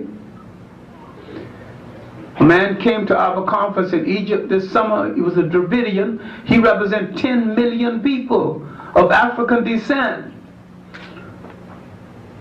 Now he wants to hook up again with African people. There's a new book called Delhi dealing with the black untouchables of India. So there's upward of 100 million people of African descent in India. I know you met some brown races, but be that as it may, a whole lot of Indians are of African descent. Now these Indians of African descent want a connection with the rest of Africa. Now we and the Chinese might be the only people on the face of the earth who can count 1 billion people as part of our group. Or you want an economic system? Make shirts for 1 billion people. Make shoes for 1 billion people. Make cars for 1 billion people. Have the ships to transfer goods and services for 1 billion people. This is part of Marcus Garvey's dream. Nationness. And if you're going to have a nation, then you have to do everything people have to do in order to maintain a nation. His Liberia scheme consisted of sending men ahead of time who could manage brickyards, build bridges, lay railroads. He was thinking about the structure and the concept of nation. No one in the Western world, least of all the imperial powers, and America is an imperial power, wanted African people to emerge again in the world as the rulers of nations. You can bargain then. This is why all Africa is fragmented. This is no accident. Mostly fragmented by Western educated Africans. We have to think this over again. He kept telling us that the best education that we must have for nation would have to come from ourselves. He understood then what we do not understand now. Powerful people never educate powerless people in how to take that power away from them. Education has but one honorable purpose. One honorable purpose alone. Everything else is a waste of time. That is to train the student to be a responsible handler of power. Now, Marcus Garvey's venture with the ships led eventually to his arrest and imprisonment. And from his imprisonment, deported back to Jamaica. You might think the story ends right there. But during the Italian-Ethiopian War, a lot of Marcus Garvey's prophecy came to pass. He said, now look, see what happens? If you don't prepare yourself, any thug and his brother can come in and knock over your country, rape your women, kill off your educators. And he was hard on Haile Selassie for leaving Ethiopia. He kept reminding them then that had you managed this state differently, had you made a hookup with other African people in the world instead of trying to prove that you're a Hamite or Semite, you got more help. Italians from the United States had no problem in going back and fighting for Mussolini. Why do we have so much problem going back and fighting for Ethiopia? They wouldn't have permitted us to do it in any case. Because they did not want us to relate to the concept of nation state. Marcus Garvey was the inspiration for the basis of the African independence explosion. He was the stimulation behind Nkrumah, especially Nkrumah, the first Pan-Africanist president, Nnamdi Ezekwe, Nigeria, John Stone Kenyatta, before he started calling himself Jomo Kenyatta of Kenya. Marcus Garvey's inspiration to them from London, where he had lived for a number of years, helped to stimulate the concept of African freedom. And most of them, when they were willing to admit it, admitted that Marcus Garvey was the basic stimulation in their thrust for independence in Africa, in the restoration again of the independent state. Now the story is bigger than that. I have not dwelt with Garvey's second Jamaican years. When he went back to Jamaica, once more the Jamaicans would not listen, because Jamaica is the most stratified island, nation in the world along color and class lines, still is. If Marcus Garvey were alive today, walking through the streets of Jamaica, some misguided Jamaican might stone him to death. There is no Garveyism in the Caribbean today, very little Garveyism in the United States among black Americans today. Because if you think Garveyism, you don't think integration. Because if you want to integrate in somebody else's house, if you think Garveyism, you want to build your own house.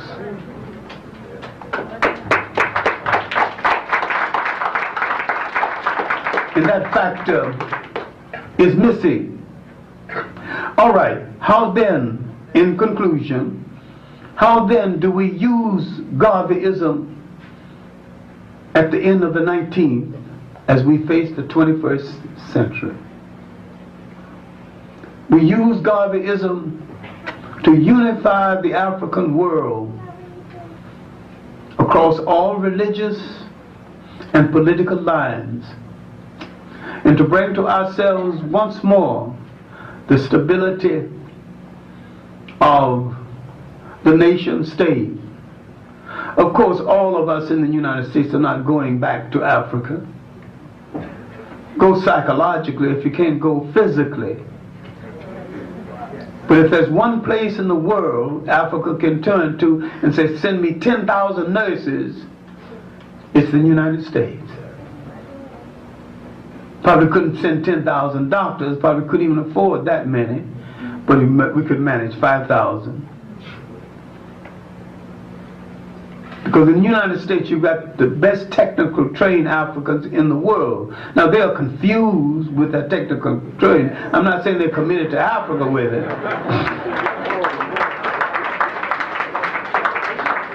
Kids study engineering, he'd rather go work for IBM or AT&T than to go to Africa. So long as you've got that kind of hang up, you're missing the point that I'm trying to get across. But I'm saying that with basic skills and road building and communication, building in general, managing school systems, managing hotels, the African in the United States might be the key or the lock to the Africa of the future. But if you think this is a betrayal of the United States, and you're missing the point again. Because there's nothing that you betray that the country didn't say it stands for. Not that it lives up to what it stands for, but it says it stands for. Then you have to do some reading in history. I don't believe there's a capitalist solution to Africa's problems. I don't think there's a communist solution either. I don't think there's any solution that you do not control and control well in Africa's behalf. I think the individualism of the Western black might have spoiled most of them for service in Africa. Africa had a collective society, not based on the needs of the individual, but based on the needs of the whole group.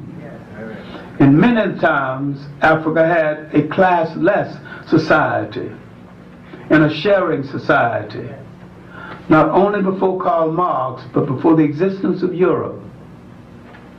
An African king, Pharaoh, Akhenaten, preached the same concept from a throne 1,300 years before Christ.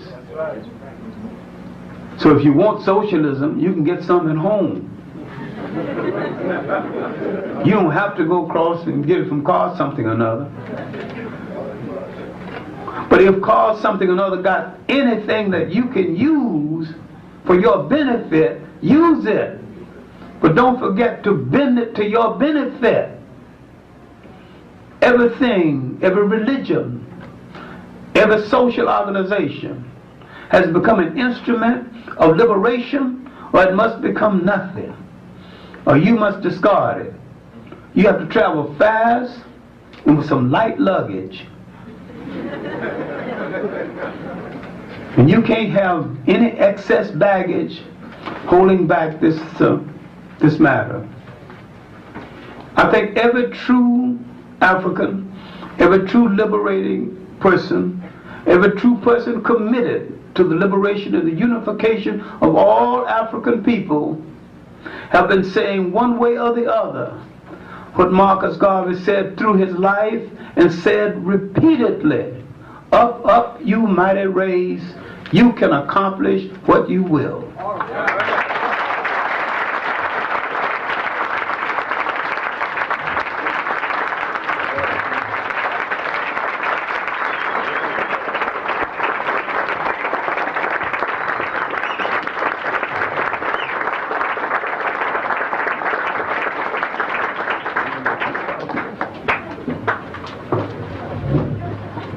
Before I introduce our next speaker, provide one more opportunity. If several people want to just come up in front and sit down on the floor, you can feel free to do that.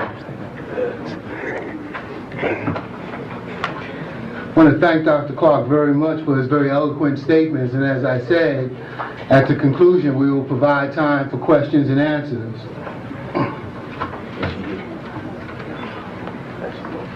As I earlier stated, Dr. Ben will be addressing philosophical aspects of Garvey and his African nationalism. Dr. Yosef Ben-Jochannan.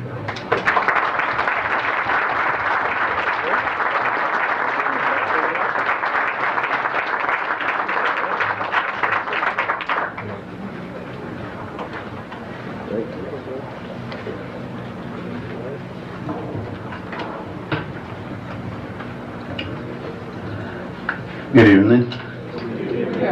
I think that I can use your bulletin to commence my presentation.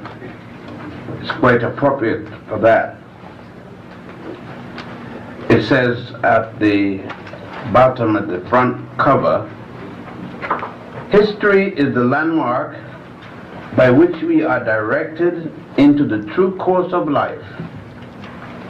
The history of a movement, the history of a nation, the history of a race is the guidepost of the movement's destiny. That nation's destiny, that race's destiny, what you do today that is worthwhile inspires others to act at some future time. Marcus Garvey.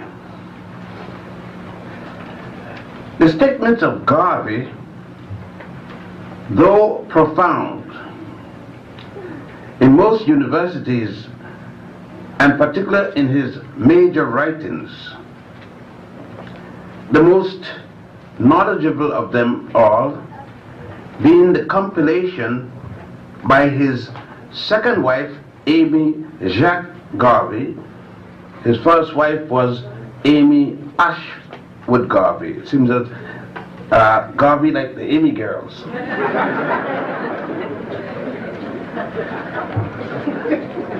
But Garvey has been overlooked for a number of reasons. Were he not an African, his books, and particularly the first book of the two-volume work on Garvey, would have been considered a masterpiece of philosophy. When examining Garvey's work as a young man, it was necessary for me to go through a number of papers. Many of you do not know probably that Garvey was a poet. He wrote a number of short stories. Well, he was a literary great. But in his writing, Garvey mentioned something dealing with his philosophy and education. And for you here at the university, that makes it so important. One of the things in his philosophy of education, Garvey said, what is an education? He said, it's not always what you take in. Very often, it's what you got to put out. I think most of us, and I know that I myself included at least one time, and probably there is some more house cleaning, I had to get rid of a lot of things that I had learned prior to reading Garvey and others. But when I look at the example of materials, when a cache of writings and different collections belonging to Garvey was uncovered some years ago, I got an opportunity to browse through some of them and noticed that Garvey was an avid reader of his ancient history. For that reason, Garvey took sentimentally and attached philosophically what is known as the tricolors of Africa. Today, others are calling it the liberation color. Garvey never had anything called liberation color. He called it the tricolors of Africa. The red, the white, and the red, black, and the green. You can go to Africa, and particularly to Egypt, and find in the temples those tricolor arranged in the same manner, red, black, and green in that order, and see where he adopted his colors or symbols for his movement. Using Edward Burrell Ford, Garvey found it necessary to have an anthem, not the United States anthem, not the British anthem, but the African people's anthem, Ethiopia, land of our fathers, land where the gods love to be. Garvey found it more necessary also. He was a devout Christian, but he realized that none of the Christian denominations within the United States or Great Britain or France or any of the other European colonial powers was sufficient to meet the needs of the African people. Thus Garvey created within his organization the Ethiopian Orthodox Church, which he changed quickly to the African Orthodox Church and set up an ex-Baptist minister, Terrell, to head that religion. Garvey knew it, knowing that Christianity by itself, as many people would have said, was a European religion, and people who say that do not know Christianity, because Christianity, Garvey stated and knew, came out of Alexandria, Egypt, from Pantius and Boetius. That Christianity had been in the continent of Africa, namely the nation of Tameri or Kemet, which the Greeks call Egypticus and the British call Egypt. Of course, the Hebrews call it Mizraim, and the present Arab conquerors call it Mizraim, and there are a number of other names. But Garvey knew that that religion, Christianity there, and of course it got its name Christianity from 212 of the Common Era at a place called Antioch, when the people start using the Greek words Joshua Christus and Christos, which means to anoint. Joshua the anointed. Up until that conference, he was called the leader. That's all. Of course, Garvey, in reading about this, made notations that Christianity was nothing but a carryover of the worship of Heru, or Horus, the son of Aset and Asaru. Aset is commonly called by the Greeks Isis, Asaru equally by the Greeks Osiris. Garvey knew, and in his notation, he knew for some reason, although he had never been on the physical continent of Africa, that at the various temples, primarily because he noted them, the temple of Set I, at Abydos, and may I remind you, the temple of Check1 at Abydos was before anybody named Moses was born in Egypt according to the Torah.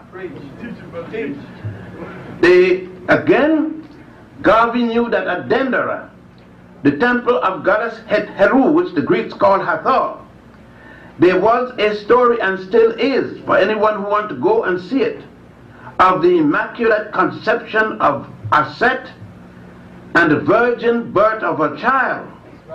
Thus it is that Garvey established and re-established what was being worshipped in Ethiopia, the Black Madonna and Child, which was also worshipped in Europe, all over Europe, exclusively until Michelangelo in 1509 painted for Pope Julius II the first white Madonna and Child, Mary and Joseph. Of course, Garvey knew there was 16 such black Madonnas and Child, Jesus being the last of the 16. Garvey understood the concept of the fundamental principle of a religion, its moral laws, and he upheld them and taught them to his followers of his movement, the Universal Negro Association and African Communities League. Garvey reminded his people, his followers, and they had to be African, that it was impossible to live without a moral code. And when others asked about adopting the 10 Commandments, Garvey said no, he was not going to adopt any second-hand set of laws. Garvey knew that the 10 Commandments was a joke, that there was no Moses that gave to the world any 10 Commandments, because we don't have Moses until the 18th dynasty, and that Moses wasn't born before 1346 before the Common Era. And Garvey spoke of what was known as the 42 admonitions of Ma'at, or commonly called the 42 negative confessions, which we can find in the book of the Coming Forth by Day, which Budge, the Englishman, changed to Book of the Dead. And if you want, you can find them in the Osirian drama of the Book of the Dead, the 42 laws, such as, Hail Ma'at, I have not killed man nor woman. Hail Ma'at, I have not stolen. Hail Ma'at, I have not coveted another man's wife. Now in the Jewish folklore, that attribute to a man just came yesterday. And whereas in this book it is 4100 BC, or 3,000 years before Moses. And Garvey knew that if Moses was in fact a reality, that Moses is said to have been born in Africa at a place called Goshen in a state called Egypt, and the last time I saw Egypt, to back Garvey, was 3 weeks ago, and it's in Africa.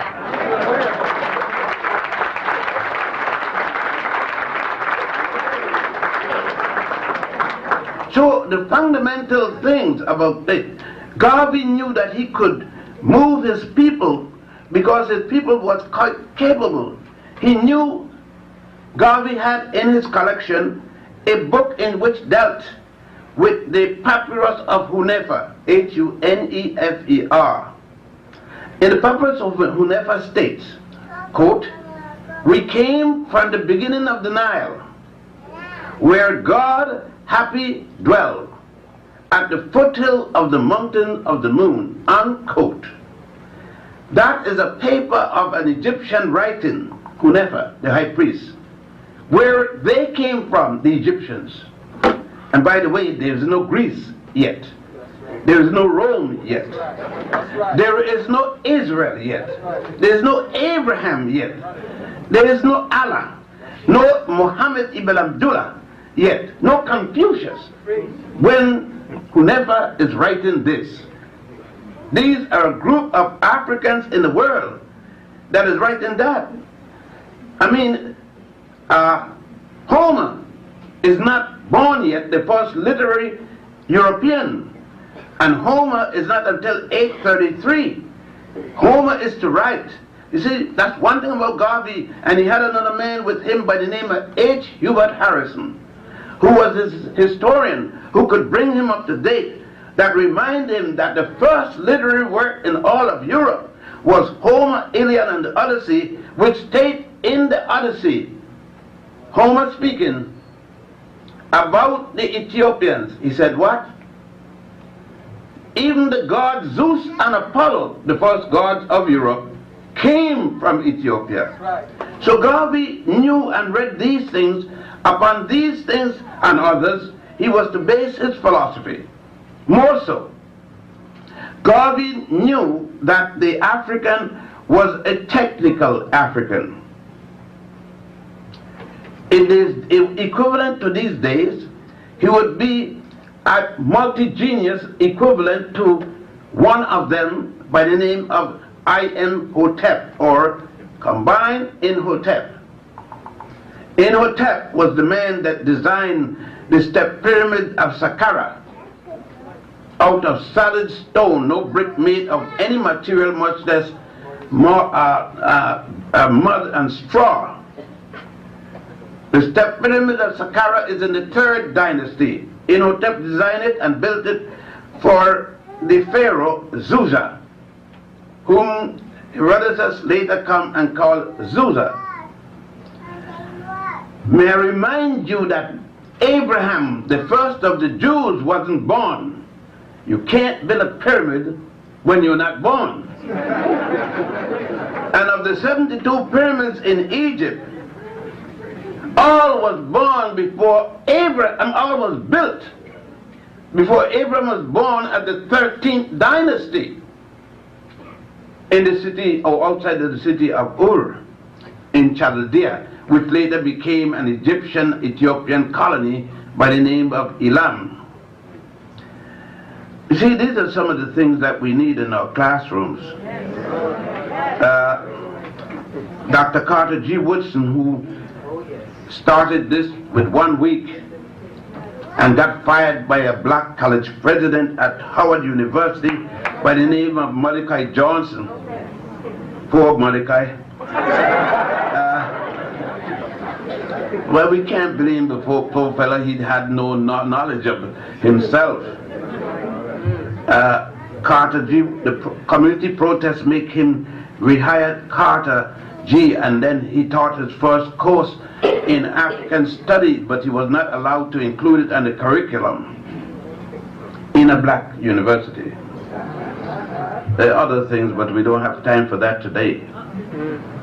But Garvey, looking at all of these things, looking at medicine, and we were told that Hippocrates is the father of medicine. Well, that's not difficult because Benny Goodman is the king of swing.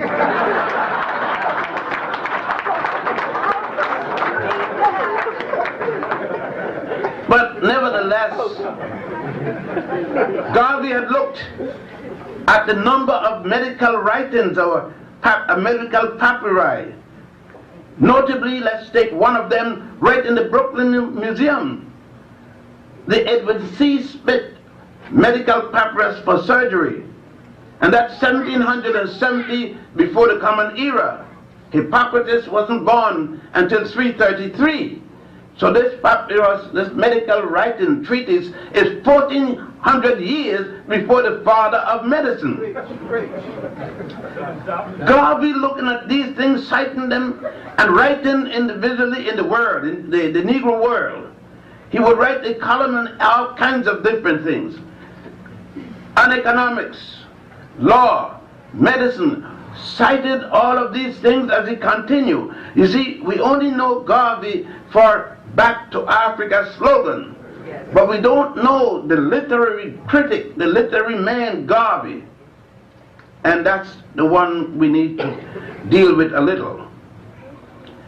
Garvey, examining this, dealt with medical writings like the Ebers Papyrus, a papyrus that deals with, during the time of Queen Hatshepsut, the first woman who acted as both king and queen, the first woman that I think that if she was around, AIDS wouldn't have been too popular among, because she developed a suppository to insert into the vagina to stop pregnancy in 1555 before the Common Era.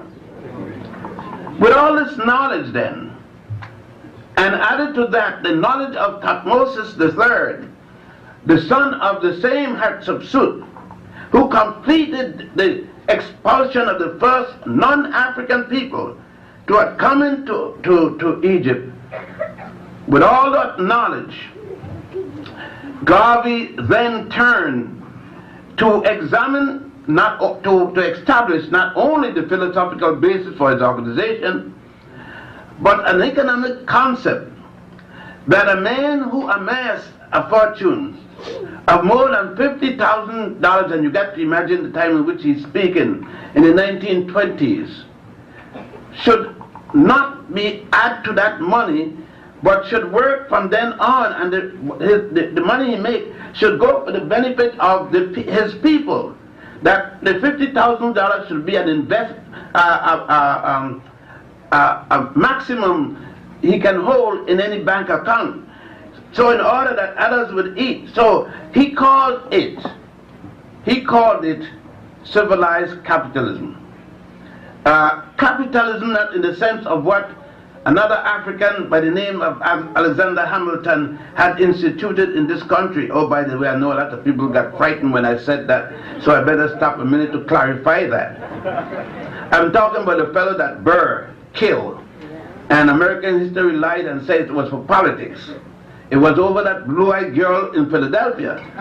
You see, Burr knew that Hamilton was from Nevis, and he knew that Hamilton's father was an Englishman and his mother was an African, and that he was raised up in St. Croix, in what is now the United States Virgin Islands, at the time of the Danish Virgin Islands, where such children were sent to be raised, because the fathers couldn't have them with their European wives. Of course, there were many fathers with African wives at those times, since rape didn't start with black people doing it. I mean, the slave didn't rape the master's wife. Somebody got raped, but it wasn't the master's wife. Garvey knew that too. So, more than anybody else, he saw it constantly in Jamaica. Garvey running down, as these are stuff, it moved Garvey to ask the question. When he wrote his poem, "Wake Up, Ye Mighty Race," Garvey again speaking said in his philosophical concept that the African must have one God, he must have one aim, and he must have one destiny. After that, he brought forward the catchwords, the motto, "By block." Garvey said that these things to many will sound as if it is racism. He said, but in these United States and in the 12 colonial powers of Europe, he was speaking specifically of those who had gone and established their control over the world in what was then called the Berlin Conference, a conference called by Otto von Bismarck and Wilhelm the Kaiser in 1884, which discussed, adjudicated, and came up with the conclusion called the Berlin Convention and Conference and document, of which the United States of America participated fully. The representative of the United States of America was Edwin H. Terrell, carrying the title Minister Plenipotentiary and Ambassador Extraordinary. The subsequent conference to that was called the Brussels Conference. That is the conference that followed the Berlin Conference, where Leopold was given the richest part of Africa as his personal estate, backed by the United States government, its Senate and its Congress, and of course Ulysses S. Grant, its president.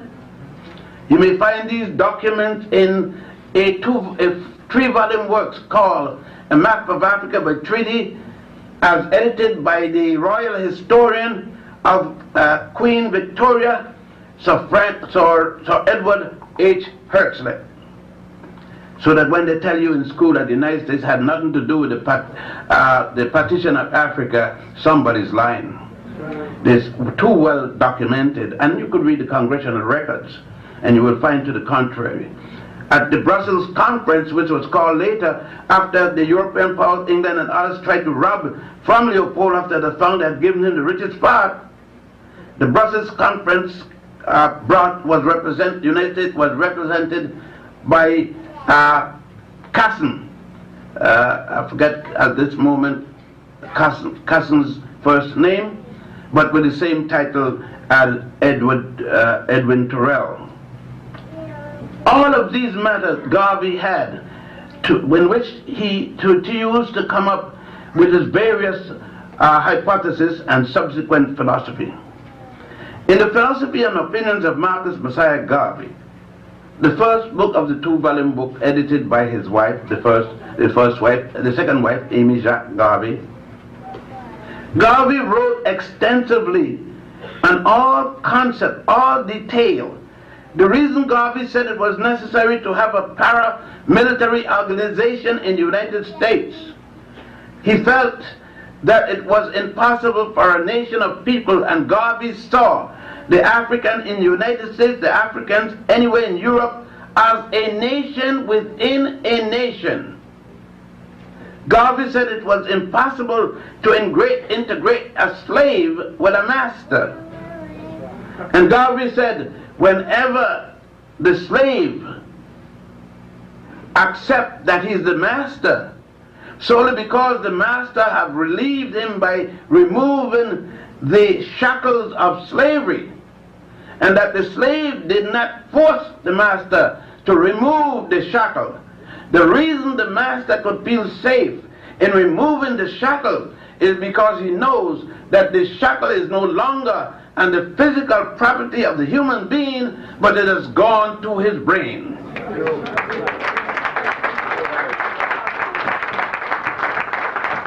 And we see it quite often when we look at the mirror.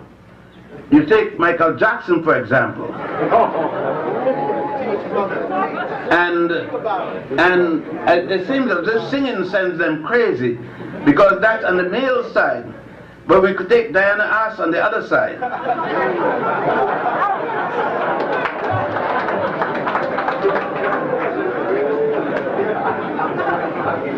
Since the Africans believe in the law of opposite, it is necessary that we put male and female so that no one hollow sex discrimination. In terms of Garvey again in the philosophy, let us try to look at the bi-black situation and to see if it had any aspect of racism. Garvey, in saying bi-black, he felt, and as he did, where Garvey put his mouth, he equally put his dollars, or at least his people's dollars. Garvey built for them economic institution, the newspaper, the Black Star Line, the shipping company, bakeries, grocery stores, and he started to manufacture, because Garvey said, if only we could sell one match to each Chinese per year, we would have an industry that will be able to occupy every African in the Western world. He said, our problem isn't being invited to the Rockefellers for dinner. That is it, because we may not like the way they cook anyhow, because they don't use much seasoning. He says, and then we can't reciprocate. We will be at a total disadvantage. He said, wherever we are, we must control the economy in that spot. He said, no people begging for a dinner can have dignity or respect. No man who cannot support his wife can be respectful of her. I'd rather repeat that one. There's a big clamor about black men leaving, and Garvey cited it. Black men leaving their family, and the society saying it is a racial trait in black men. Garvey asked, how come that trait doesn't work in Africa? It's only over here. How come it didn't work in slavery? Garvey said in slavery we fight like hell to establish marriage when the society didn't allow us to marry. We established our own rules. When they said we couldn't go to the church and get married, we then established our rule for marriages. Not only did we do that, but we understood that the significance of it, it was not a matter just for something called holiness. Because we know that isn't the reason people marry. It has nothing to do with heaven. Because what God put together, man can't put asunder. So don't say the stupidness anyhow. God said that the reason for marriage is a security for the woman and her family. It got nothing to do, but because if God is so bad and want a marriage to stay together and didn't want somebody to break it, he killed the man who's trying to break it. Or kill the woman who's trying to break it. So since God has nothing to do with it, let's deal with it. It's man. And you can't protect a marriage when you're broke. Because your wife can't eat love. She can't put it in the pot.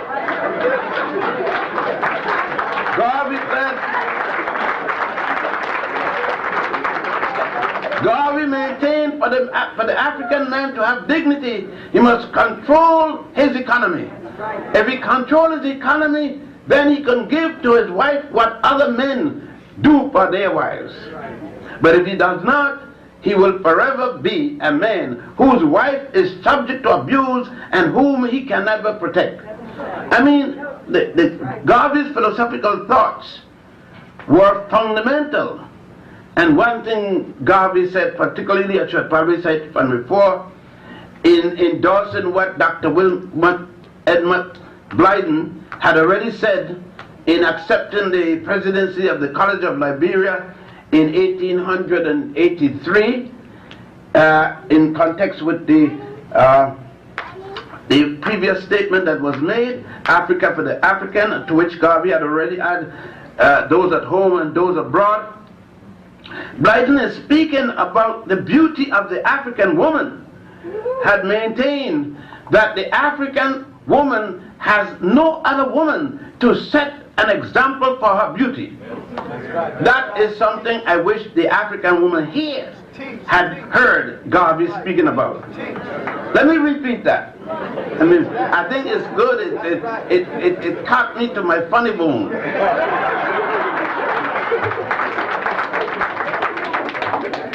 Brothers, what Garvey said. And I know most of the sisters do certain things because you aren't looking at her. And she's trying to look like a European because you like to look at Europeans. That's right. I remember a few years ago she wanted you to look at her in her African splendor. As Garvey said, at the breadth of the Garvey movement, the Grandiosa models in the 60s, they wore the hair natural. You couldn't accept the natural African look. You made her put a name to it, Afro. Now I don't know how you could spell Africa with an O in it. But then being in college you get sophisticated. So from now we spell Africa A-F-R-O-C-A. Africa.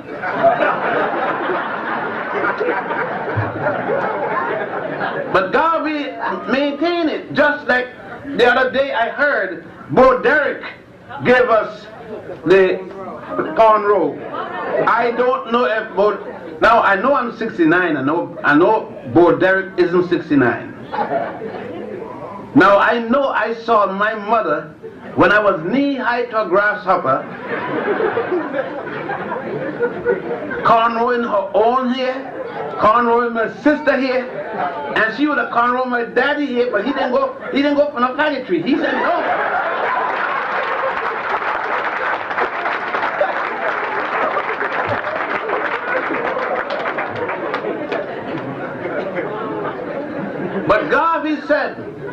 that the African woman's beauty is matched by no other woman, because she has her own texture of hair, her own physical shape. And then Garvey went down to remind us, why are we the way we are? And Garvey said, if we had narrow nose in all that heat in Africa, we'll suffocate. For the heat to get out the brain. And it's a fact. If we had this thick lips, thin lips in Africa, we could not, in all that heat, kiss conveniently. If you girls who have never been kissed by a thick lip, you have never been kissed before.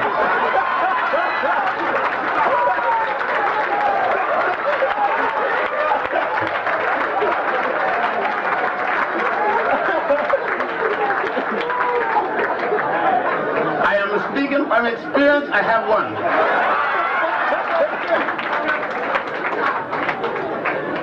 And Garvey spoke of the hair. Since man did not come here with hat on, and with the kind of sun we have in Africa, the hair, the kinky hair, was made by nature to do as what the straight hair does in Europe. If the Europeans had started out with kinky hair, with all the ice and the snow, it would have done the opposite of what the woolen hair, or so on and so on. The light skin in the icy places is better for the European than the dark skin, whereas the dark skin will be better for the African for the amount of sun, the sun ray. So nature wasn't crazy when it did for its people what it had to do. We are the crazy one who thought that nature was crazy and start to try to look like everybody else than ourselves. And Garvey, in examining all of that, most of us thought that all Garvey thought of was his nationalism. Yes, he was an African nationalist to the core. He lived it, he slept it, and he died for it. But Marcus, winding down, Marcus Messiah Garvey was especially conscious of one thing: the African man and his African woman. It is something we need to read a little more, if not Garvey, somebody else. Garvey's devotion to a wife. Certainly some people made a lot of dissension with the first wife and caused Garvey to lose his cool, being human, and divorce her. His subsequent or second wife, he treated his sons, the two sons, he had no daughters, Julius and Marcus Julia, both of whom I saw today at the Board of Education in Brooklyn. But he supported them to the best of his ability. So much so that he set a guide. Marcus Jr. is an engineer, and Marcus, young Marcus, the younger of the two brothers, Julius, is a medical doctor and psychiatrist. One thing Marcus Garvey reminds us, he said, show me a black man who mistreats his woman, and I show you a black man without any pride. Garvey reminds us that our women are the first heaven we have. Garvey reminds us that we are looking up in the air for heaven when it sleeps in bed with us. Garvey reminds us that each and every one of us came out of heaven. The abysmal deep that they are speaking about in the Bible is the placenta. the abysmal, deep, dark, abysmal. If you think back of the woman placenta, you can't see anything inside of it. There is fluid in it, and that's where we stay for 10 months normally, not 9 by the way. And but God will remind us of the various statues we see in Egypt. For example, God Mim, the god of fertility, who's always seen an erected penis hanging out, straight, horizontal, perpendicular to the earth surface. And remind us, as the Egyptians show, the penis coming from the navel, the umbilical cord, an extension of life.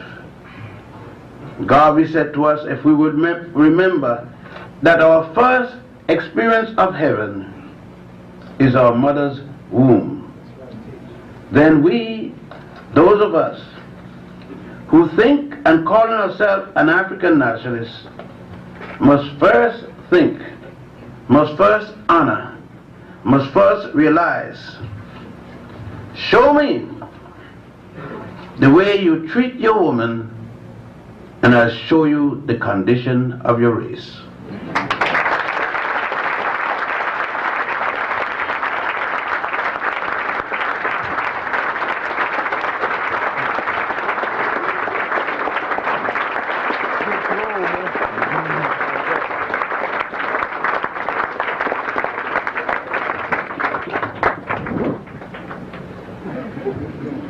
There was a young man who read a poem a couple of days ago I spoke to from the very beginning. I don't know if he's still here, and I have to admit that I forgot about him. Is he still here? Let me have him come up for one quick moment.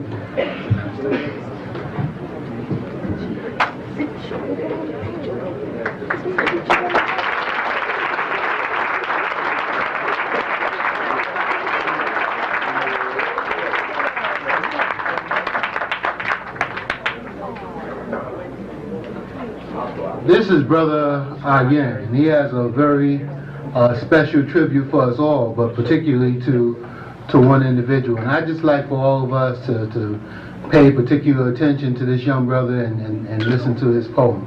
Brother Ayen.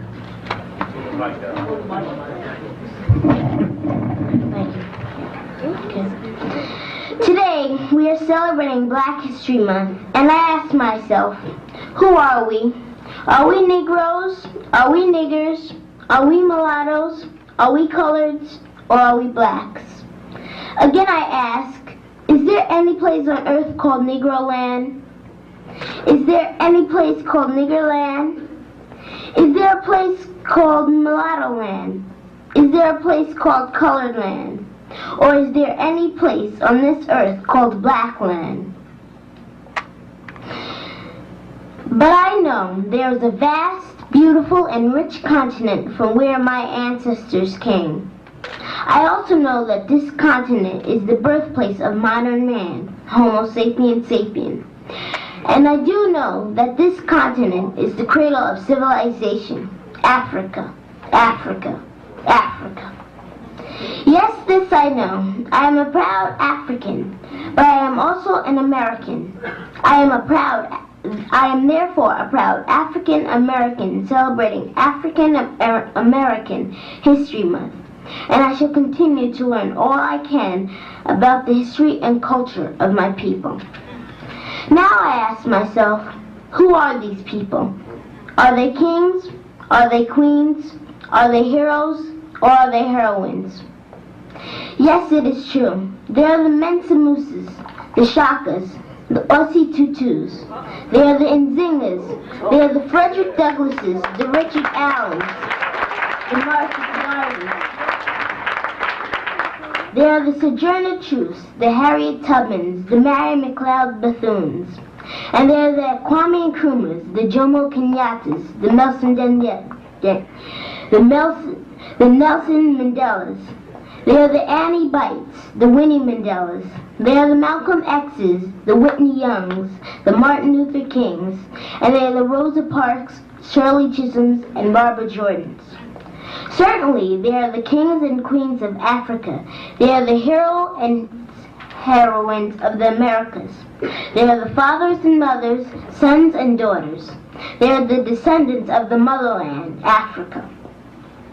And this I know for sure. I am a proud African. I am a proud American. I am a proud African American with the same blood of Mother Africa. The same blood given to these kings and queens, heroes and heroines, running through my veins. For I am a proud African American celebrating African American History Month.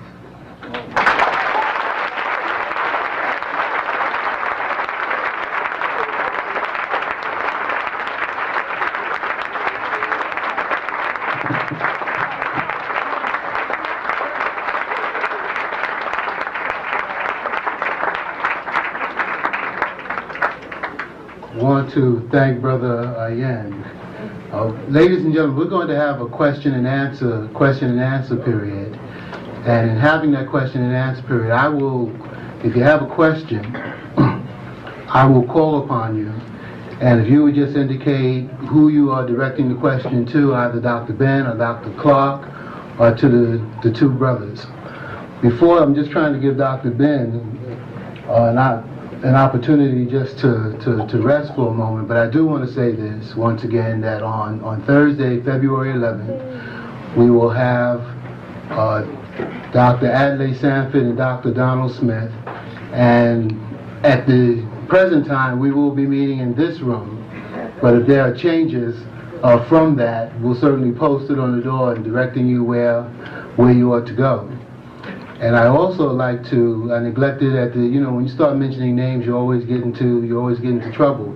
But I certainly want to thank the members of the NOAA staff for all that they've done to make this Black History Month possible, and for just really being there, because it's very difficult putting these kinds of things together. I want to thank the students in the NOAA program who helped send the Black History announcements through the mail. Most of you have received something in the mail, and it took someone putting that in the envelope and getting it to you. And I also want to thank our brothers John Matthews and brothers Terrence Fudge for all that they've done to make this Black History Month possible here at Hofstra University. Without any further ado, we'll have your questions and their answers. Any questions? The gentleman standing in the back. Okay, you'll have to speak just a little bit louder. Brother, you alluded to some of the causes of white supremacy. And just the other day I saw on the Dino show Dr. Frances Well. I don't know if you're familiar with her work. She was also saying that part of the reason for white supremacy is because white people know, or the Europeans know, that the black male has the capability in the sperm to annihilate their whole race because their genes are recessive.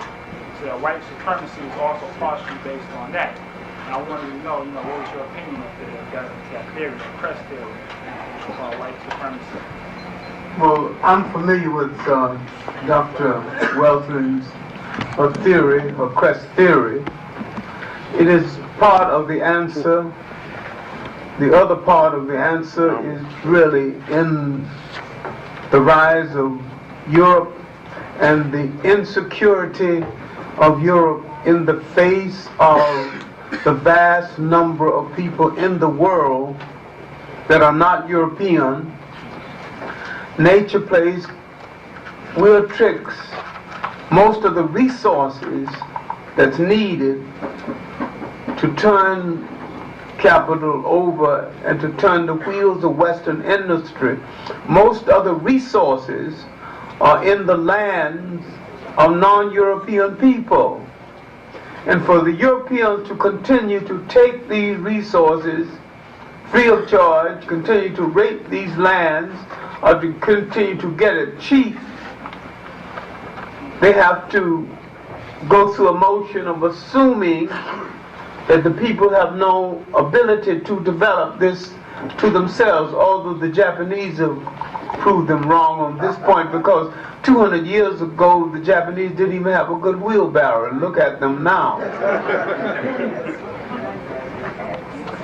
It also has to deal with the maintenance of a concept of color prejudice that started in the 15th and the 16th century. The assumption that there was something special about color, and the European has made a virtue out of a physical defect, the absence of color.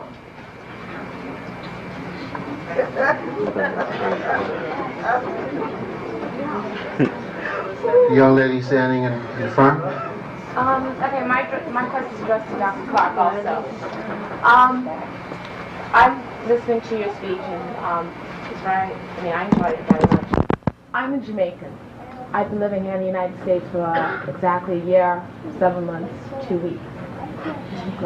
And I couldn't help but wonder why you seem to almost write Jamaica off as a lost cause, in the sense that if Marcus Garvey was to come to Jamaica at this point in time, he would probably be stoned. There are no sympathizers for Marcus Garvey in Jamaica. I am, as I would like to describe myself, a budding Pan-Africanist. Teaching which I've learned back home. Marcus Garvey is a national hero back home. Mutabaruka, the dub poet, is a Pan-Africanist. Many of our musicians, young people. I mean, there is a change in face in Jamaica, which I felt you omitted by just referring to probably a traditionalist, a staunch traditionalist back home, as opposed to a younger generation and a change in face. I can understand you taking exception. I've lived in Jamaica, and I was in Jamaica only a few weeks ago at a conference on Marcus Garvey. I still think Jamaica is the most stratified of all the Caribbean nations along color and class lines. The powerful, entrenched, class conscious and color conscious Jamaican who stopped Marcus Garvey the first time is more powerful now than ever. Marcus Garvey is a national hero, and yet you cannot read books about Marcus Garvey. It's not in Jamaican public libraries. There's no course on Marcus Garvey in a single college in Jamaica. There's no primer on the life of Marcus Garvey. What kind of national hero is this? And what kind of nation with black consciousness would elect a white man from Boston as prime minister?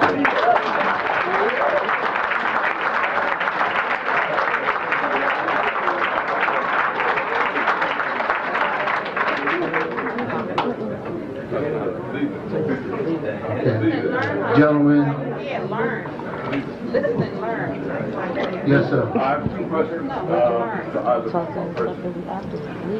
At one point in time, I read that young Elijah Muhammad was a lieutenant under Marcus Garvey's time. Is this true? You tell me? Yeah. That is correct. Before, when he was still a minister of the Baptist Church, he was a lieutenant in Garvey's movement. When he became in his own movement, when he was calling himself Mut at the time at 128th Street, he was still in the movement. He left the movement when he went to the Moorish science. And after Moorish science, then he established his version of Islam. Second question. Would you say that he carried on the same thing? No, he carried some aspect. The economic aspect was basically an idea from Garvey. I would say, other than that, it was a rugged departure. Thank you. Yes, sir. In Harold Cruz's latest book, he talks about the development of the black political convention movement of the 1970s. What do you see as the potentials of a black political party in the U.S., and what do you think are some of the problems? Either one. Look, I'm familiar with Harold Cruz. We grew up together intellectually after the war. Harold Cruz is an uncanny genius in choosing good titles for books and writing poor books behind the titles. Both of his books are misleading. This one is called Plural But Equal. Interesting title. But we were not brought to America to be equal. It is a plural society. I'm not in favor of... All whites are not equal. Let's get something straight about this country. This country was found as a haven for free white Protestant males, middle class and up, those who agreed with the prevailing political status quo and who owned property. Everybody else in the country is second. Catholic, Jews, everybody. Second to that. Women too. Women got to vote day before yesterday.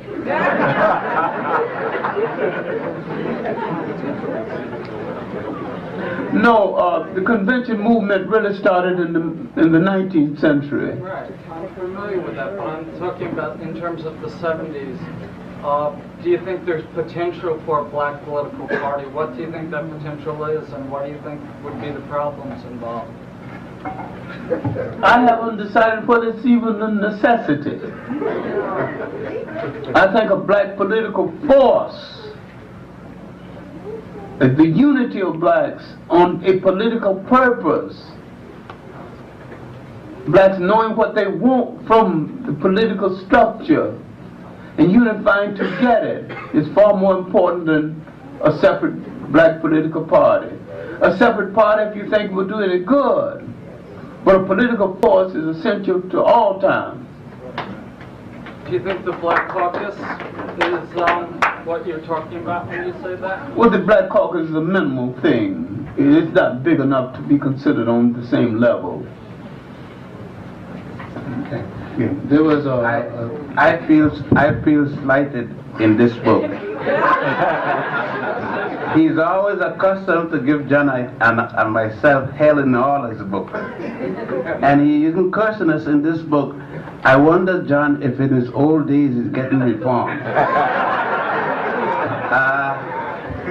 I guess no one knew me until Harold Cruz mixed me up with The Voice and John and others, and thought, of course, Harold have never had a new idea. He has other people's idea and criticize it.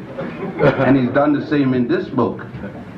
But a convention, just take reality. Let us say America went real crazy and voted for Jesse Jackson. I mean, we all went mad. Black, white, technicolor, and rainbow. Who is going to be the head of the army? Who is going to run Wall Street? Who is going to be the Secretary of State, etc., etc.? It will make a damn difference if Jesse's grandmother was the president. You're still going to have capitalism, rugged and all kind of it. And if Jesse lived to pass the electoral college, you see, you forget that Americans don't vote for a president.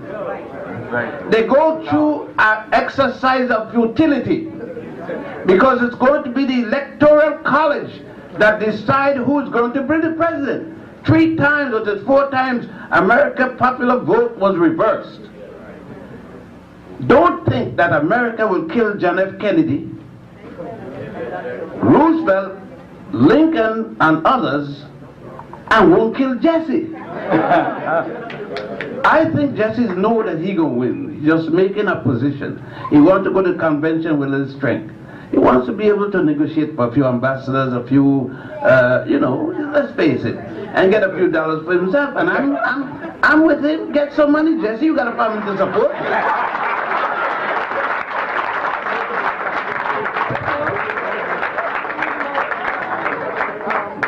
I'm a practical and impractical dreamer on the situation. I want Jesse to get so many votes, they have to throw it in the house. Then when they throw it in the house, I know they're going to steal it from him. And the nature of the stealing will be a political lesson for all of us.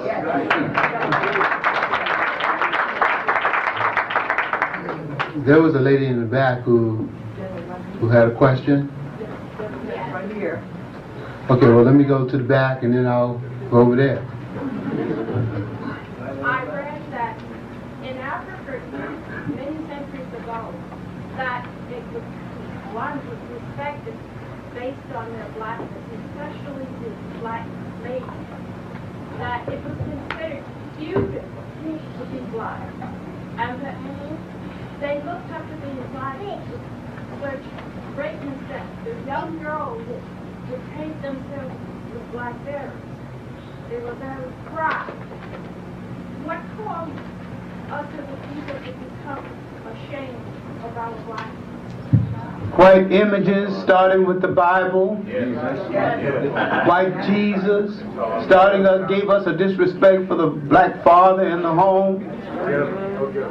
Missionary concepts of color, propaganda, cause us to lose faith in ourselves.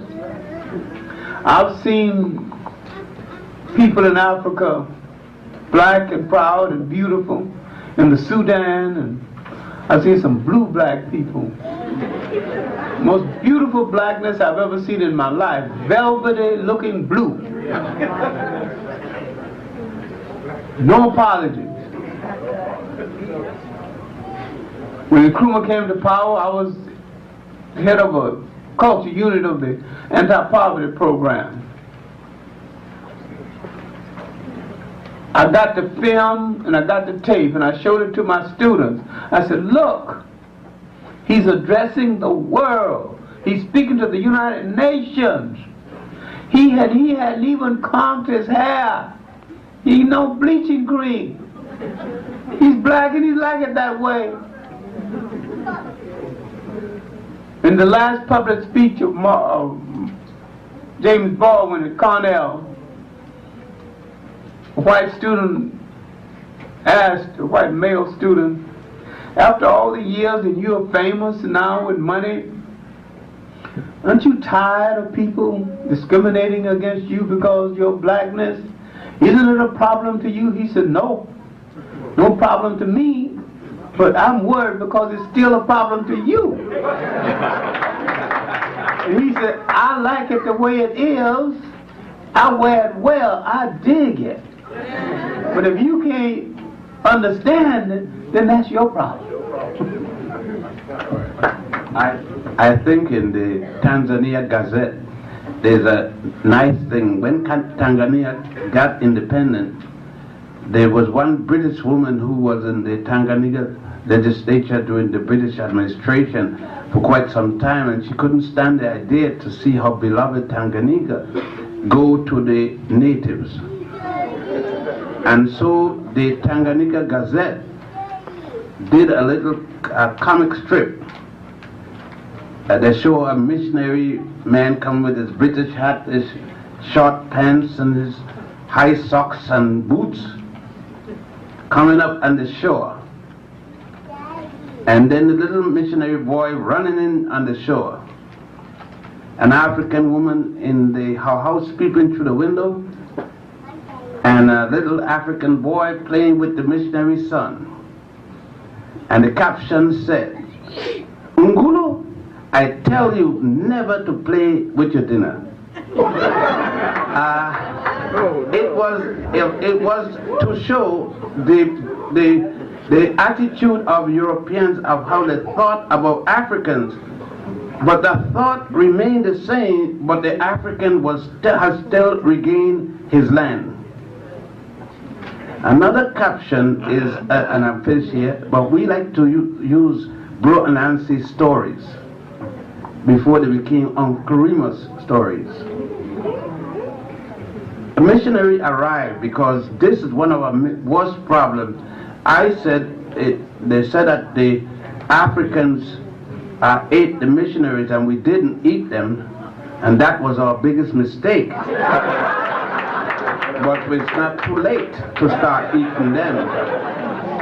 But this missionary came and he tried to convert everything he could see.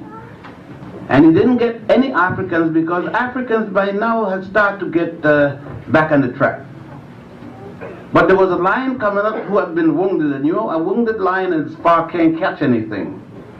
And so the lion was coming up like this, and the missionary started to pray, "Oh Lord, I don't know what I'm going to do, because I promised you I would come here to civilize these people and to bring them to your faith."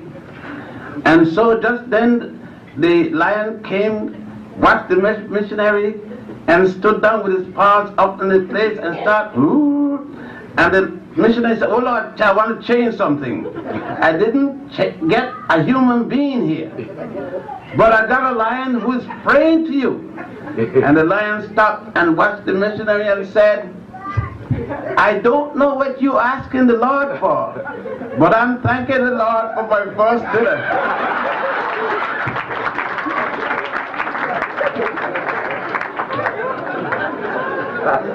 Someone on the side here had a question? Yes, sir. Excuse me, Dr. Ben, I'd like to ask you a question related to education. I think everyone in the room, if not them, then the children, go to schools in New York State. And I believe New York State Department of Education mandates or dictates the curriculum to be taught in the various schools throughout the state.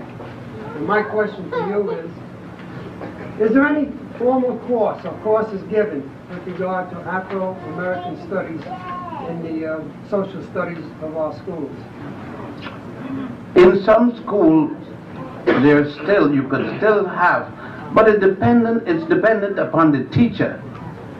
And you know, even at the college level, there is such a thing as a curriculum committee. That's the fellows that chop up your course or say it can't go through. But nobody can stop me from teaching what I want under any title. I mean, I could teach a course called Restrictions Not to Say African, and teach Africa in it, because I use one of the other names for Africa, and I will speak about it. It's like it all. You see, excuses are out of mode after the 60s, at least 69 and so forth, when youngsters went to the street, when the youngsters in Cornell took up guns against the New York State policemen, when youngsters all over, when they burned the universities, and we have to get back to that. You know, I got to say, I probably wouldn't be here. I probably wouldn't be here at Hofstra, sitting down today if young black people didn't burn the place. I mean, let's face it. I mean, we are brilliant. John is a brilliant brother, and I'm no slouch. But we wouldn't have been here. We were there before 1969. We had to pay people. We were paying at 310 Lenox Avenue with Richard Moore. We used to pay people 25 cents to come upstairs to hear the lecture. And that was a lot of money. 25 cents to get a 3-course dinner at Father Divine. Yeah.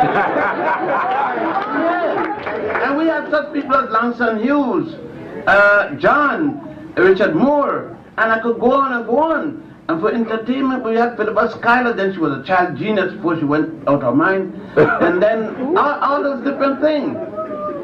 And no one, people didn't want to come. We had to literally kidnap people and carry them upstairs to listen to their own history. So it was never a time. We had Dr. Seifert and his institute. There were a number of academies. Even J.A. Rogers writing in the Pittsburgh Courier and other people. There was never a time when we were short of telling our people our history. Of course, you know, Marcus Garvey was loaded with, when, if I tell you, David Randolph, all those fellows were with Garvey. Randolph were with Garvey. And a number of fellows who turned the other side, became Norman Rockwell, socialists, Marxists, and all kind of things like that, were with Garvey. It doesn't say that they didn't know. If those men stayed with Garvey, you see, they didn't. They went to look for a better bread. Like most of us with our PhDs. I remember when John was teaching in How You Act, literally in little housing project in the little room there. I was lecturing in front of a chock full of nuts and 125th Street and 7th Avenue with a ladder, and Thursday, Friday, and Saturday and Sunday afternoon. Coming from Teachers College as a professor teaching on the corner. My members of my own family won't speak to me. John could tell a member of his family won't speak to his wife, his first wife won't speak to him. We were crazy. So I'm saying, if we put our mind to it, and I know, let's face it, we don't run New York City Public School. And people don't think for others as they think for themselves. It's a reality. Don't expect that other people are going to leave their personal interests for yours. I want to have a continuing comment on that. Just a very short comment, because there are a lot of folks who question. Okay, well, don't you be equally as long-winded, because we can't hear him. Okay. So very specifically, Dr. Ben, when I was a child, they called social studies geography. And as a youngster, studying geography, Africa was known to be far removed in a very negative state. My point is that as a youngster, I had to fantasize about geography because all they taught was white history. Now today, and I think that if everybody here has any inkling as to what the New York State Board of Education is supposed to be doing, and they have representatives called regents, I think the communities, if they're concerned and interested in having a curriculum instituted or implemented in their respective schools, then the regents people are the people to write to. Yeah, but if you have gone and seen a regent meeting, I guess you remember a fellow named Clark, not Dr. John Henry. I'm talking about the other Clark. The Kenneth Clark. That's another Clark, another era. But he told you the Board of Regents had meetings to which he didn't know, and which he couldn't attend because the places they had it is for whites only. I don't think they could do it too easily with Alice Sanford, but they got techniques. The reality, again, we got to re-emphasize. We're in a system that is not for our benefit. As John said in the beginning, this system is an extension of Europe. And it's Judeo-Christian in background, what they call Judeo-Christian. And it functions for that. It's Judeo-Christian, Greco-Romano, and nothing that, anything that doesn't fit in that, going to have to fight and fight and constantly fight. And as John was starting, Europeans are not racist against Africans alone. They are racist against Europeans. French people don't like to live. I mean, if you're Italian, you're moving in a French neighborhood, it is hell. If you're German, you move it. And then remember, let's face the fact, when you said Jewish, what are you talking about? They're black Jews and they're brown Jews and yellow Jews. But when you say white Jews are white. In white good society. You doubt it? Move in a white Jewish neighborhood, or a white Italian neighborhood, or a white Greek neighborhood, and see if all whites don't move. That's it. Thank you very much, Dr. Ben. Yes, sir. Speak just a little louder, please. When was the first recorded date for the education system of Africa? And could you explain to me why was the sign of peace, what is now known as swastika, why did that change to the law of opposites that you have? Nobody, no one knows when was the first day of education in the continent of Africa, because you're talking about 11.3 million square miles. But the oldest record of the Nile Valley, Egypt, and Egypt wasn't the first, by the way, is Puanit, now called Somalia, Kenya and Uganda used to be the old nation of Puanit, which later the Jews called Punt in the allegorical story. Our records, we have archaeological records of hieroglyphs, which shows writing that goes back to about 25,000 writings that we could decipher now. If you go back to the Grimaldis and others, you have other writings there, the picture writings. If you go into the Tassili Mountains with the fresco there, you have writing, the symbolic writing. It goes 450,000 years ago. That make Adam and Eve look sick. So then, we don't know when education started. We know though that the Grand Lodge of Saqqara, and Saqqara is started with at least the 3rd dynasty with Imhotep and Zusa, that at that place they had what they call a lodge, the Grand Lodge, the temple, where education, but remember, education must have been way before that, because since a man had to stay 40 years in school after entering school at age 7, being circumcised, and then started, at 40 years later you get your priesthood, a designation. Instead of a PhD, you get the name of priest. And you know all the subjects there were. So it was, I could say, education in Africa started before Adam and Eve. There was no Adam and Eve mentioned any place when education, because Adam and Eve started with is a Jewish, a Hebrew, a concept coming out of the Sanhedrin. And you don't have no Hebrew before Abraham, and you don't have no Sanhedrin until 700 BC. So even before the concept of Adam and Eve, Africans had writing and education. Okay, why was the Gramadan, which the Gramadan? Why does that change to? Why does that change? Hitler moved it to a swastika. If you go to the museum, the the Museum of Natural History at 79 to 81st Street on 8th Avenue or Central Park West, and the 2nd floor section called the Hall of Men in Africa, you will see the Togolese clothing. You see Gramadans all over it, and what is called an eagle, which they now call a German eagle. Saint Maurice of Aragon, that became the patron saint of Germany, this African from Togo, who went to Rome and then was sent from Rome to be bishop of Germany and then murdered, wore the Togolese eagle and the Gramadan, and their Gramadan at the feet of Buddha, the Gramadan all over. Gramadan is as old as 40,000 years. The difference is that Hitler turned the legs around, that's all.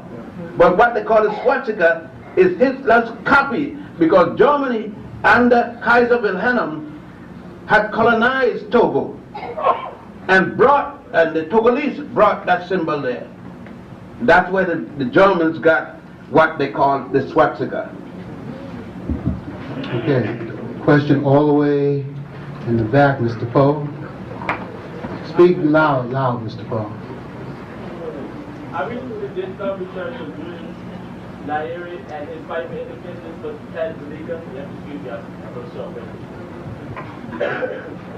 And I was wondering, it seems to me that Marcus Garvey and Julius Nyeri had similar beliefs of self-sufficiency in Africa for Africa. I was wondering, how can we as Africans, people of African descent in America, make these efforts manifest here? I got to disagree with you forcefully. Not Julius Nyeri. Julius Nyeri does believe in integration. Marcus Messiah Garvey will have died rather than integrate with anyone other than an African woman. It was inconsistent with Garvey to think of cross-mating.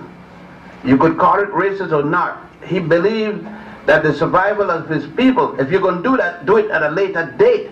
But he said, you first have to consolidate your forces before you could start talking about integration. Nyeri barred me from coming to the, what, the 7-pack they call it? 6-pack. The 6-pack in Tanzania, because my speech was a speech supporting Garvey By the way, I was barred from Guinea by Secretary for the same speech, supporting Marcus Garvey. Both of those men said that they did not stand for any such philosophy of race. So I don't, not Judas Mary, who kneels down in front of the Pope and kiss the ring.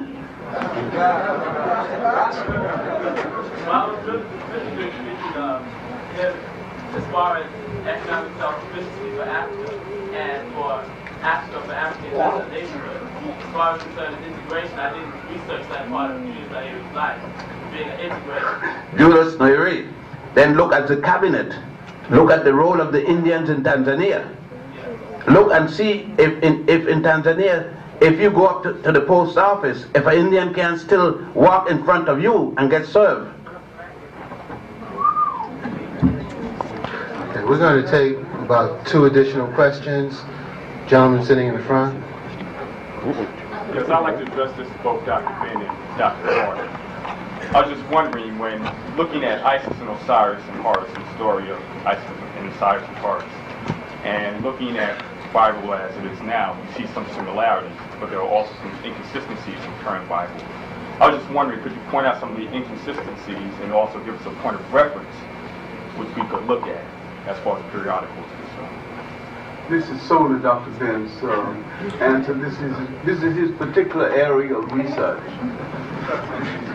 One of the major inconsistencies with the Mary and Jesus and Joseph take off of Isis, I'm using the Western usage of the name, Isis or Horus and Osiris, is number 1. The West has used the word Virgo to mean hymen. And in the ancient Africans of Egypt and elsewhere, when they spoke of the Immaculate Conception, they didn't mean that a woman who had no sexual intercourse and that her hymen was not broken. The Immaculate Conception was a clean thought, a clean person. For example, a woman who got pregnant never touched another man but the man that made her pregnant, and up to the delivery never touched another man but the man that made her pregnant, had an immaculate conception. And she gave birth to a virgin child. It has nothing to do if she had 30 children before. As a matter of fact, they cleaned it up a little in the book, but said Jesus and his brothers and sisters. You can't be the human phallus and the woman vagina, that we have to be ashamed of it, we can't even talk about it. And in those days, you go in all the temples and you see Goddess Mut naked, you see God Mim naked, the god of fertility. You see Goddess Mut giving birth even to the sun from her vagina, and the sun coming out in the morning and going back. The Western concept of the Romanized concept of this is even to deny Jesus the act of manhood. 33 years old, and he don't know what sex is in a polygamous country.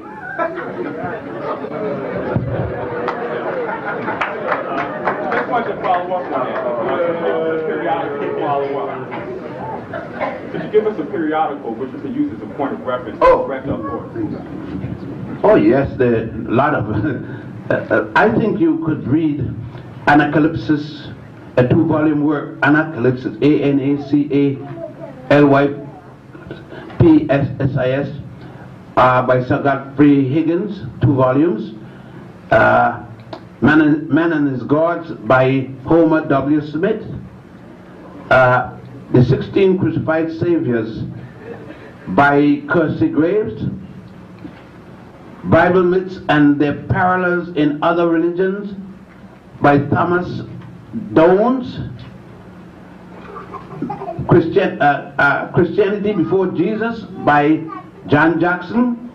Also by Annie Besant. There's equally 2 people who wrote that. I mean 2 different books by the same name. Take out the 13-volume works by Sir James Fraser called The Golden Bow, and read the proceeding of the Nicene Conference of Bishops. because it is at the proceedings of the Nicene Conference of Bishops in 325, ordered by Constantine the Roman Emperor, that Christianity was denuded of its sexuality and given a Roman connotation of, but you got to remember the background. When these things are written, what was Greece at the time? The Greek soldiers went to the battlefield and lived there. And Greek men would bet, the generals bet, married 35 years, and they would bet that the wife still was untouched. Why they need a wife for when they had a boy on the field? You got to remember the background, what the Romans were thinking of. Look at Michelangelo's painting. Michelangelo, look at painting of men. Any man in here is small.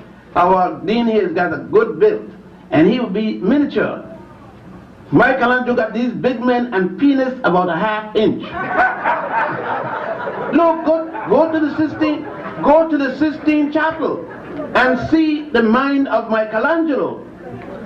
And then you get an idea. These are the men that projected the pictures, the image. Look at the life of Pope Julius. His romantic life with his boyfriends.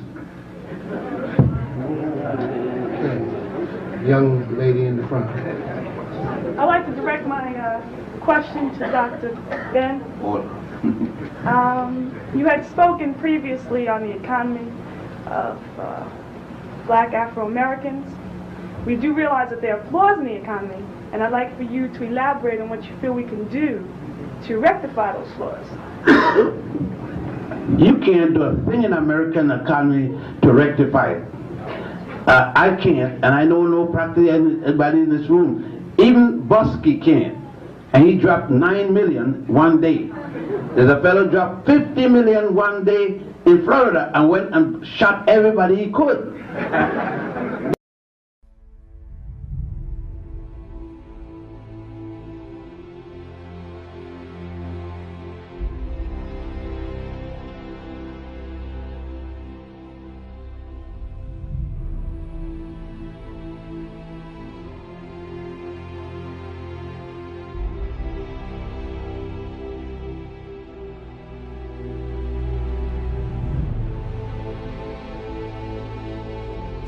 Praise the Lord, everybody, and give thanks for the life of Dr. Yosef Ben-Jochannan. Come on.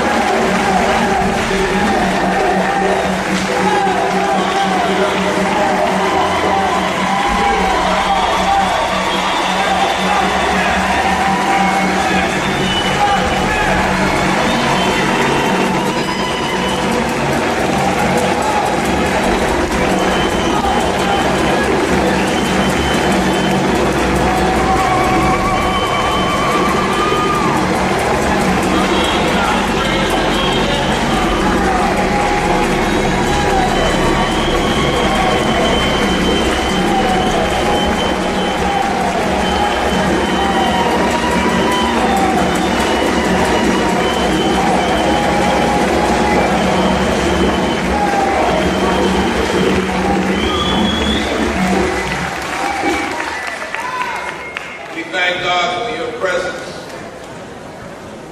For those of you who can and will, we ask that you please be seated. This celebration is of the life of a great man, one who has left an indelible impression upon so many. We thank God for his family today. This celebration for them will go on for days, weeks, months, years. We welcome you into this sacred space, the Abyssinian Baptist Church. We thank God for Dr. Leonard Jeffries, who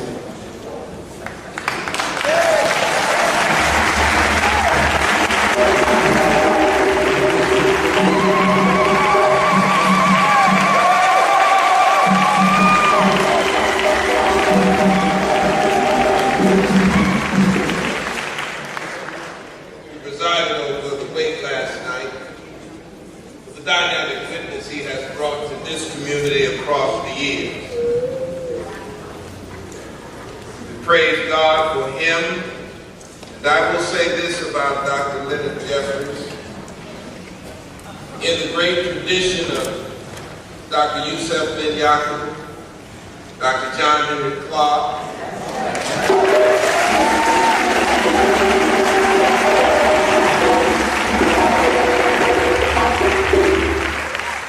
the other names who deserve to be called, but I call those two because Dr. Jeffries has always, without fail, across all the years that I've known him, maintained a close relationship, deep respect, and high regard for the church in all of our communities, and we love him.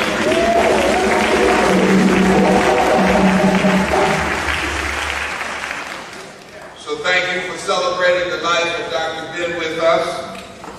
Our officiator this morning will be Professor James Small.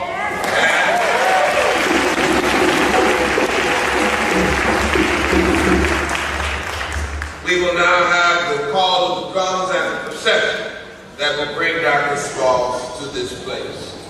Thank you for being here. God bless you. In the Spirit of God, sanctify this room. Amen.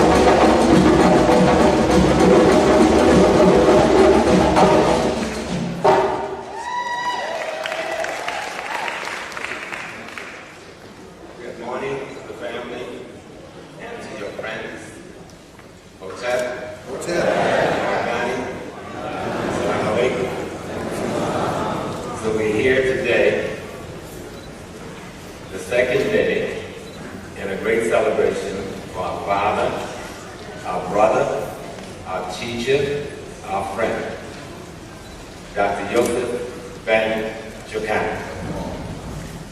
And so I'm going to give a bit of instructions. I know Reverend had given it before. When the speakers come up, you have 2 minutes. I will expect you to respect the 2 minutes. If anyone gets longer, I will whisper that instructions in your ear. You know there's a couple of papers that have to be read, a paper for minister's prayer time, and there's one other paper. Because we know that will take a little longer than 2 minutes. But I beg everybody else to respect that time. We have to get to the cemetery at a certain time, which means at 12:30 we have to be out here in order to move things in the way it should move. And I would greatly appreciate that that time is appreciated. Everybody appreciates that. Sister Camille Diabo, one of our great community spiritual leaders, will now come to pour libations to the ancestors.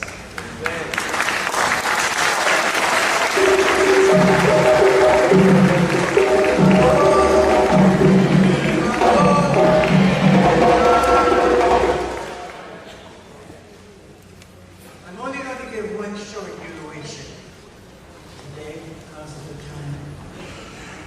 But I think if we we can just begin to take, before anything else begins, a deep, deep breath. We're all in this room together. Our umbilical cord is that shared breathing and shared breath, this air. So Dr. Ben's spirit is here. And as an African people, just be still for a minute and breathe. On your own, just breathe. Lord, everything, because much will pass to you and from you to us. There's a spirit that lives inside of us. It keeps growing. It never dies. Sometimes when we're afraid, it trembles. Sometimes when we're hurt and ready to give up, it barely flickers, but it keeps on growing. It never dies. That's why some of our blues people said, every closed eye ain't sleep. And every goodbye ain't gone. Dr. Ben ain't gone. He's right here. And so first we thank the mighty one. We thank the one that made us all, that gave us our first dignity as the parents of humanity. Can I get an ashe on that? Can I get a yah on that?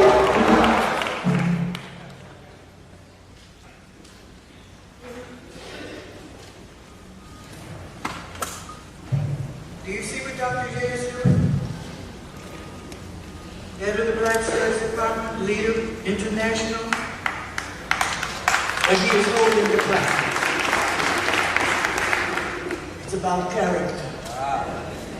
It's about spirit. So we thank that great creator who goes by many names and who is honored in every human tongue, no matter where the person is living. They have a sense that they're that great thing that gives life and sustains life. And we say, thank you, great creator, for giving our lives, for sustaining our lives, for giving us the great ancestors that we were given. Do you know, since we are the first, the mothers and fathers of humankind, how many ancestors do we have? How many brilliant people are we walking in the shadow of or behind? And all of that brilliance is in you. Let me give an ashe on that. God. I would like very quickly for us to call out names that we know. If it's our mother, our father, our sister, our brother, some of those nationally known, Harriet or Frederick or whoever. But let us fill this room with the spirit of our ancestors, because they are the ones who put their arms around Dr. Ben now. Let's call them out. I am well. Dr. Clark. Shout them out. Malcolm X. Now. Come on. You don't know it? Come on. I've seen people being very quiet up in here. Nobody did anything for you. Those people who came before. Yes. All right, when we go. I need more. You're reading your hand. When we walk down the street, in the face of those people who intend to trivialize us. Remember in the 70s and 60s, when we brought out our African clothing, when we began to walk with a certain attitude, like we know who we are. Do we know who we are? That's what Dr. Ben said. Dr. Ben said, do not let anybody trivialize us. We are the mothers and fathers of humankind. And we got to walk that way. And when you talk, you have to have done the research to back up what you said. Dr. Ben said at the First World Alliance, don't say anything unless you have researched it 4 times, going to source, the original source, and then another source, and then another source, so that nobody can back you up. There you go. That's our position as the mothers and fathers of humankind. I want to thank you. I want to thank all of our family. It's an honor to be black and African.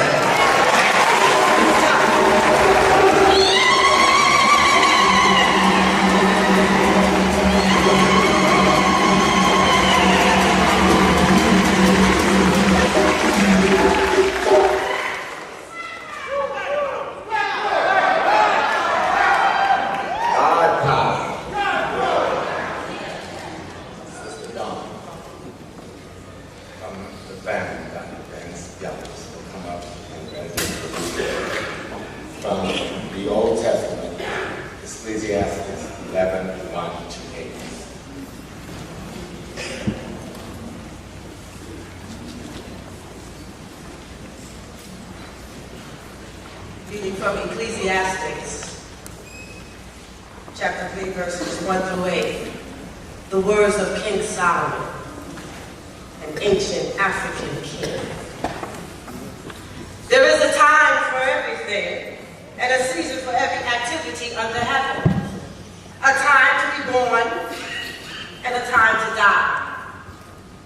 A time to plant, and a time to uproot.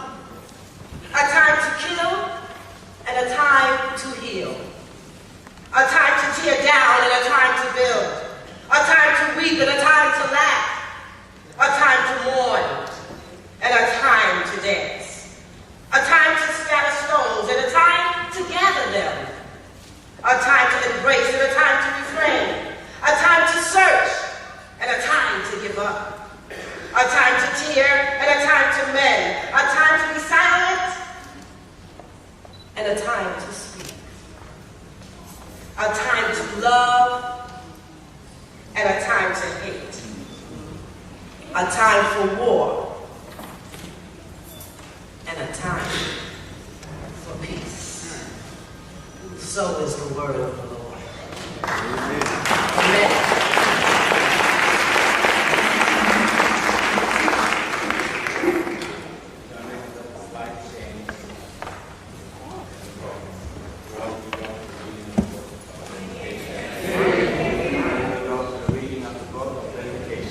Still can't hear you.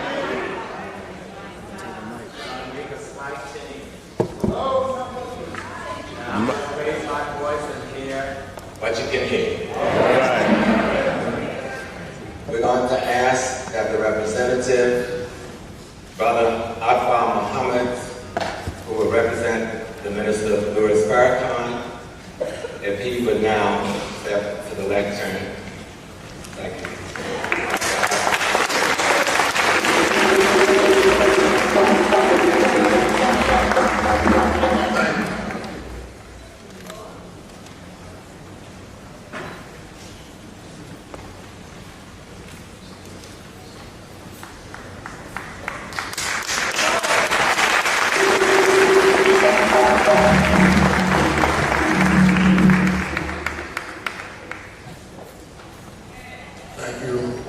Bismillahirrahmanirrahim. In the name of Allah, the Beneficent, the Merciful. First and foremost, I want to thank God for blessing me to be here this morning on this historical occasion. I sat in my seat and I reflected. Dr. Small, you know I'm long-winded, but I'll make this short. And take my 2 minutes and be a good disciplined soldier. I want to say this, that I thought of Dr. Ben, and when I turned that corner and saw 1,000 people lined up around the block, and I looked at them wearing traditional clothes from Africa, I looked at the impact that his knowledge made on us. I was blessed, Reverend Butts, to ride on a plane when he was staying in Egypt. I lived in Egypt for a while. My last 2 children were born in Egypt. And we sat next to each other for that nearly 14-hour ride. And we began to walk through history. The first time I met him and his impact, the distance between us being Muslims and nationalists. And I looked at how that arc changed and brought us together and the impact that wisdom made on us. I want to say in my closing remarks that Minister Farrakhan asked us to bring a message of solidarity. And when he had Minister Hafiz and myself on the phone, he talked about this long distance that we were in the beginning of the struggle, but as we move forward, it closes together. I looked at Reverend Butts and this church that we have buried many of our greats, whether they were Muslims or nationals. One of my daughters, we celebrated her life in this church. And Dr. Butts, I want to say that I thank God for you, because even though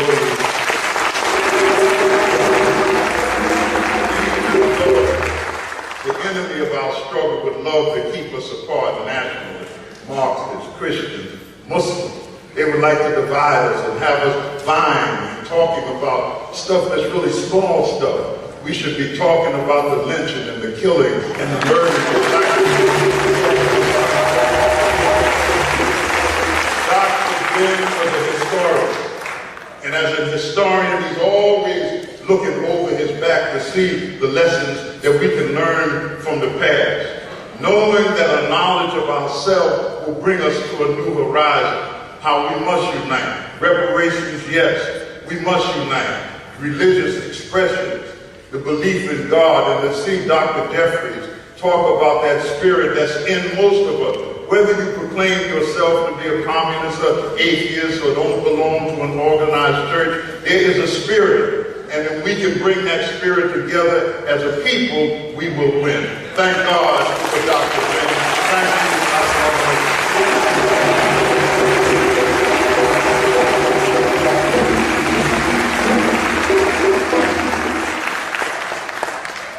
Thank you, Minister Muhammad.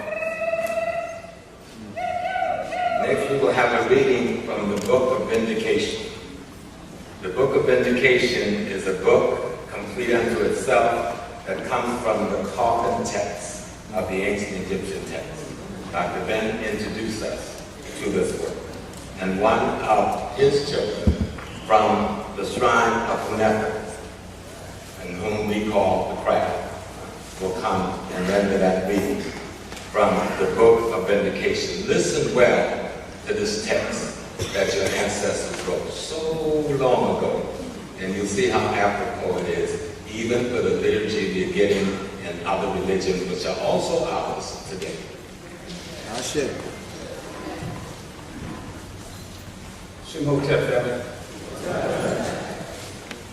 Look of rising and transformation. Raise yourself, O vindicated one. Run, for you are exceedingly strong. You shall sit at the heads of the powers of the heaven. You shall do that which Osiris, the risen Savior, did in the mansion of the princes, which he in the sacred city of honor. Receive your due honor. Your foot will not be obstructed in the heavens, nor will you be opposed on earth. For you are the spirit whom Nut, the mother of heaven, bore, and Nephthys, your sister, spirit who suffered, and they have put you together. Arise in your strength and do what you did before, for you are a spirit. Arise, O spirit, exceedingly strong, adorned as the great wheel, as the great wild bull. You will not encounter opposition anywhere you walk, and your foot will not be obstructed anywhere you wish to be. Rise, O vindicated one. Take hold of your head, gather together your bones, collect your limbs, and shake the dust from your flesh. Take your bread, which knows no moldness, and your beer, which knows no sour. Stand at the gates that bar those with no name. Lo, the gatekeeper comes out to you. He takes your hand and takes you to heaven, to your Father. He rejoices at your coming, gives you his hand, kisses you and comforts you, and sets you before the spirits of the imperishable stars. The heavens declare, this world vindicated one is my beloved Son, in whom I am well pleased. My firstborn upon the throne of earth, and Ra has given him his heritage in the presence of the great powers of heaven. All the powers of the heaven rejoice, saying, how blessed is the vindicated one, for his Father is greatly pleased in him. O world vindicated one, you have not departed. Dead, you have left alive.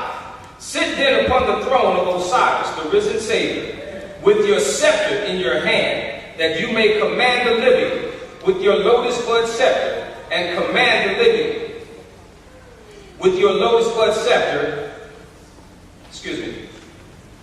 with your lotus bud scepter in your hand, that you may give orders to those who seats are hidden. Your arms, the shoulders are those of Ra. Your back and belly are those of Ra. Your back loins and legs are those of Ra. Your face is that of the God of the dead, and both the heels of Horus and Set serve you.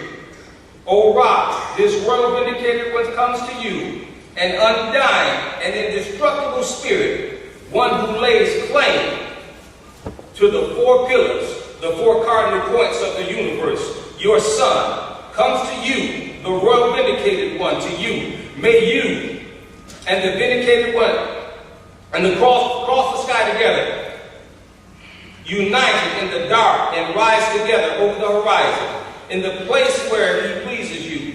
Raise him up, O Ra, and enclose him in your embrace, for he is the Son of you, your own body forever and ever. The priest of the royal vindicated one stands up upon the earth, which originated from Ra, as the one who completes the spirit which came forth from Ra, as the bringer into being. Come into being upon this earth, O royal vindicated one, be exalted upon it, so that your father Ra may behold you. Says the royal vindicated one, I have come to you, my father. I have come to you, O Ra. Grant thou I may seize the sky and take possession of horizon.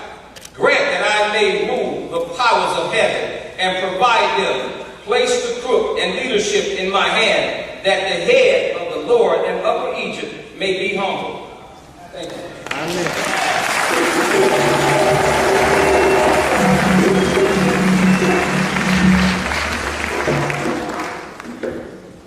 Thank you very much, Brother Aaron.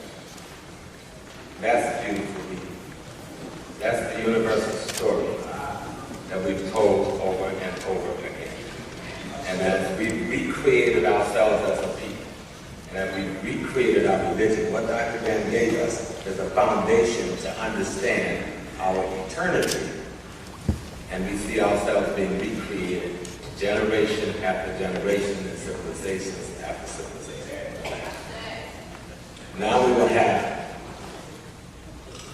coming forward, we said we would do the silent reading of the obituary.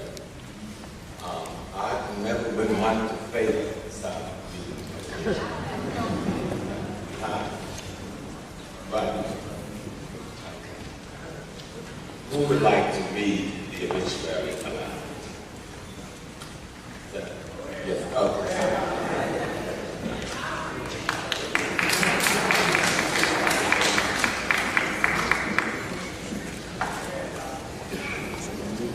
We're going to ask Brother Weston and T.K. Blue and all to get ready. And for those of you who may not have the obituary, we're going to ask that you listen carefully. We've got a lot of to unfold.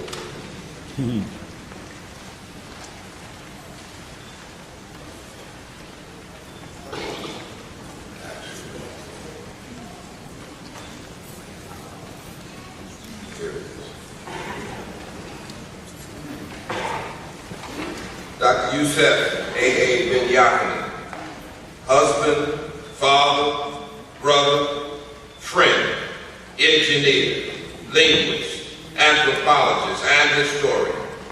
Transitioned on March 19, 2015, at the age of 96. Dr. Ben, as he was affectionately called, was born on December 31st, 1918, to a Puerto Rican mother and an Ethiopian father in the Beta Israel Hebrew community in Gondar, Ethiopia. His formal education commenced in Puerto Rico and continued in the Virgin Islands in Brazil, where he attended elementary and secondary school. He earned degrees in several disciplines. Throughout his life, he was honored with numerous awards and honors, all well earned, proclaiming his genius and mastery in his transferal of knowledge to his people. Among the schools that bestowed honorary doctoral degrees on Dr. Ben were Sojourner Douglas College, Baltimore, Meg Evans College, Brooklyn, and Marymount College, New York. He began his educational teaching in Harlem at Har-U-At in 1967. Dr. Ben-Jochannan was an adjunct professor, 1973 to 1987, at Cornell University, the Africana Studies and Research Center, which at the time was under the direction of Dr. James Furman. He also taught at a number of schools, including Malcolm King College and Rutgers University. In 1977, Dr. Ben accepted an honorary faculty position with the Israelite Rabbinical Academy at Beth Shalom Ethiopian Hebrew Congregation in Brooklyn. Dr. Ben was a prolific author, writing and publishing 49 books and papers that documented his findings and challenged popular and often derogatory notions of Africa and its people. He was a world traveler, and his frequent trips to Egypt and the Nile Valley provided him direct access to people, monuments, sacred texts, and primary documents that he used to challenge the derogatory notions. His better-known works are Black Man of the Nile, African Origins of Major Western Religions, and Africa, Mother of Western Civilization. He was a welcomed lecturer nationally and throughout the world. Central themes in all of his lectures were the majesty of the black woman through ancient and modern times, and the primary contributions of Nile Valley civilizations to the history of the world. In the early 1970s, Gil Noble and Dr. Ben became partners in the search for truth. Mr. Noble made a point to report news from the black perspective and often invited Dr. Ben to the longest-running African-American produced television program, Enlightening.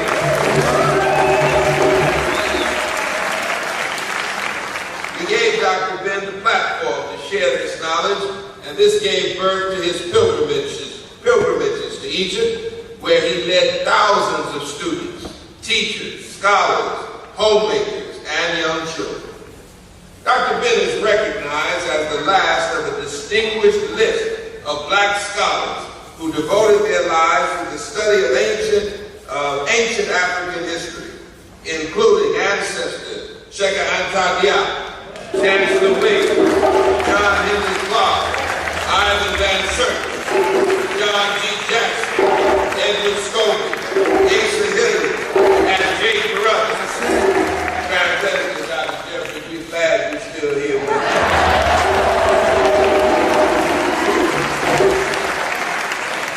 Dr. Ben collaborated and worked closely with Minister Louis Farrakhan, the Reverend Al Sharpton, and Attorney Alton Maddox, our attorney at law, on many national and international concerns of the black community. He was supported in his efforts by Sister Kepler, Brother Bill Jones of the First World Alliance, Drs. Arthur and Mary Lewis, and a host of others.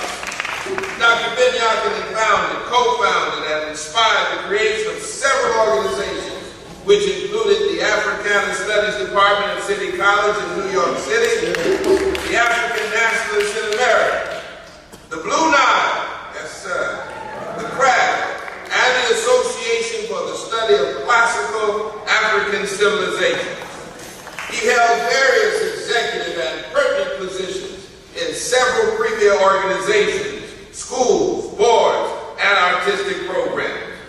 With Professor George Simmons, he established the Al-Linguina Foundation in Harlem, and through that foundation, published many of Dr. Ben's early works. He will be remembered as a brilliant historian, committed to the uplift and enlightenment of the global African community. He will also be remembered as charismatic and with an enormous sense of humor. Parenthetically, Dr. Ben taught here at the Abyssinian Church for many years. He was downstairs teaching one evening with a large crowd. The deacons had to really look at him closely, and they happened to sit in that evening when Dr. Ben explained where heaven is.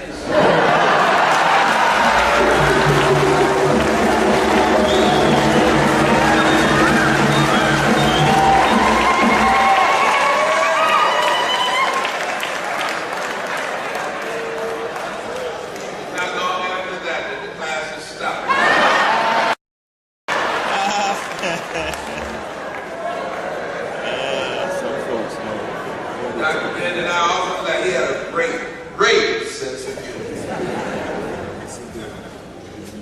Of all our greats, Dr. Ben was accessible, that's true. Yes. And he took countless scholars, activists, and students to the Nile Valley to make the pages of his books more authentic. Shared his students, Brother Reggie Mabry. We saw, or shared, this was shared by one of his students, Brother Reggie, we saw our own experiences in what he wrote. For that, the black world is indebted to this black man of the Nile and his family. Dr. Ben was receiving specialized care at the Bay Park Nursing Home in the Bronx, where he made his transition. And I want to thank the family that came by, and I want to say a special word of thank you to our board of deacons who visited with him and who prayed with him. And I am deeply appreciative that the family acknowledged that and that our deacons were there. Thank you very much.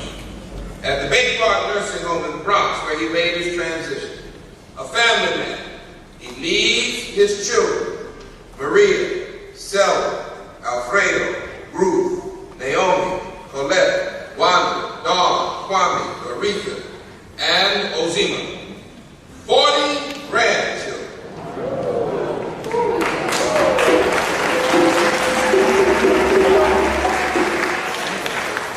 Yeah, he wasn't African. 48 great-grandchildren. And 4 great-great-grandchildren to Morgan. 2 children, Eleanor and Nandi. His 3 wives, Jenny, Rosina, and Gertrude, preceded him in death. Let's celebrate the life.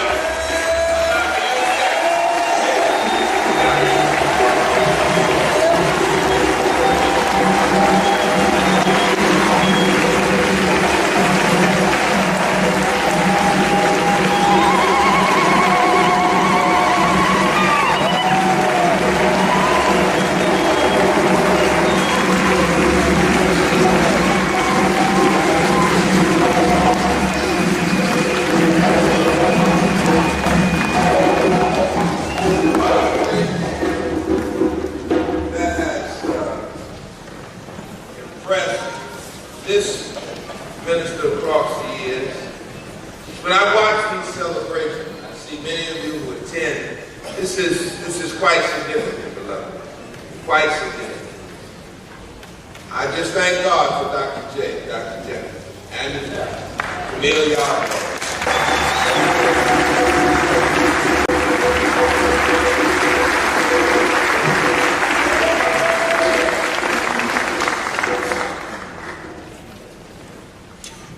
The members of Scramble will never take their place. The sisters.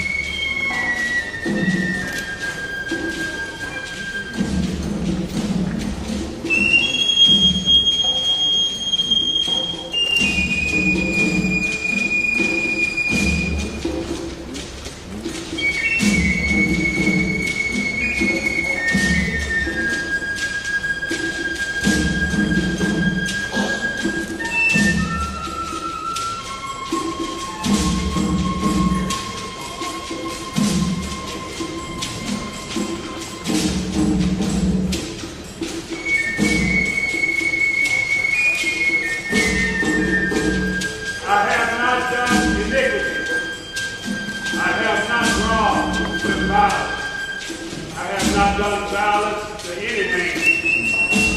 I have not.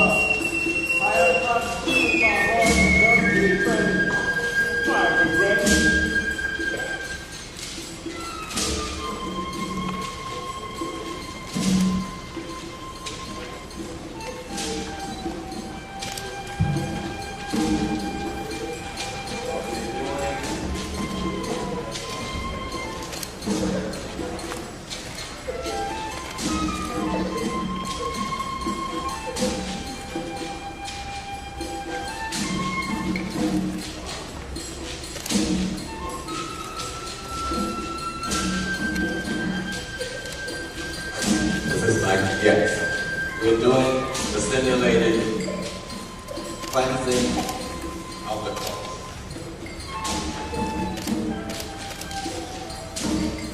Which is always done with water. Bring me the salt. We are doing the simulated minerals, which is used to preserve the body.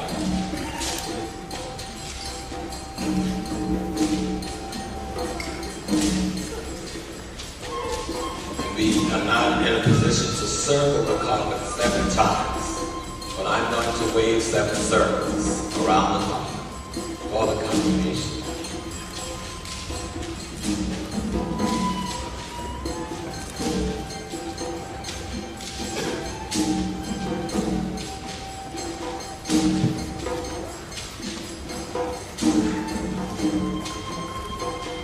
We are now going to open Dr. Ben's mouth so that he may speak for himself.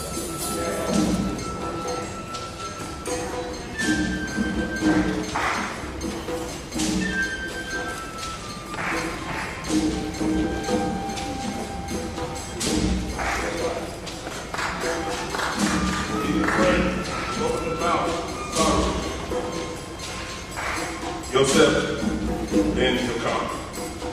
Over top, open my mind, my mouth. Restore my mouth, restore my mind, notes. Restore my speech. Restore my sight so that I may see the hawk and the raven fly high above the earth. Return to me that which was taken from me by the God of my own town. Restore free my limbs so that I may chase the caribou. Come, Jehuti, filled and equipped with Hector, words of power, to loosen those double restraints of set that was placed on me, which are shielding my mouth, my vision, and my movement. Amen. Repulsive the instructions of these fetters. My mouth is opening now. As for Shu, he opened the mouth of the god and goddesses with iron harpoon of heaven. I am Sekhmet. I rest upon the pedestal in the great wind, the magnanimous sky. I am pure. I am pure. I am pure. I am pure. I am free. I am free. I am free. I am free.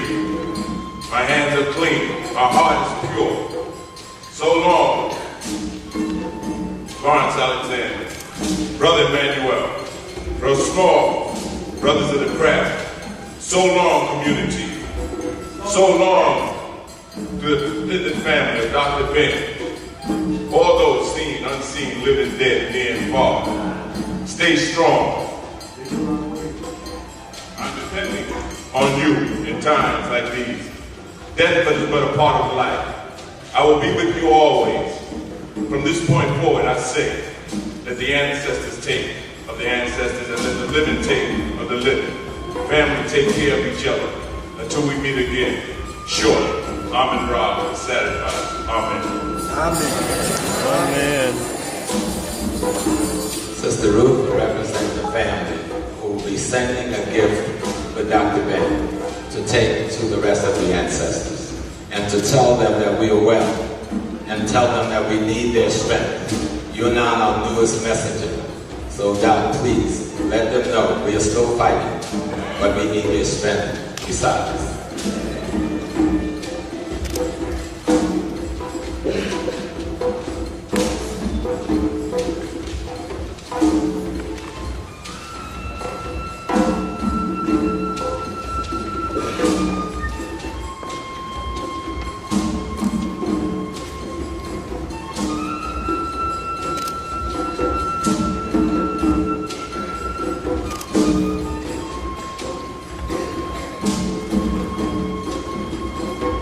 As above, so below. Our brother is on his journey. The journey don't end today. His spirit is traveling back home. It will end when he's reached the gates of judgment. And when God has heard his explanation of his life, when the deeds of his heart is weighed against the feather of truth of Ma'at, then the angels and the divine will welcome their son back home. Amen.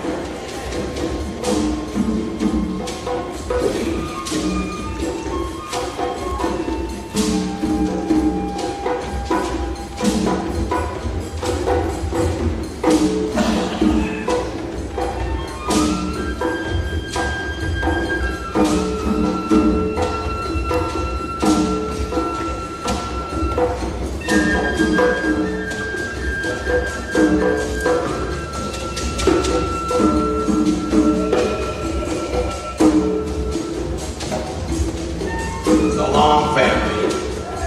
So long. Community. I gave it my all.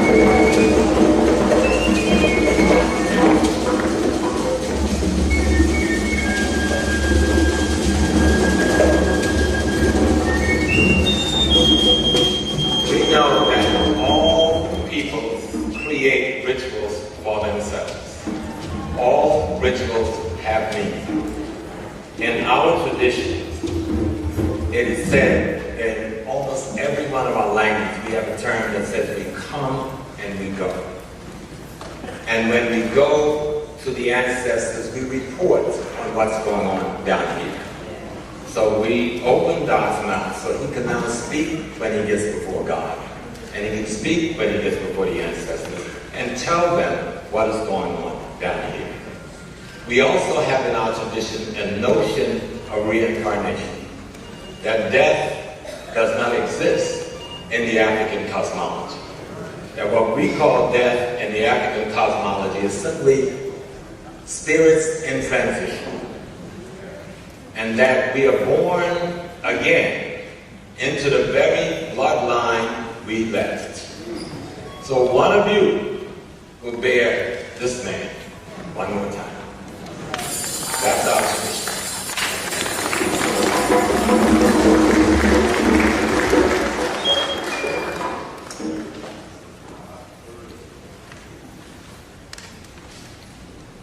We'll have now another musical tribute by the renowned Sister Bobby Humphrey.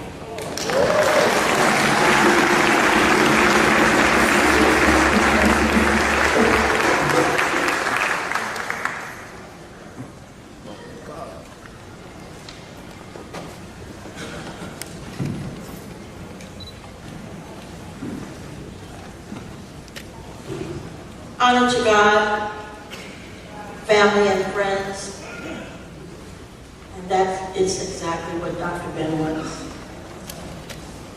He was a person of the world but of Harlem, and I was blessed to know him. He was our friend and he was my friend. He used to have breakfast at the Pan with him. He's keeping it real.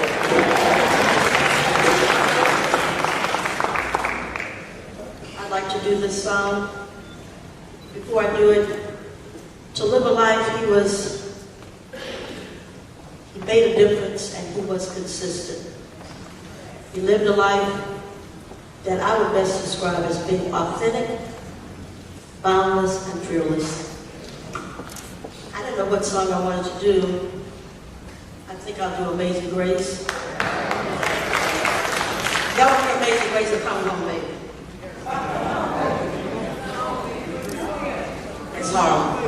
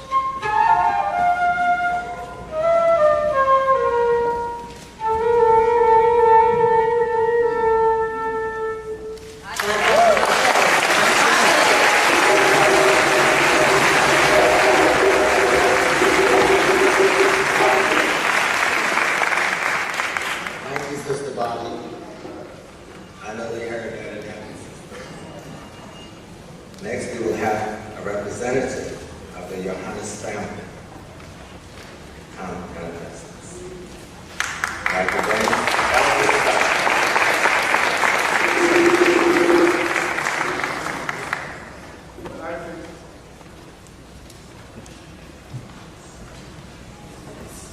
When I think of my father, I think of Harriet Tubman, a woman who had an unbelievable amount of attack. Mic check. She ran away, but she had the nerve to go back and get more slaves. That was my father. He was not a pharaoh. He was simply a man. I heard someone say 1967. Well, the first time I realized my father was something special was probably in 1955. And my mother was taking me, I don't do anything without mentioning my mother. And so my mother was taking me down 125th. And some of you heard the story about my mother and Mary. But my mother was taking me down 125th, and my father was on a box. And in those days, there was only 3 people standing listening. And he was standing in front of Teddy Shannon and the Teresa Hotel. And my mother said, when she pointed to him, she said, "You see he?" With her hand right, and when she used a Wesleyan accent, you knew she meant business. And she said, "You see he?" Let him look. She said, "He loves he." Then she pulled out a mirror, and I looked up, and I looked back and said, "I know, because I've seen him shave." And then she held the mirror to me, and I looked in the mirror, and I looked up and said, "Mommy, I love me."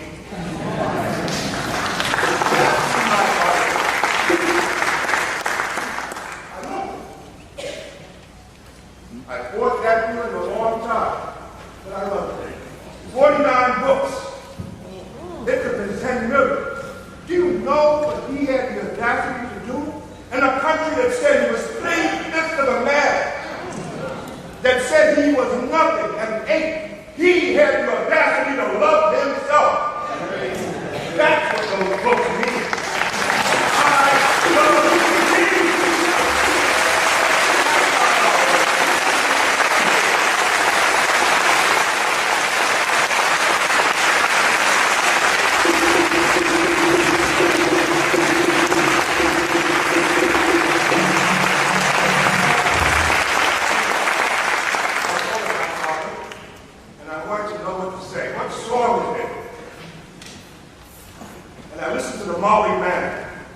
Singing "The Sun is Shining." And he says, I want you to know who I am. And he said, when the sun gathers the rainbow, I want you to know I'm a rainbow too. Thank you, Daddy.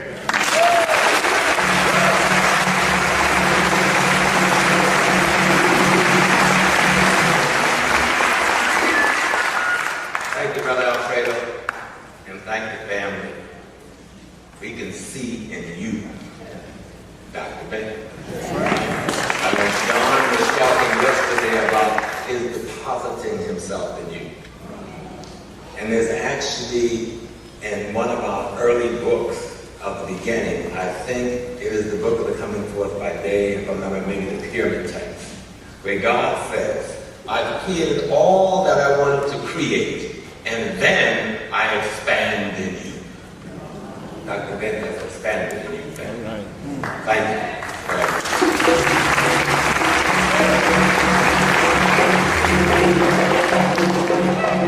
Now we'll ask a young man who worked with Dr. Ben very closely in a capacity to help his guiding his affairs, Attorney Roger White. And I would also like to, well, as you come, Rudy, I'll open the document. You can also read that also. It's a proclamation from Rochester, New York. Attorney White.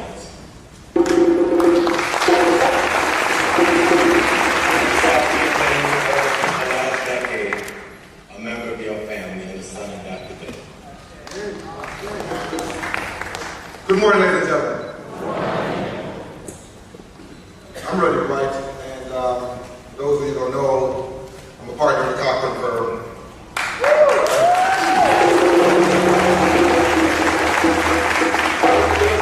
It was my privilege to serve Dr. Ben in the legacy of John Cochran, fighting and service over the last 70 years. I'll be very brief, as there are many much more important people than me who are waiting to speak.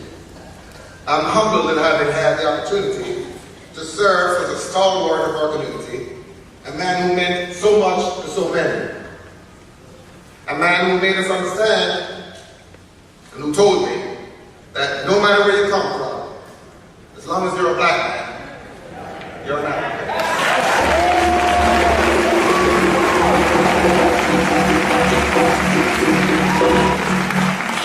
An African with a rich and proud history that most of us were not taught in conventional schools.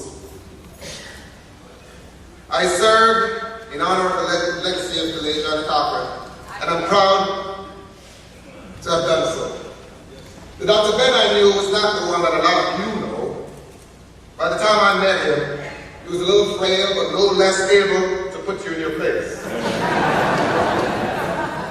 I remember an evening, I was sitting in his apartment with him, just us and his home health aide. And you see, I had called him earlier and told him that I was on trial and I would be there by 7 o'clock. I didn't get there until about 7:30. So when I arrived, he was sitting there and he said, so how was your day? So I proceeded to tell him that I was handling this case, police brutality, and I had sued the NYPD for falsely arresting my client and imprisoning him for a couple of days.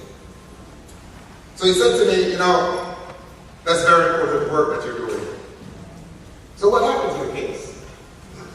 So I said to him, well, you know, Dr. Ben, after 2 days on trial, the city decided that they had to pay my client X amount of dollars. You know, when you see things about Charleston nowadays, you know what Dr. Ben would think. But he said to me, you know, good. You can't let them get away with stuff like that. So, of course, I felt really proud because this was coming from the great Dr. Ben, a man of the likes of Marcus Garvey, Malcolm X. And he continued. He said, that's great, Rudy, but you should have got them 2 times that.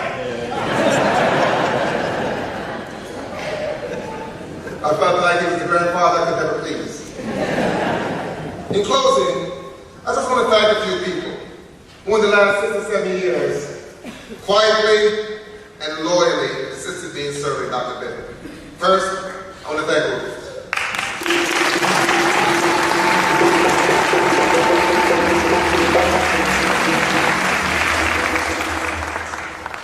Like your family, Ruth, you know, you spoke about your family a lot. But you were with me, you were loyal, dedicated, and I thank you very much on behalf of what I had to do about it. Dr. Jeffries.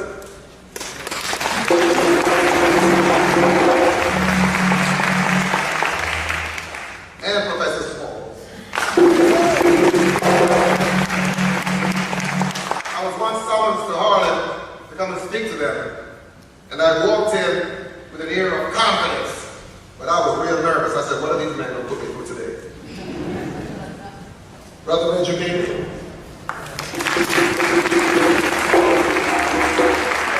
you were intensely loyal to Dr. Ben. You loved Dr. Ben, and I appreciate that on his behalf. Jenny Medina.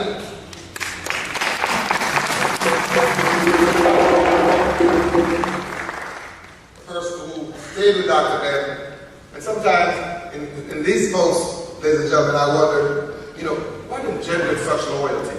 But they were there for him in these last 3 years. Brother Wayne from Canada. Brother Adewale. And Jesus, this man was the biggest pain in my butt. But I loved him, and I loved him because he was intensely loyal to Dr. Ben, Carnation Friends. No Carnation within CIOI, I thank you for your dedication and loyalty to Dr. Ben. Sister Queen Saku. And I met her. She was with the police department. She stepped up and she demanded that he be treated with the respect that he deserved. Gary Edwards, an eternity funeral home, stepped up, and I thank you. Abyssinian, thank you very much. National Action Network and Reverend Sharper. He looked forward to his silent minutes. It really was a respite for him. Brother Greg Hardy, thank you very much. And Brother Jarvis Butler. Those are just a few people. And ladies and gentlemen, I'm going to ask you to forgive me because I know I had to keep this list as short as I could. But Dr. Ben gave so much to us, for us. In his last years when he needed us, those folks stopped by, stepped up, and on behalf of Dr. Ben, I'd like to personally acknowledge and say thank you. It was my distinct honor, and I'm humbled having been a small part of the life of this giant of man. May God bless you all, and may God bless Dr. Ben.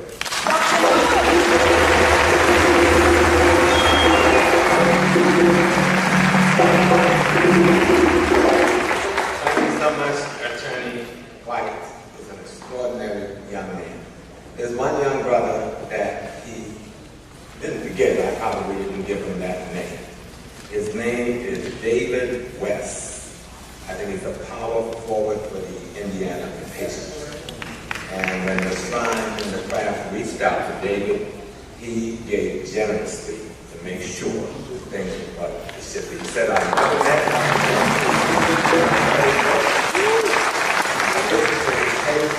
and I want to contribute.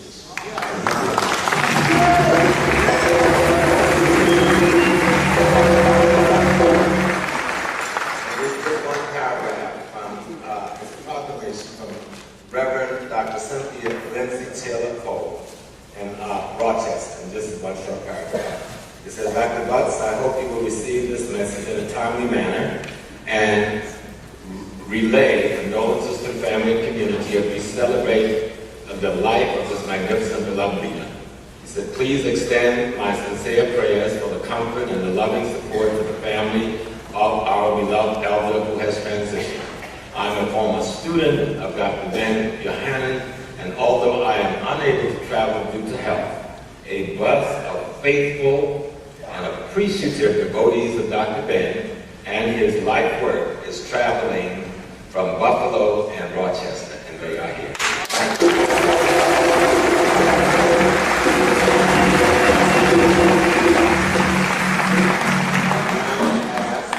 And I know my big brother, because he's the best keeper of time we have, Dr.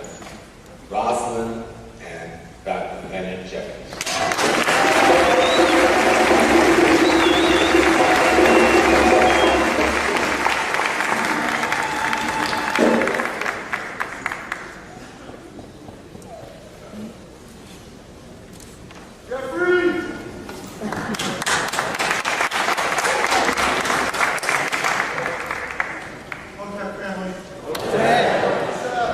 As my wife joins us,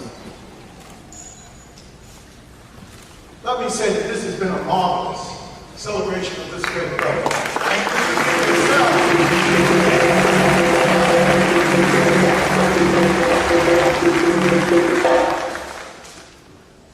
We're in love, special community in the African world, the heartbeat, the spiritual consciousness of the African world.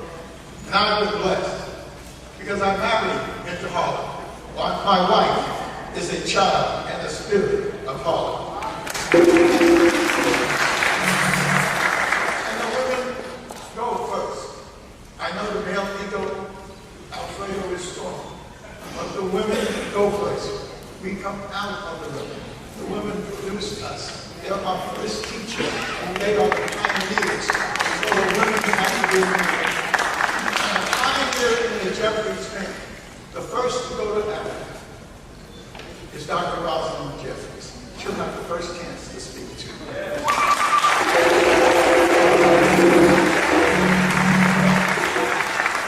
I'll just make a few brief remarks. We know that in the story when Jesus, the Black Messiah, was baptized and God said, oh, I'm so pleased. And here comes this wonderful dove to descend. And then afterward, what did God do? But give him over to the tempter.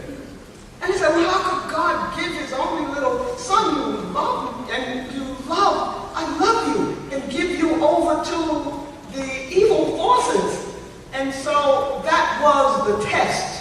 We know that when you have a brand new car on the market, it can do fantastic things. What happens? It's given over for the road test. And so in your lives, we're asking, are you being tested that you might do and produce what you ought to, so that the great oil will come out of you? So Dr. Ben represented many kinds of roles, and one was a kind of a tester. When I was a young lady and spoke before a crowd, Dr. Ben was upset. I don't know why he was so upset. And he told me, he said, you didn't mention women. You gave a talk about Kemet and talk, but you didn't. You emphasized the men and not the women. And then I took notice to that. And so that's when I ended up writing about women in cave bought for Ivan Van Sertima in his book called Black Women in Antiquity.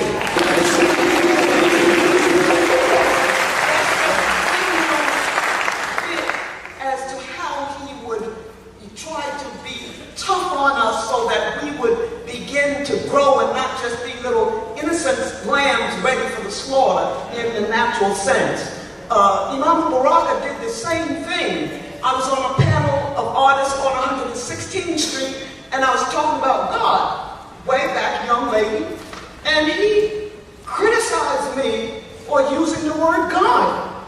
And so what can I do? But he was trying to tell me later, after I calmed down a little bit, he said, God is a term that's more Germanic, more European, maybe Greek, but to understand at least the multitudes of terms in the African continent that mean God supreme, and God supreme in his many manifestations was the fullness that he had learned from Kemet. Come on. And so that's why I said, watch out for those giants that come to correct and to give another point of view that's the African-centered point of view. And so we thank God for people like that. You know, when they say the mother that loves the child so much that the child is disciplined and chastised. You must, as a community, be willing to discipline and chastise in the way that Dr. Ben did.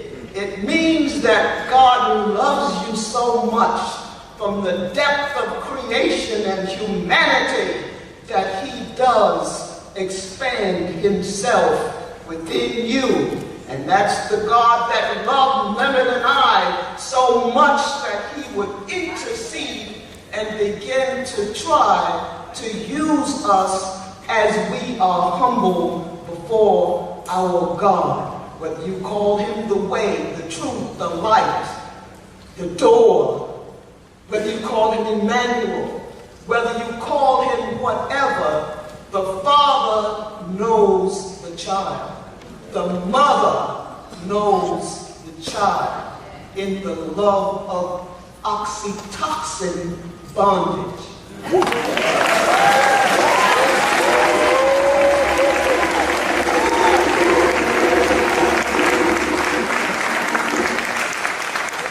Well, family, you can see why I've been able to survive.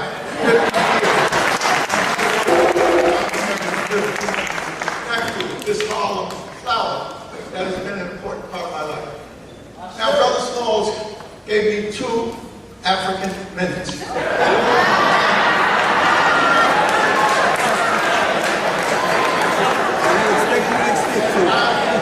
I'm blessed to have them as a part of my life, and I will try to be within my 2 African minutes. Why? Because this is the beginning of a process. This is not the end. Dr. Ben is now an ancestor. The body has gone, but the spirit is forever. You need to restudy who he was, his whole life, the whole family. You have a responsibility for you. You did not know who helped to bring you into this world. And not only did he sustain you as a family, he sustained us as his outside family. He sustained a local family. The work of Dr. Ben is worthy of serious study. So we made our commitment. Dr. Clark, this is his 100th anniversary. We're working with him and celebrating him for the year. Dr. Ben was trying to get to 100. He didn't quite make it. 97. But we're going to celebrate this brotherhood of light for the year. So this is not the end. You can see how deep this process is. This is the beginning. Go on, you've got so much to do. And you've got to make sure that it happens. And Alfredo, you've got to be positive with that male energy. And don't beat back your spiritual sisters. Work with them.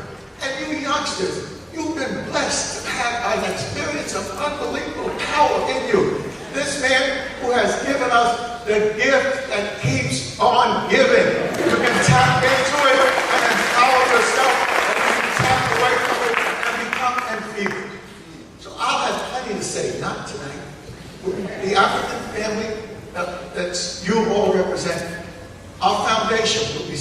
celebrating Dr. Ben and Dr. Clark together, this fantastic brotherhood, with the 40-day ceremony. In the Akan tradition, there's a 40-day celebration after the person has left us. And so it's not necessary for us to make the statements today. We are here to celebrate, and I'm glad to see that that is taking place. In the Christian tradition, when one loses an individual and they go to the graveyard, you celebrate. In the African tradition, when one loses a great individual, you celebrate. This brother gave us so much to celebrate because he loved us so and was willing to sacrifice everything to let us know. You don't have the confusion that Dr. Ray Nobles talked about.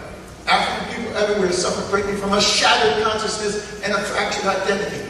Dr. Ben let you know that you are the consciousness of humanity. You are the mother and fathers of humanity. And your identity is not Barbados or Jamaica or Ethiopia or Holland. Your identity is Africa.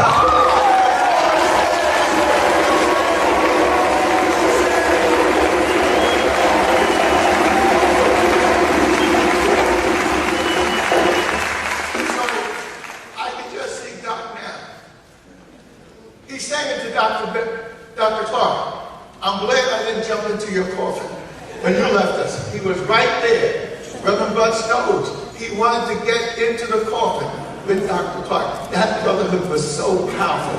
But he stayed the course because his message was not over. He still had much to do. And so we need to understand how he was a transformative spirit. Gil Noble became the great Gil Noble because he was transformed by Dr. Ben. Dr. James Turner became the great James Turner because Dr. Ben went up to stay with him and be with him at Cornell for 13 to 14 years. Len Jeffries and Rosalind Jeffries are what they are because Dr. Ben put his hand and his spirit and his energy on us, and an accountability was placed on us. You have to do the right thing. Reverend Butts is blessed because of his relationship with the Dr. Ben, who's been able to be Dr. Ben but still love. And he could come into this church and feel like he had something to contribute. And we have to give our brother, Reverend Butts, a special acknowledgement.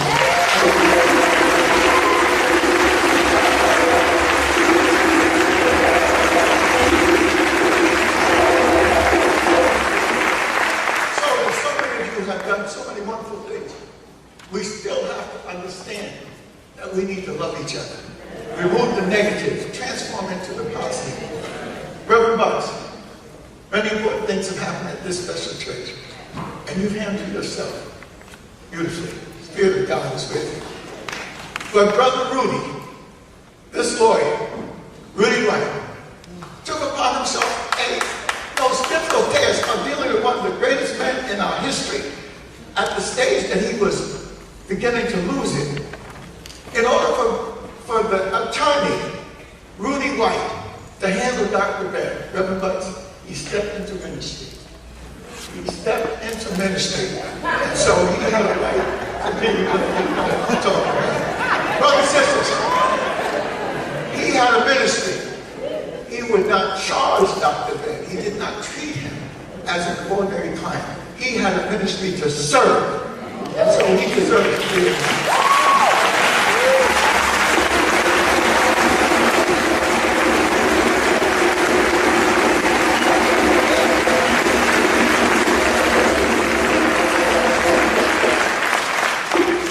So as I leave you at this time, I can just see Dr. Ben and Dr. Clark, Dr. Chancellor Williams, John Jackson, saying, don't worry, brothers and sisters, I'm in Israel, Jacob brothers, and our great sisters. There's so many of them. There's so many of them. But Dr. Ben, Dr. Shawshank McIntyre. I appreciate that. Dr. Ben is saying that after this ceremony that we have all participated in, our folks are getting it right. They understand the great traditions that they come from. They're trying to make those traditions come alive. They're trying to make them make our traditional spiritual sets real. So I'm celebrating with you all. I want to thank all of you for trying to be the best of our African consciousness. And each one of you needs to be applauded. I will see you throughout the activities of this coming year and thereafter. And I hope that all of you will come back and give some love to this family. They're going to raise money for the legacy of Dr. Ben. They're going to set up a foundation, and they need your support. So be prepared to come back and show them some real love. So this living legacy, this gift that keeps on giving, will continue. That's one of the great lights of the world. Thank you very much.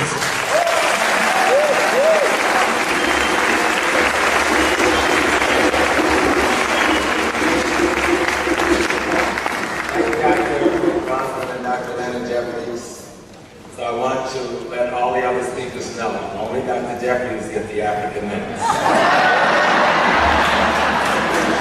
It's Dr. Malefi Asante in the audience. It's Dr. Malefi Asante. Now I bring forth another couple of extraordinary scholars and comrades of Dr. Ben, Dr. Vera and Dr. Wade Nobles.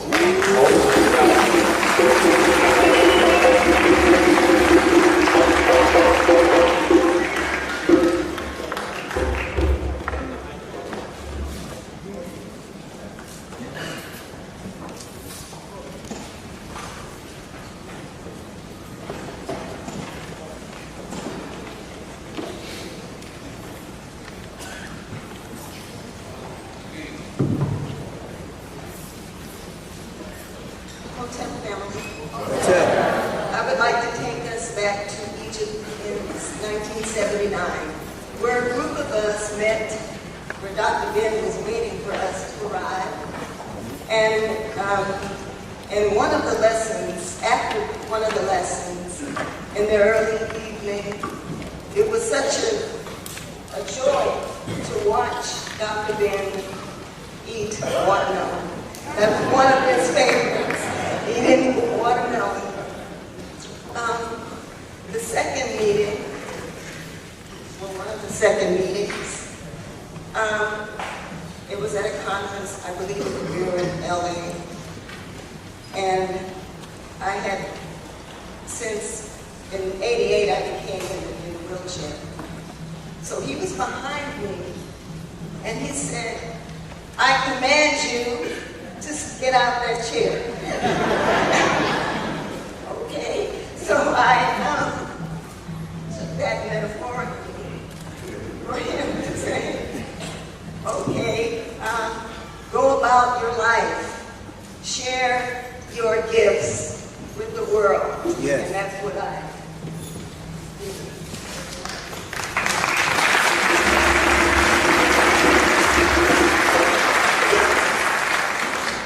My wife and I, before we came here, got a contact call from Dr. Theophilo Benga. I hope you know who Dr. We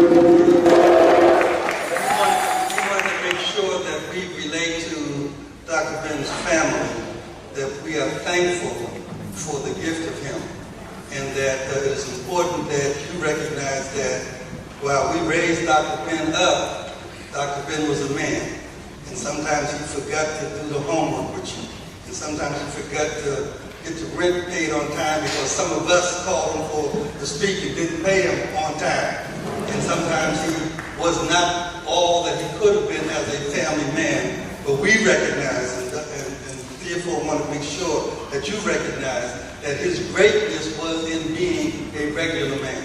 And while we raise him up as the scholar and this genius, the fact of the matter is that he is a resource, that we should not see Dr. Ben's life's work as reference.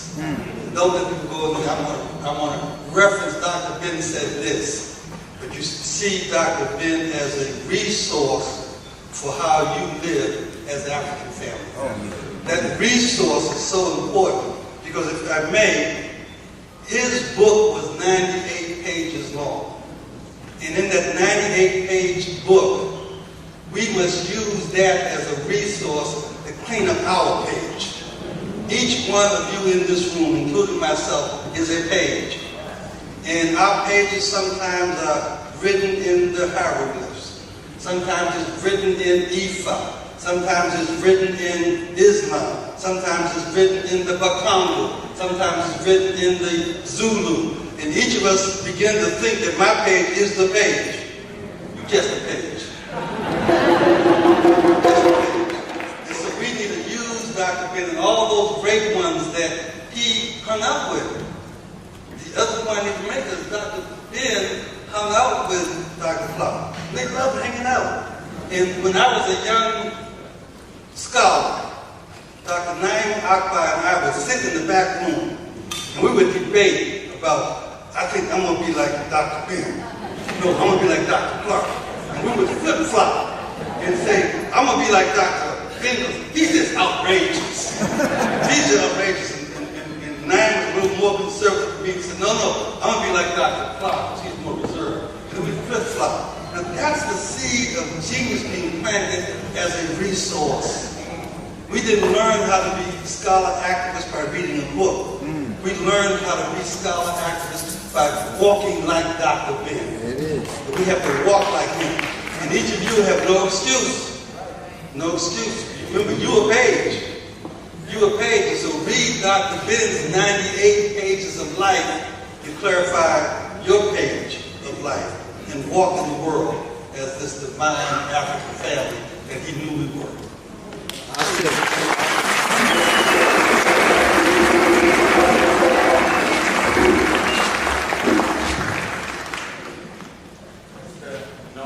Said she went on with her life after God made that statement. She didn't tell you that she went on and got a PhD after God.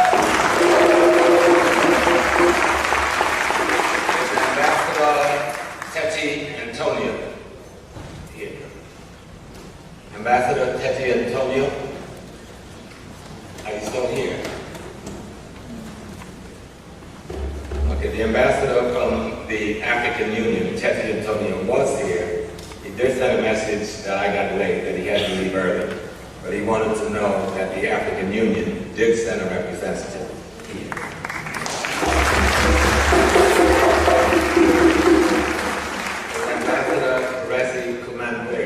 Here.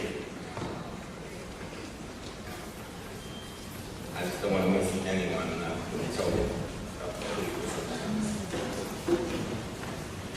At this time, I will have, and I expect the same thing from our elected officials, the official 2 minutes.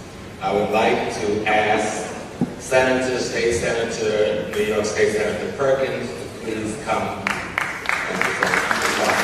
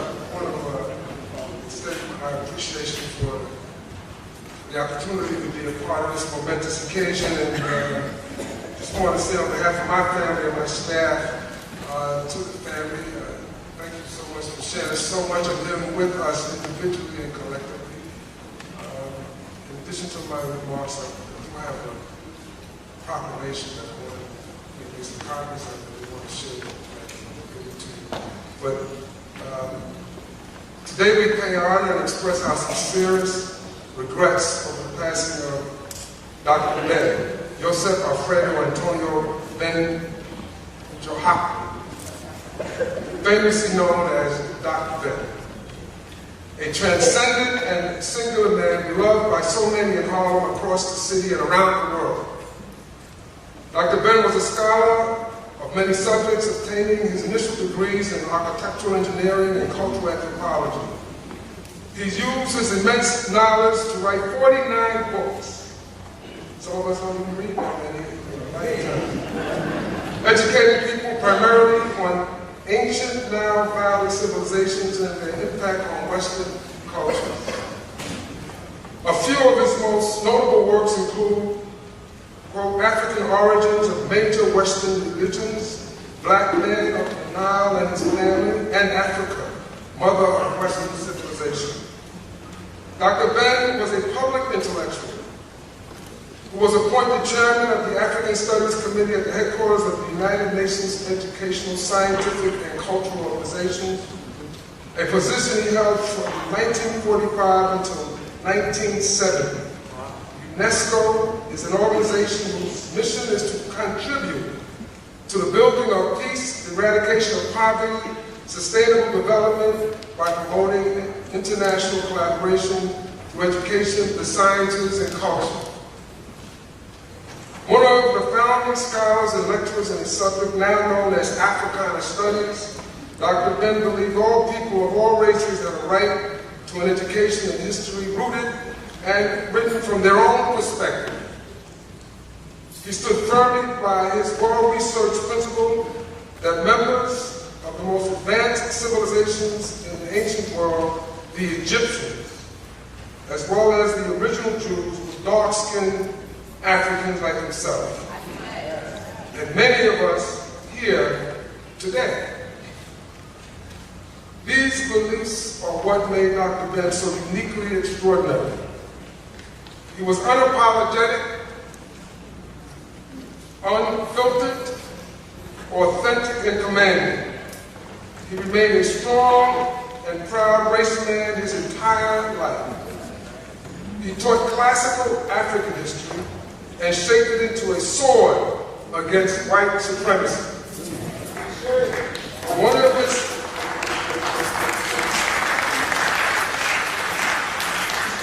most famous quotes is, "When your God and your Savior looks like your master and enslaver, you become the principal agent in your own destruction."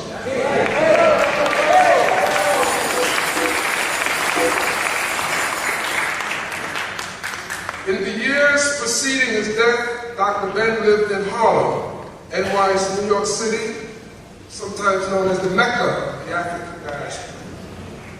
So it is with great honor and pride that we pay tribute to a man whose life's mission was to educate people on the immense and long-standing contributions of African contributions to the world.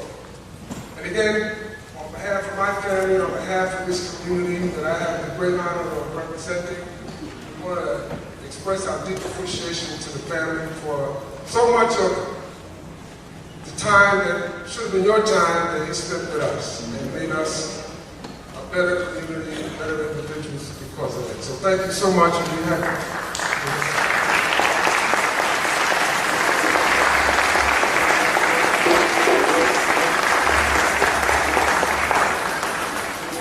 Thank you, State Senator Perkins, who's a strong political stalwart in our community, a man who has the mind of his people as his mind. Thank you, State.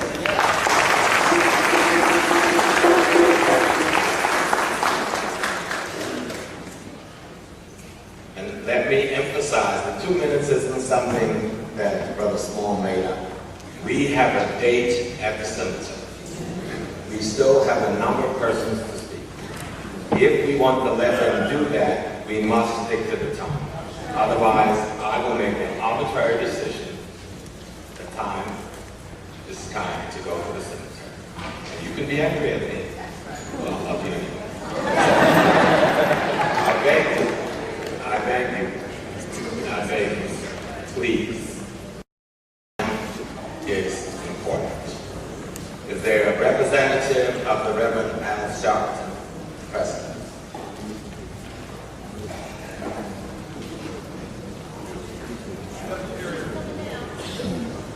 Who is it? Oh, yes, I did brother. Brother Attorney Michael Harding will speak on behalf.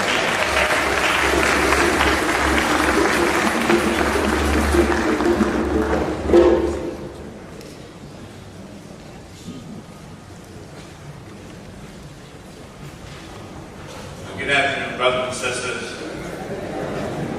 Dr. Butts, and the officers and deacons and members of this church, to Dr. Robin, Lennon Jeffries, and of course to Dr. Ben's family. Reverend Al Sharpton and the National Action Network is pleased to be here to give celebration to Dr. Ben.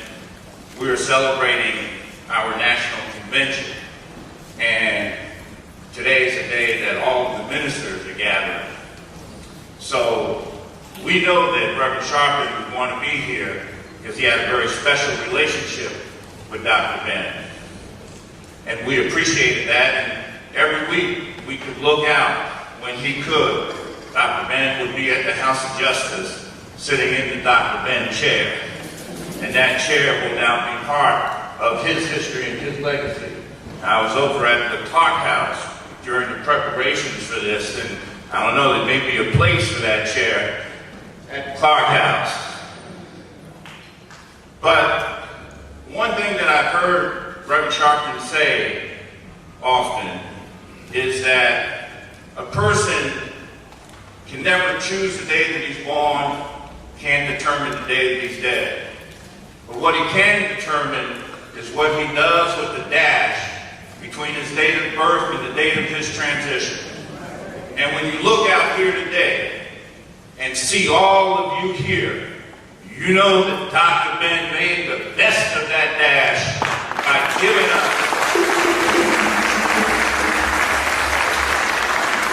giving us his writings, the books that he gave us, the history that he taught us, and as his son said, to know that God loved us and that we were the people of this earth. God bless you, Dr. Ben. God bless you, and your transition will be strong and well. Dr. Smalls, thank you so much.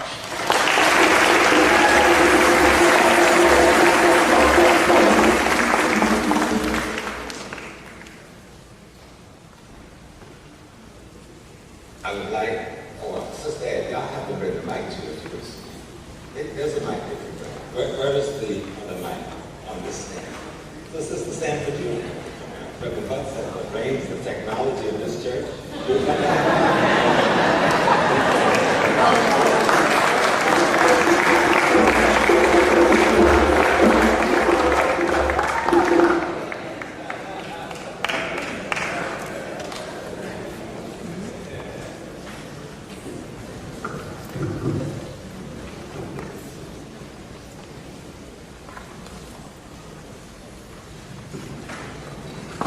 My beloved people, my beloved family, my beloved sisters and brothers, thank you, Dr. Butts, for allowing us the privilege of being in this sacred place. And thank the family and the committee for permitting me an opportunity to let my name be known as one who knew Dr. Ben, who loved Dr. Ben, who listens to Dr. Ben, who learned from Dr. Ben, and who accepts the imperatives of his legacy. It is important that we feel the essence of the spirit of his uniqueness, of his presence, of his enigmatic energy, and we wonder, why did God bless him in such an extraordinarily special way? Yes. Well, certainly we know that this was an unusual man. And in his being unusual, he took us from the myth of Tarzan and Gone with the Wind. Took us from attitudes primitive and savage, uncivilized, into the era of classical African civilization. Yes, he did. When people came and sat in his presence to learn not just about humanity, but the gifts that Africa gave to the world, and the gifts that were stolen from Africa. Its minerals, its diamonds, its rubber, its gold, and its people. Dr. Ben leaves us an important imperative. It is not just that we have known and loved him and listened to him. But unless we carry his message forth, unless we speak to our children, embracing them, caring for them, teaching them, then we have just heard his words, but we have not implemented it. And so it is on my behalf and the behalf of the people of my generation and those children of all our tomorrows, the mothers and fathers of all tomorrows, to know that your being here means that you have committed yourself to understand the true imperatives of his legacy. An unusual, worthy, brilliant, altruistic, enigmatic, multifaceted genius has been a part of our lives, and it must make a difference in how we look, behave, react, speak, walk, and talk. Wherever you go, however many miles apart, how many distances, always remember there is an imperative to his legacy. Thank you.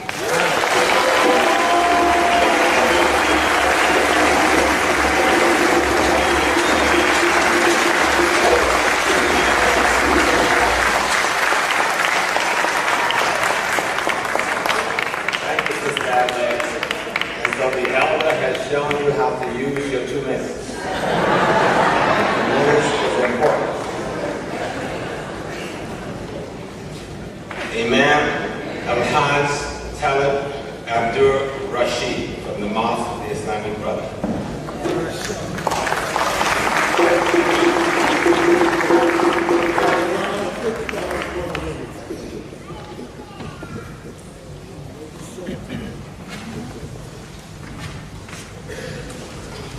Peace be unto you all, family and family. Assalamu alaikum. Salam. Bismillahirrahmanirrahim. When one wants to ascertain the state of one's health, first thing one does is look at history. When we walk into a doctor's office, the forms enrolling or registering us for treatment first question us as to our identity. What is your name? Where are you from? Let's just say, what is your address? We are then questioned as to our history even before the examination begins, and if needed, treatment commences. Dr. Yosef Ben-Jochannan was a physician who took on the African people of the global diaspora as his patients, blazing a path for us, a people in quest of a healthy collective personality. The importance of Dr. Ben to us as a doctor was that he identified what Sheikh Anta called our historical conscience as African people. That historical conscience being essential to the process of distinguishing ourselves as a people from an amorphous black population. As our teaching physician, Dr. Ben asked us, how will you know who you are if you don't know who you were? He queried, how will you know the full extent of your current health if you don't know your previous state or condition? We thank the Creator for him. We thank Allah for our doctors who seek to heal us. And yes, men and women. Don't forget to add Lucilla Dungy Houston to that list. It amazes me to witness in the village that there are those who would lay claim to Dr. Ben. One side of the room says he was ours, and therefore we claim him in exclusion of others. And the other side of the room declares, no, he was ours, and we claim him to the exclusion of others. Foolish people. Do we not understand that no one has more of a claim on any of us than the creator of the heavens and the earth and all things in between? We come from him, we belong to him, and unto him will we return, all of us. Living our life in between our first breath given by him and the last one granted by him. And let me close my comments by offering a traditional prayer in the Islamic tradition. Allahumma gfir li hayyina wa mayyitina wa shahidina wa ghaibina wa sagirina wa kabirina wa dhakarina wa untana. Allahumma man ahyaytahu minna fa ahyayhi ala al-Islam. ومن توفيته منا فتوفه على الإيمان. اللهم لا تجرمنا أجره ولا تفتنا بعده. Ameen. Oh Allah, forgive those of us who are living and those of us who are deceased, and those of us who are present and those of us who are absent, and those of us who are young and those of us who are old, and our men folk and our women folk. Oh Allah, whomever you give life from amongst us, give that person life in submission to you. And whoever you take away from us, take him away in faith. Oh Allah, do not forbid us their reward, and do not send us astray after them. Dr. Ben guided us to a path. Stay on the path. Go back.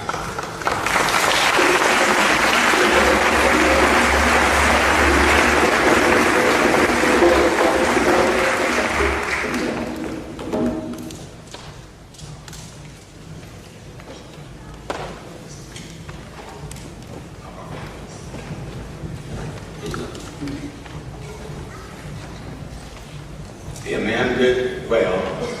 That's the man that does better. A member of the family, Dr. Georgina Baloo. We have approximately 20 minutes. Please help me with this time. Dr. Baloo. And I know some of you have papers you want to read, but you can't read it. There's one letter that I'll allow. The rest, please, summarize them with your heart. Hotel. Puerto Rico is here present to honor the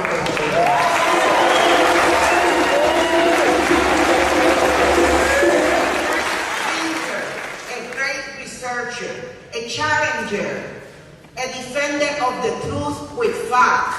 And we travel with him throughout Africa, finding those truths. I traveled in 1980, my sister in 1982, my son in 1983, and we are inviting the 150 million Latino blacks throughout South America to come and find that truth so that we know where we're coming from. We are African.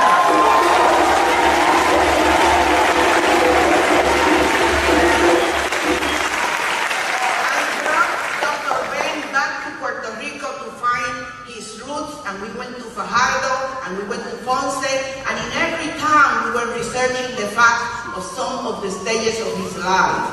I translated Black Man of the Night to Spanish, and he was discussing Chocó, Colombia. I translated major European religions are based on African religions and were discussed in Puerto Limón, Costa Rica. And I translated African modern Western civilization to Spanish, and it's been read all throughout South America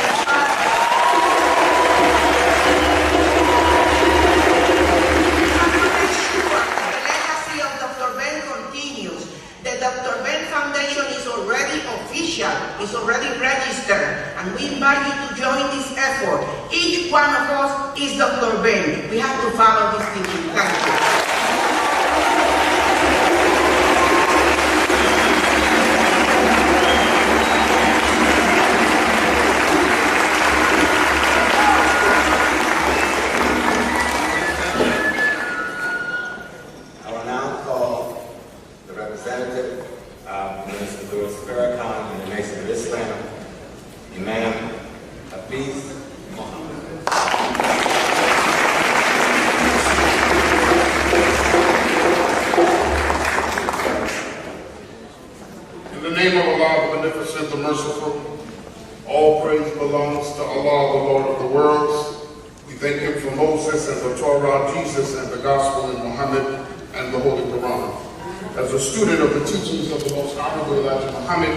Eternal leader of the Nation of Islam, and the New York representative of the Honorable Minister Louis Farrakhan, and the student minister of Mosque, number 7, New York City. It's an honor to be here for Dr. Ben's family and for the community. We wish to greet you with the universal greetings of peace and of paradise. We say, Assalamu alaikum.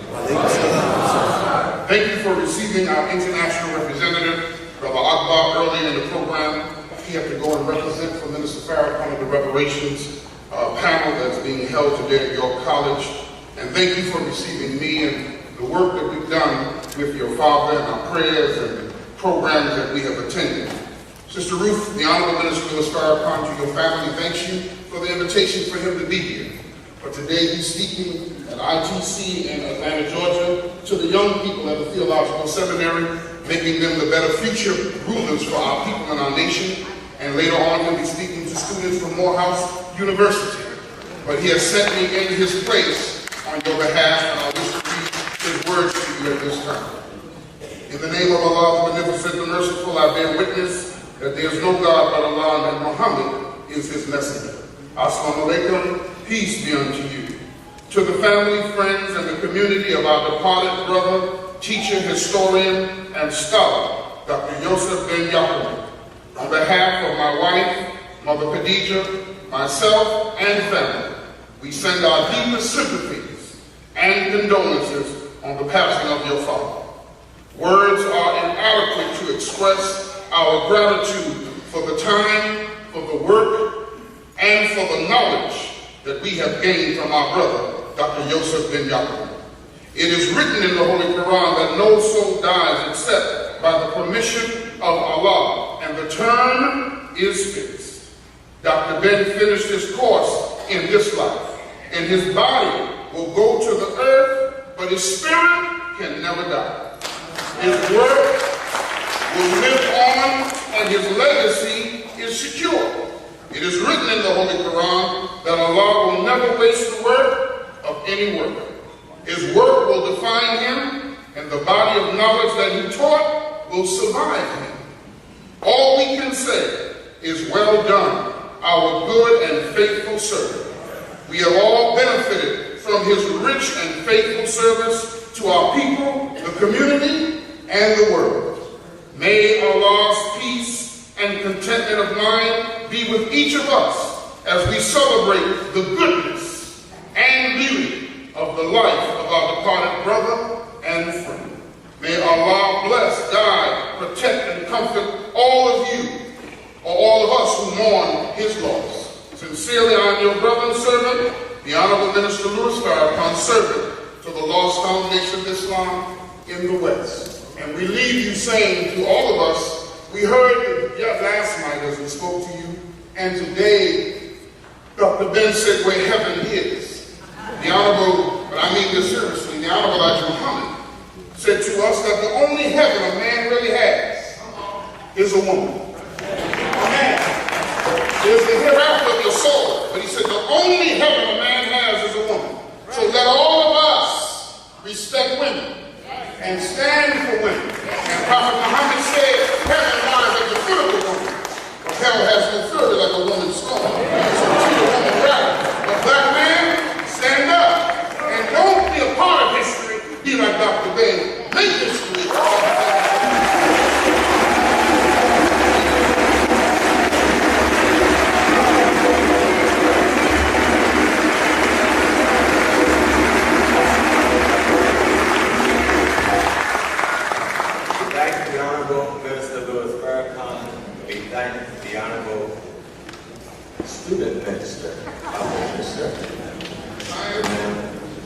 peace. Now we would like to ask a brother of the craft who studied and grew up under Dr. Ben, Brother Ashland Quason.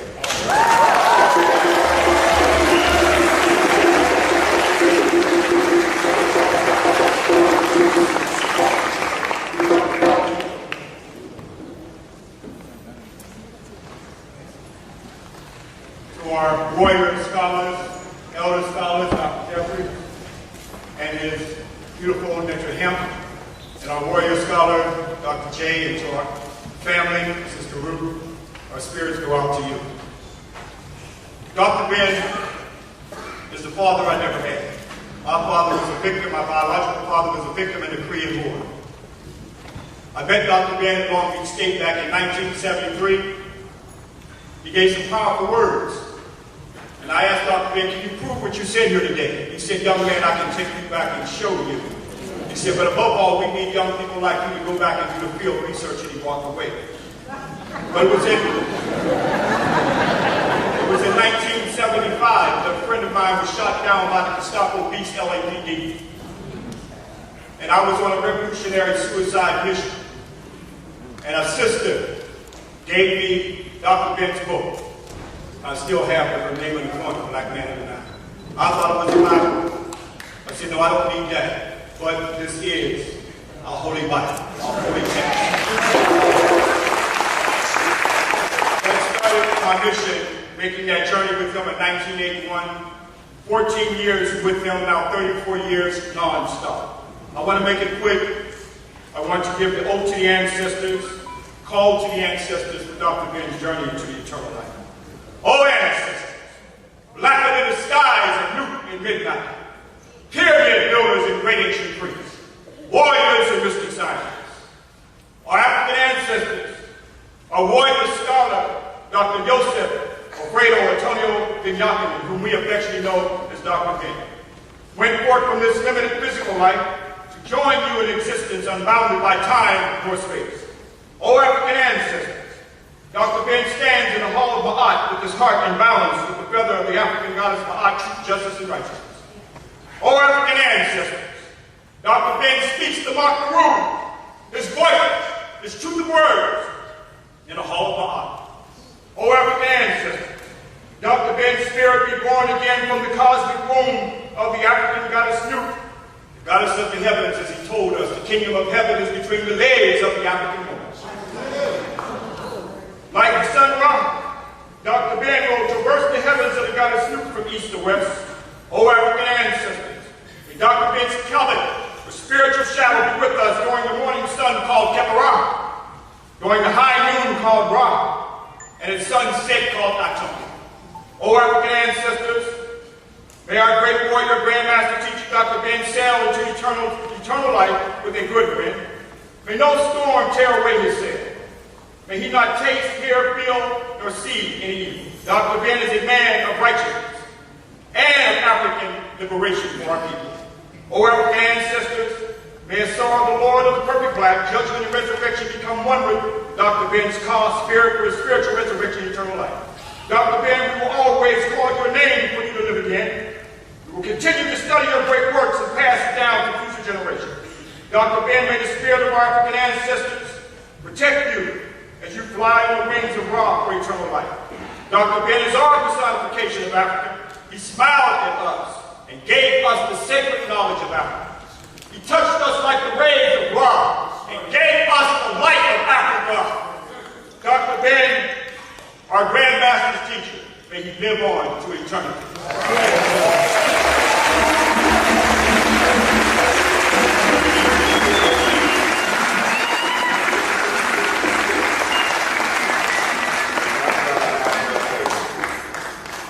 Now bring another one of Dr. Ben's son. This young man also was raised up by Dr. Ben in the craft. He's doing many things in Egypt today, but he was raised up from the European dead level to the African living level.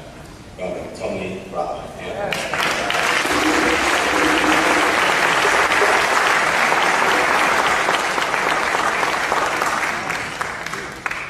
What's that, family?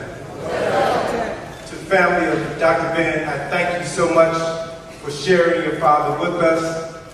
To the Harlem community, I thank you for looking after Dr. Ben's family while he was gone so that he could take care of his business and come back home knowing that everything would be safe when he returned. We lost Dr. Ben 3 weeks ago. With this loss, we witnessed the end of an era. We would never see great minds like Dr. Ben in our lifetimes again. Let's be cognizant. It is a new day.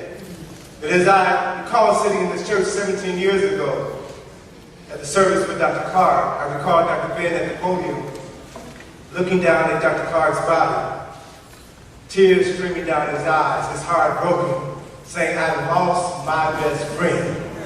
I don't know what I'm going to do. Well, at least we know today that Dr. Clark and Dr. Ben are together. Dr. Clark together. Dr. Jackson, all of our great scholar warriors will look down on us, will guide us, will protect us, and allow us to move forward to continue their work. We must prepare our bodies to receive their sacred energy because they will work through us. And it's only if we are conscious, it's only when we are receptive that we truly can be the vessels through which they will continue their great and mighty walk. And they will never die. I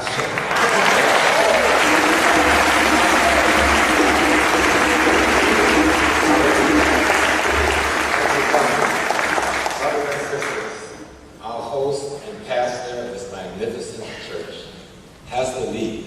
He told us way in advance we have a flight. And so we would like to hear from our pastor.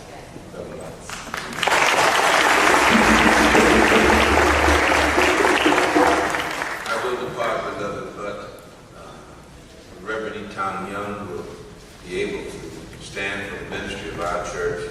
The chairman of our deacon board, Deacon Gerald Barbour, Deacon Major Keels, Deacon Seaburn Mason, Deacon Jarrell Johnson, Deacon Herbert Proctor, Trustee Robert Ward, Trustee Pat Proctor. These are officers of our church. I have in my hand a proclamation for the congressional record from the Honorable Charles B. Rankin. This will be entered in memory, celebrating the life and legacy work of distinguished scholar, Kemet physician, Yosef Alfredo Antonio Ben-Jochannan. I also have in my possession, and they are here, a resolution from the Blue Nile Passage Incorporated, the brothers and sisters that were named by Dr. Ben. They represent training of our young people in terms of their spiritual, cultural, and moral character development. Blue Nile, rise, please, so that we can.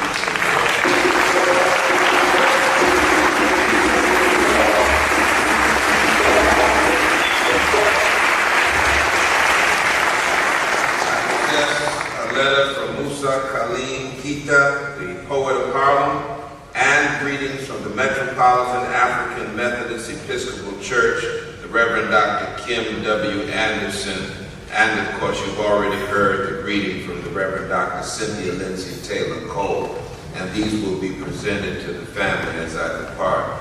I say to you, beloved, that we are gathered, and one of the more difficult things for the church today is to be able to embrace and appreciate the uniqueness of our African guests. And I have been privileged to sit with Dr. Paul that I've known for a long time, Dr. Jeffries, who was very influential in bringing to light some of the things that when I went into the ministry, I just did not understand. And Dr. Ben, who called me affectionately Butson, he was, as someone pointed out, I think the Dr. Noble, a human being, he was a man. And I appreciated him so much. My eyes have been opened, so I hope that going forward, we do have great minds. That's why I acknowledge Dr. Jeffries and acknowledge Dr. Sanford and Camille and so many of Yarborough and so many others, because this process is ongoing. And our minds are continuing to open. I appreciated so much the ceremony, the opening of the mouth, and the music and all that went with it. It was a revelation. And we will continue to grow as a people. We will be drawn closer together. And I will say this, and I know how sensitive this is for us. The part of the expenses for this service were paid for by the Reverend Al Sharpton.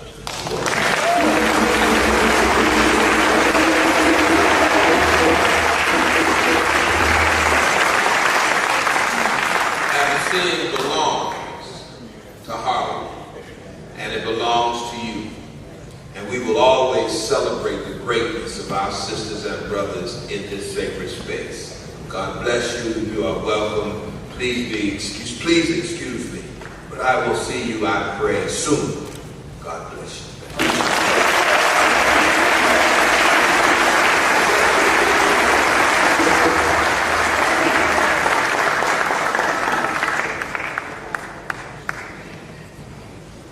Each other when Reverend Butts, before he was the pastor at the church, he was a minister. He was a teacher of Black Studies at City College under Dr. Leonard. So we had a lot of moments arguing because I was the one teaching the course of religion and survival. So me and the minister used to have some nice conversation about theology. But he's our brother and a very beautiful, humble man. That's why I love him.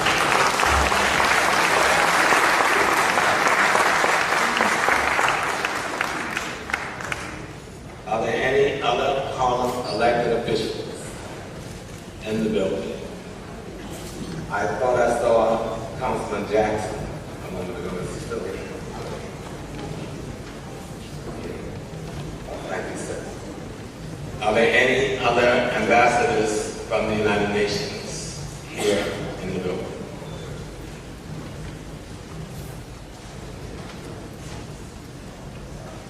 We're going to forego the proclamations. Now, I'm inviting the representative and the president of ASCAC, Dr. B, to come. But I know you have a written statement, but I know you can appreciate our time. And I know you're a scholar that masters summarizing.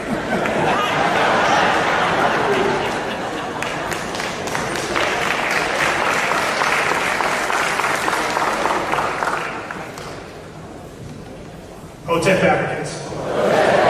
I would like for all of the members and representatives of the board of ASCAC to please stand in solidarity with me as I give this brief statement. Please stand. We are the living legacy. We are part of the living legacy of one of our founders, Dr. Yosef Ben-Jochannan. We engage in this ceremony of opening the mouth because Dr. Ben was the one that opened our hearts, that opened our minds, giving us the words and the works to open our mouths so that we could speak authoritatively and courageously on African history and culture from an African frame of reference. It's not an accident that Dr. Ben made his transition at the beginning of the ASCAC conference. And it's not an accident that Dr. Ben was 96 years old at his transition. And that is the same age as Dr. Ben's favorite pharaoh, Ramses II. This is our Ramses II. This is our Usur Mahat Ra Setep Imrat. This is our life. His words as ruler with guiding this community in the study of African civilizations. In the other hand, with his mace, smiting the enemies of African people all over the world. We salute you, Dr. Ben. And like the Great Pyramid text say, you are an imperishable star. You will float among the imperishable stars because those are the stars that never dip below the horizon. Those are the stars that never die. And your words, your work, your life, your essence, your spirit will always be amongst us, and it will never die. Thank you.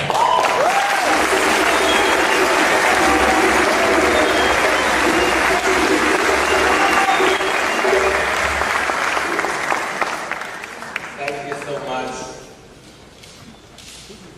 Dr. B, we have one other person who will be speaking in brief from the African Portrait Theater at the request especially of the family. And we want to make sure that we're doing very good on the time, all things considered. This is Sister Sonia Diaz of the African Portrait Theater.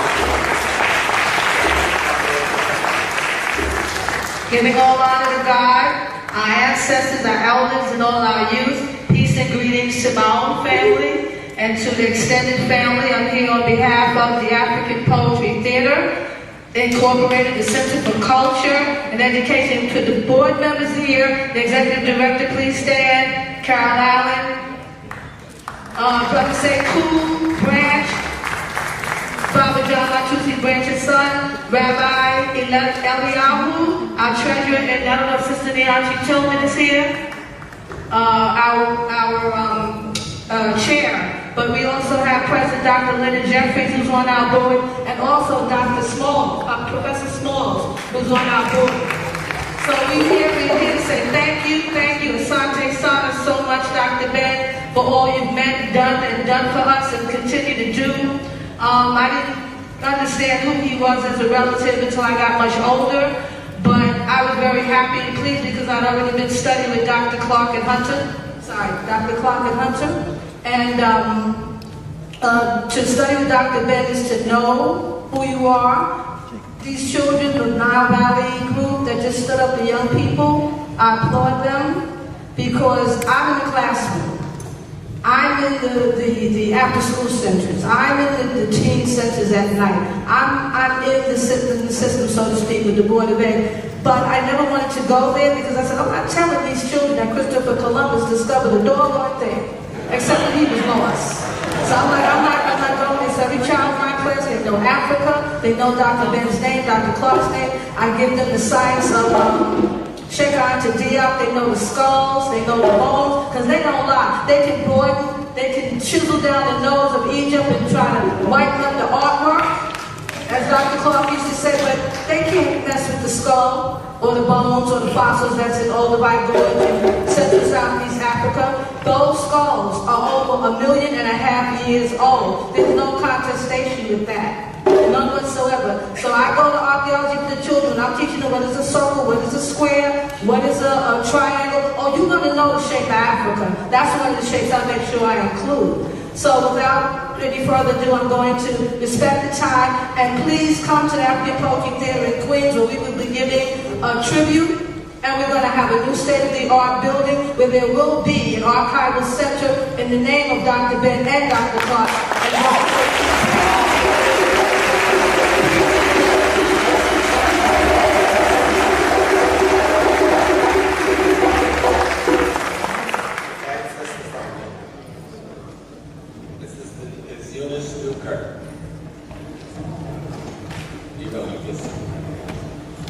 Sister Eunice Newkirk is doing the solo.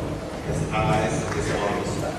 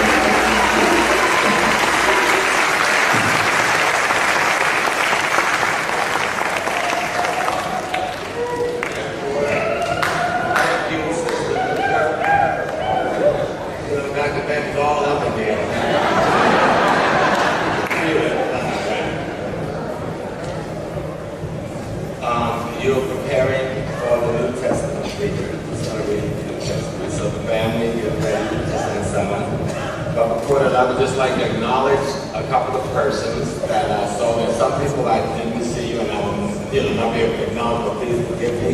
For those who I did see, I saw you came in from Ghana, Imam Obaba of the African Muslim community is here.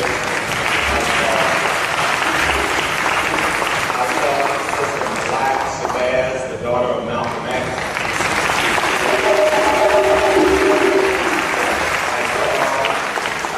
Sister Lisa, is this Lisa? Which one? Glenn? Glenn, Sister Glenn, the daughter of Gil Noble.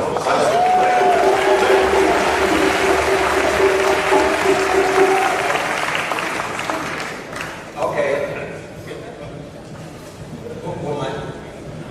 Oh, Brother Nati. Brother Nati. We're focused more than anybody in terms of the distribution of this stuff. Brother Nati and Brother Paul Coates. Of course. This beautiful program that you have seen, which is quite a memorabilia, was put together by a young brother and a young sister and her family. Ruth and the Johannan family. I know sometimes y'all thought Ruth was being crazy, but she was working, trust me. We were on the phone sometime at 1 a.m. in the morning. Putting this document together with an extraordinary young brother who sometimes can give you a headache, but I love him so much, Brother Reggie Mason. This document is all sent to the public African, what's the name of the president? Black Classic Press, headed by Brother Paul Coates. Paul was up sometimes working with Brother Tony Brown and his assistants. 2 and 3 in the morning, they're calling saying, "Could you send something to Ruth?" That's why I got to wait till morning. That's what we needed to prove. But this document came as a collaboration of the family and friends of Doc, and Brother Coates picked up all of the costs. And let me tell you, this is not a cheap document.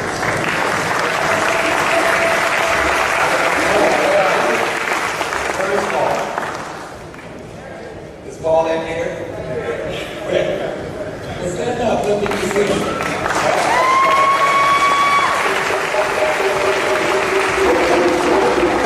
now, after the meeting, so Donna is going to do a lot of meetings today. And then it'll be followed by the eulogy by Reverend Young.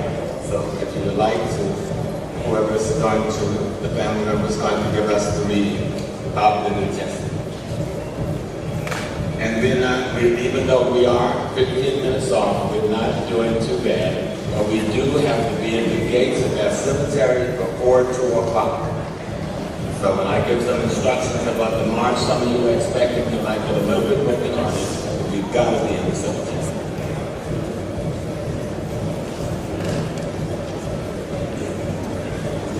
This is Revelation 21, 3 and 4.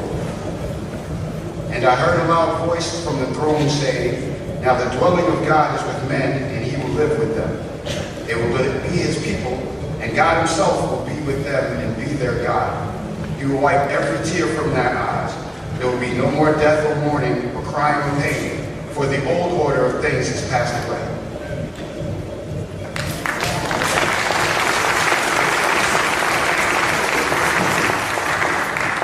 Reverend Young of the Abyssinia Baptist Church.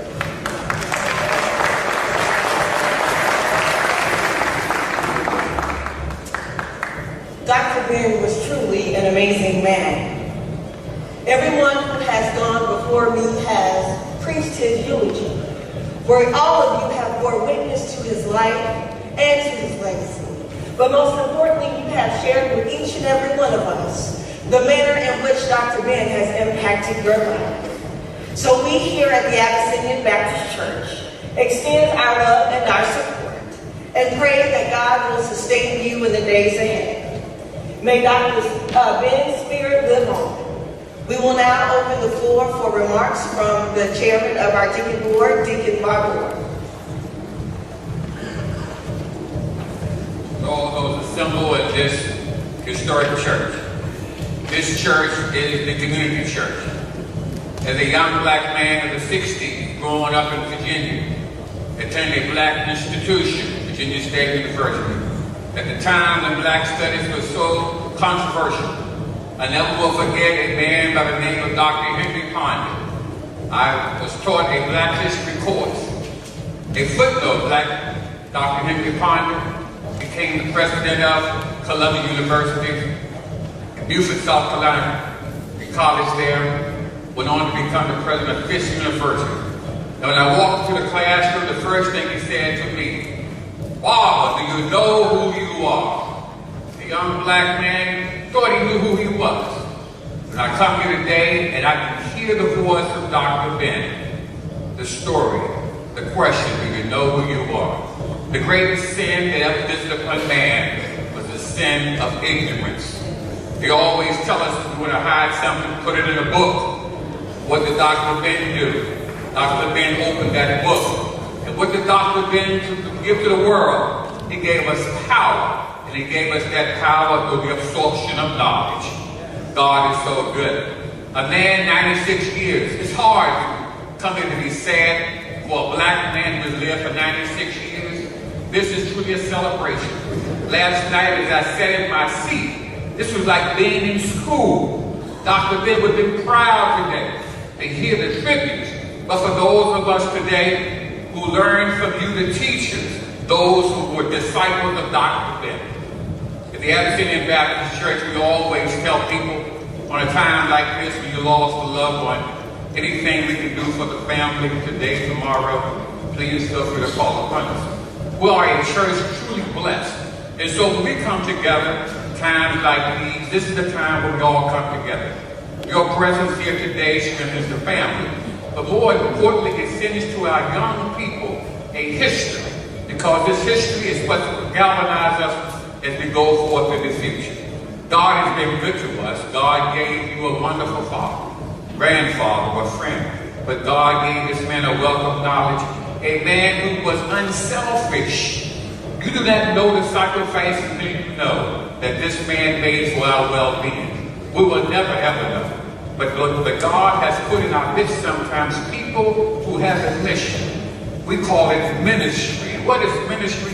It's what one does on a daily basis to bless somebody else. This man has blessed the world. Bless the world. Open your hearts. Our young people, as you stand there while through our passage program, let your minds be open for the future. And the legacy of Dr. Ben is in our hearts. It's in our hearts. This is what will carry us on to future generations. And so I stand here proud as the chair of the Board of Deacons. And always in closing, I say to those assembled, which is so true, to God be the glory for the great things he has done, is doing, and will continue to do in your life. God bless the multitude.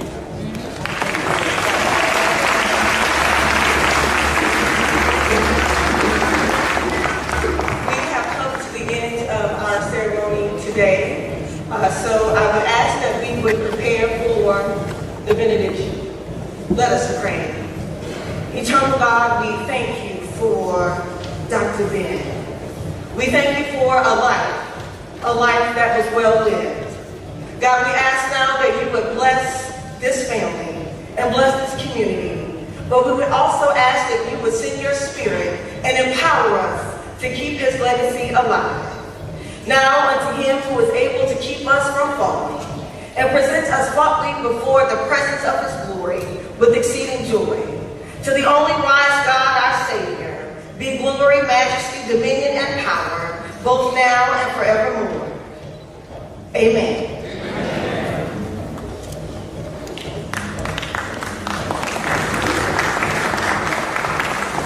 May the members of eternity little home come forward. And when I would ask everyone upstairs and down to please remain seated until the coffin and the family have departed. It will make it so much easier and it will show the greatest respect. Thank you.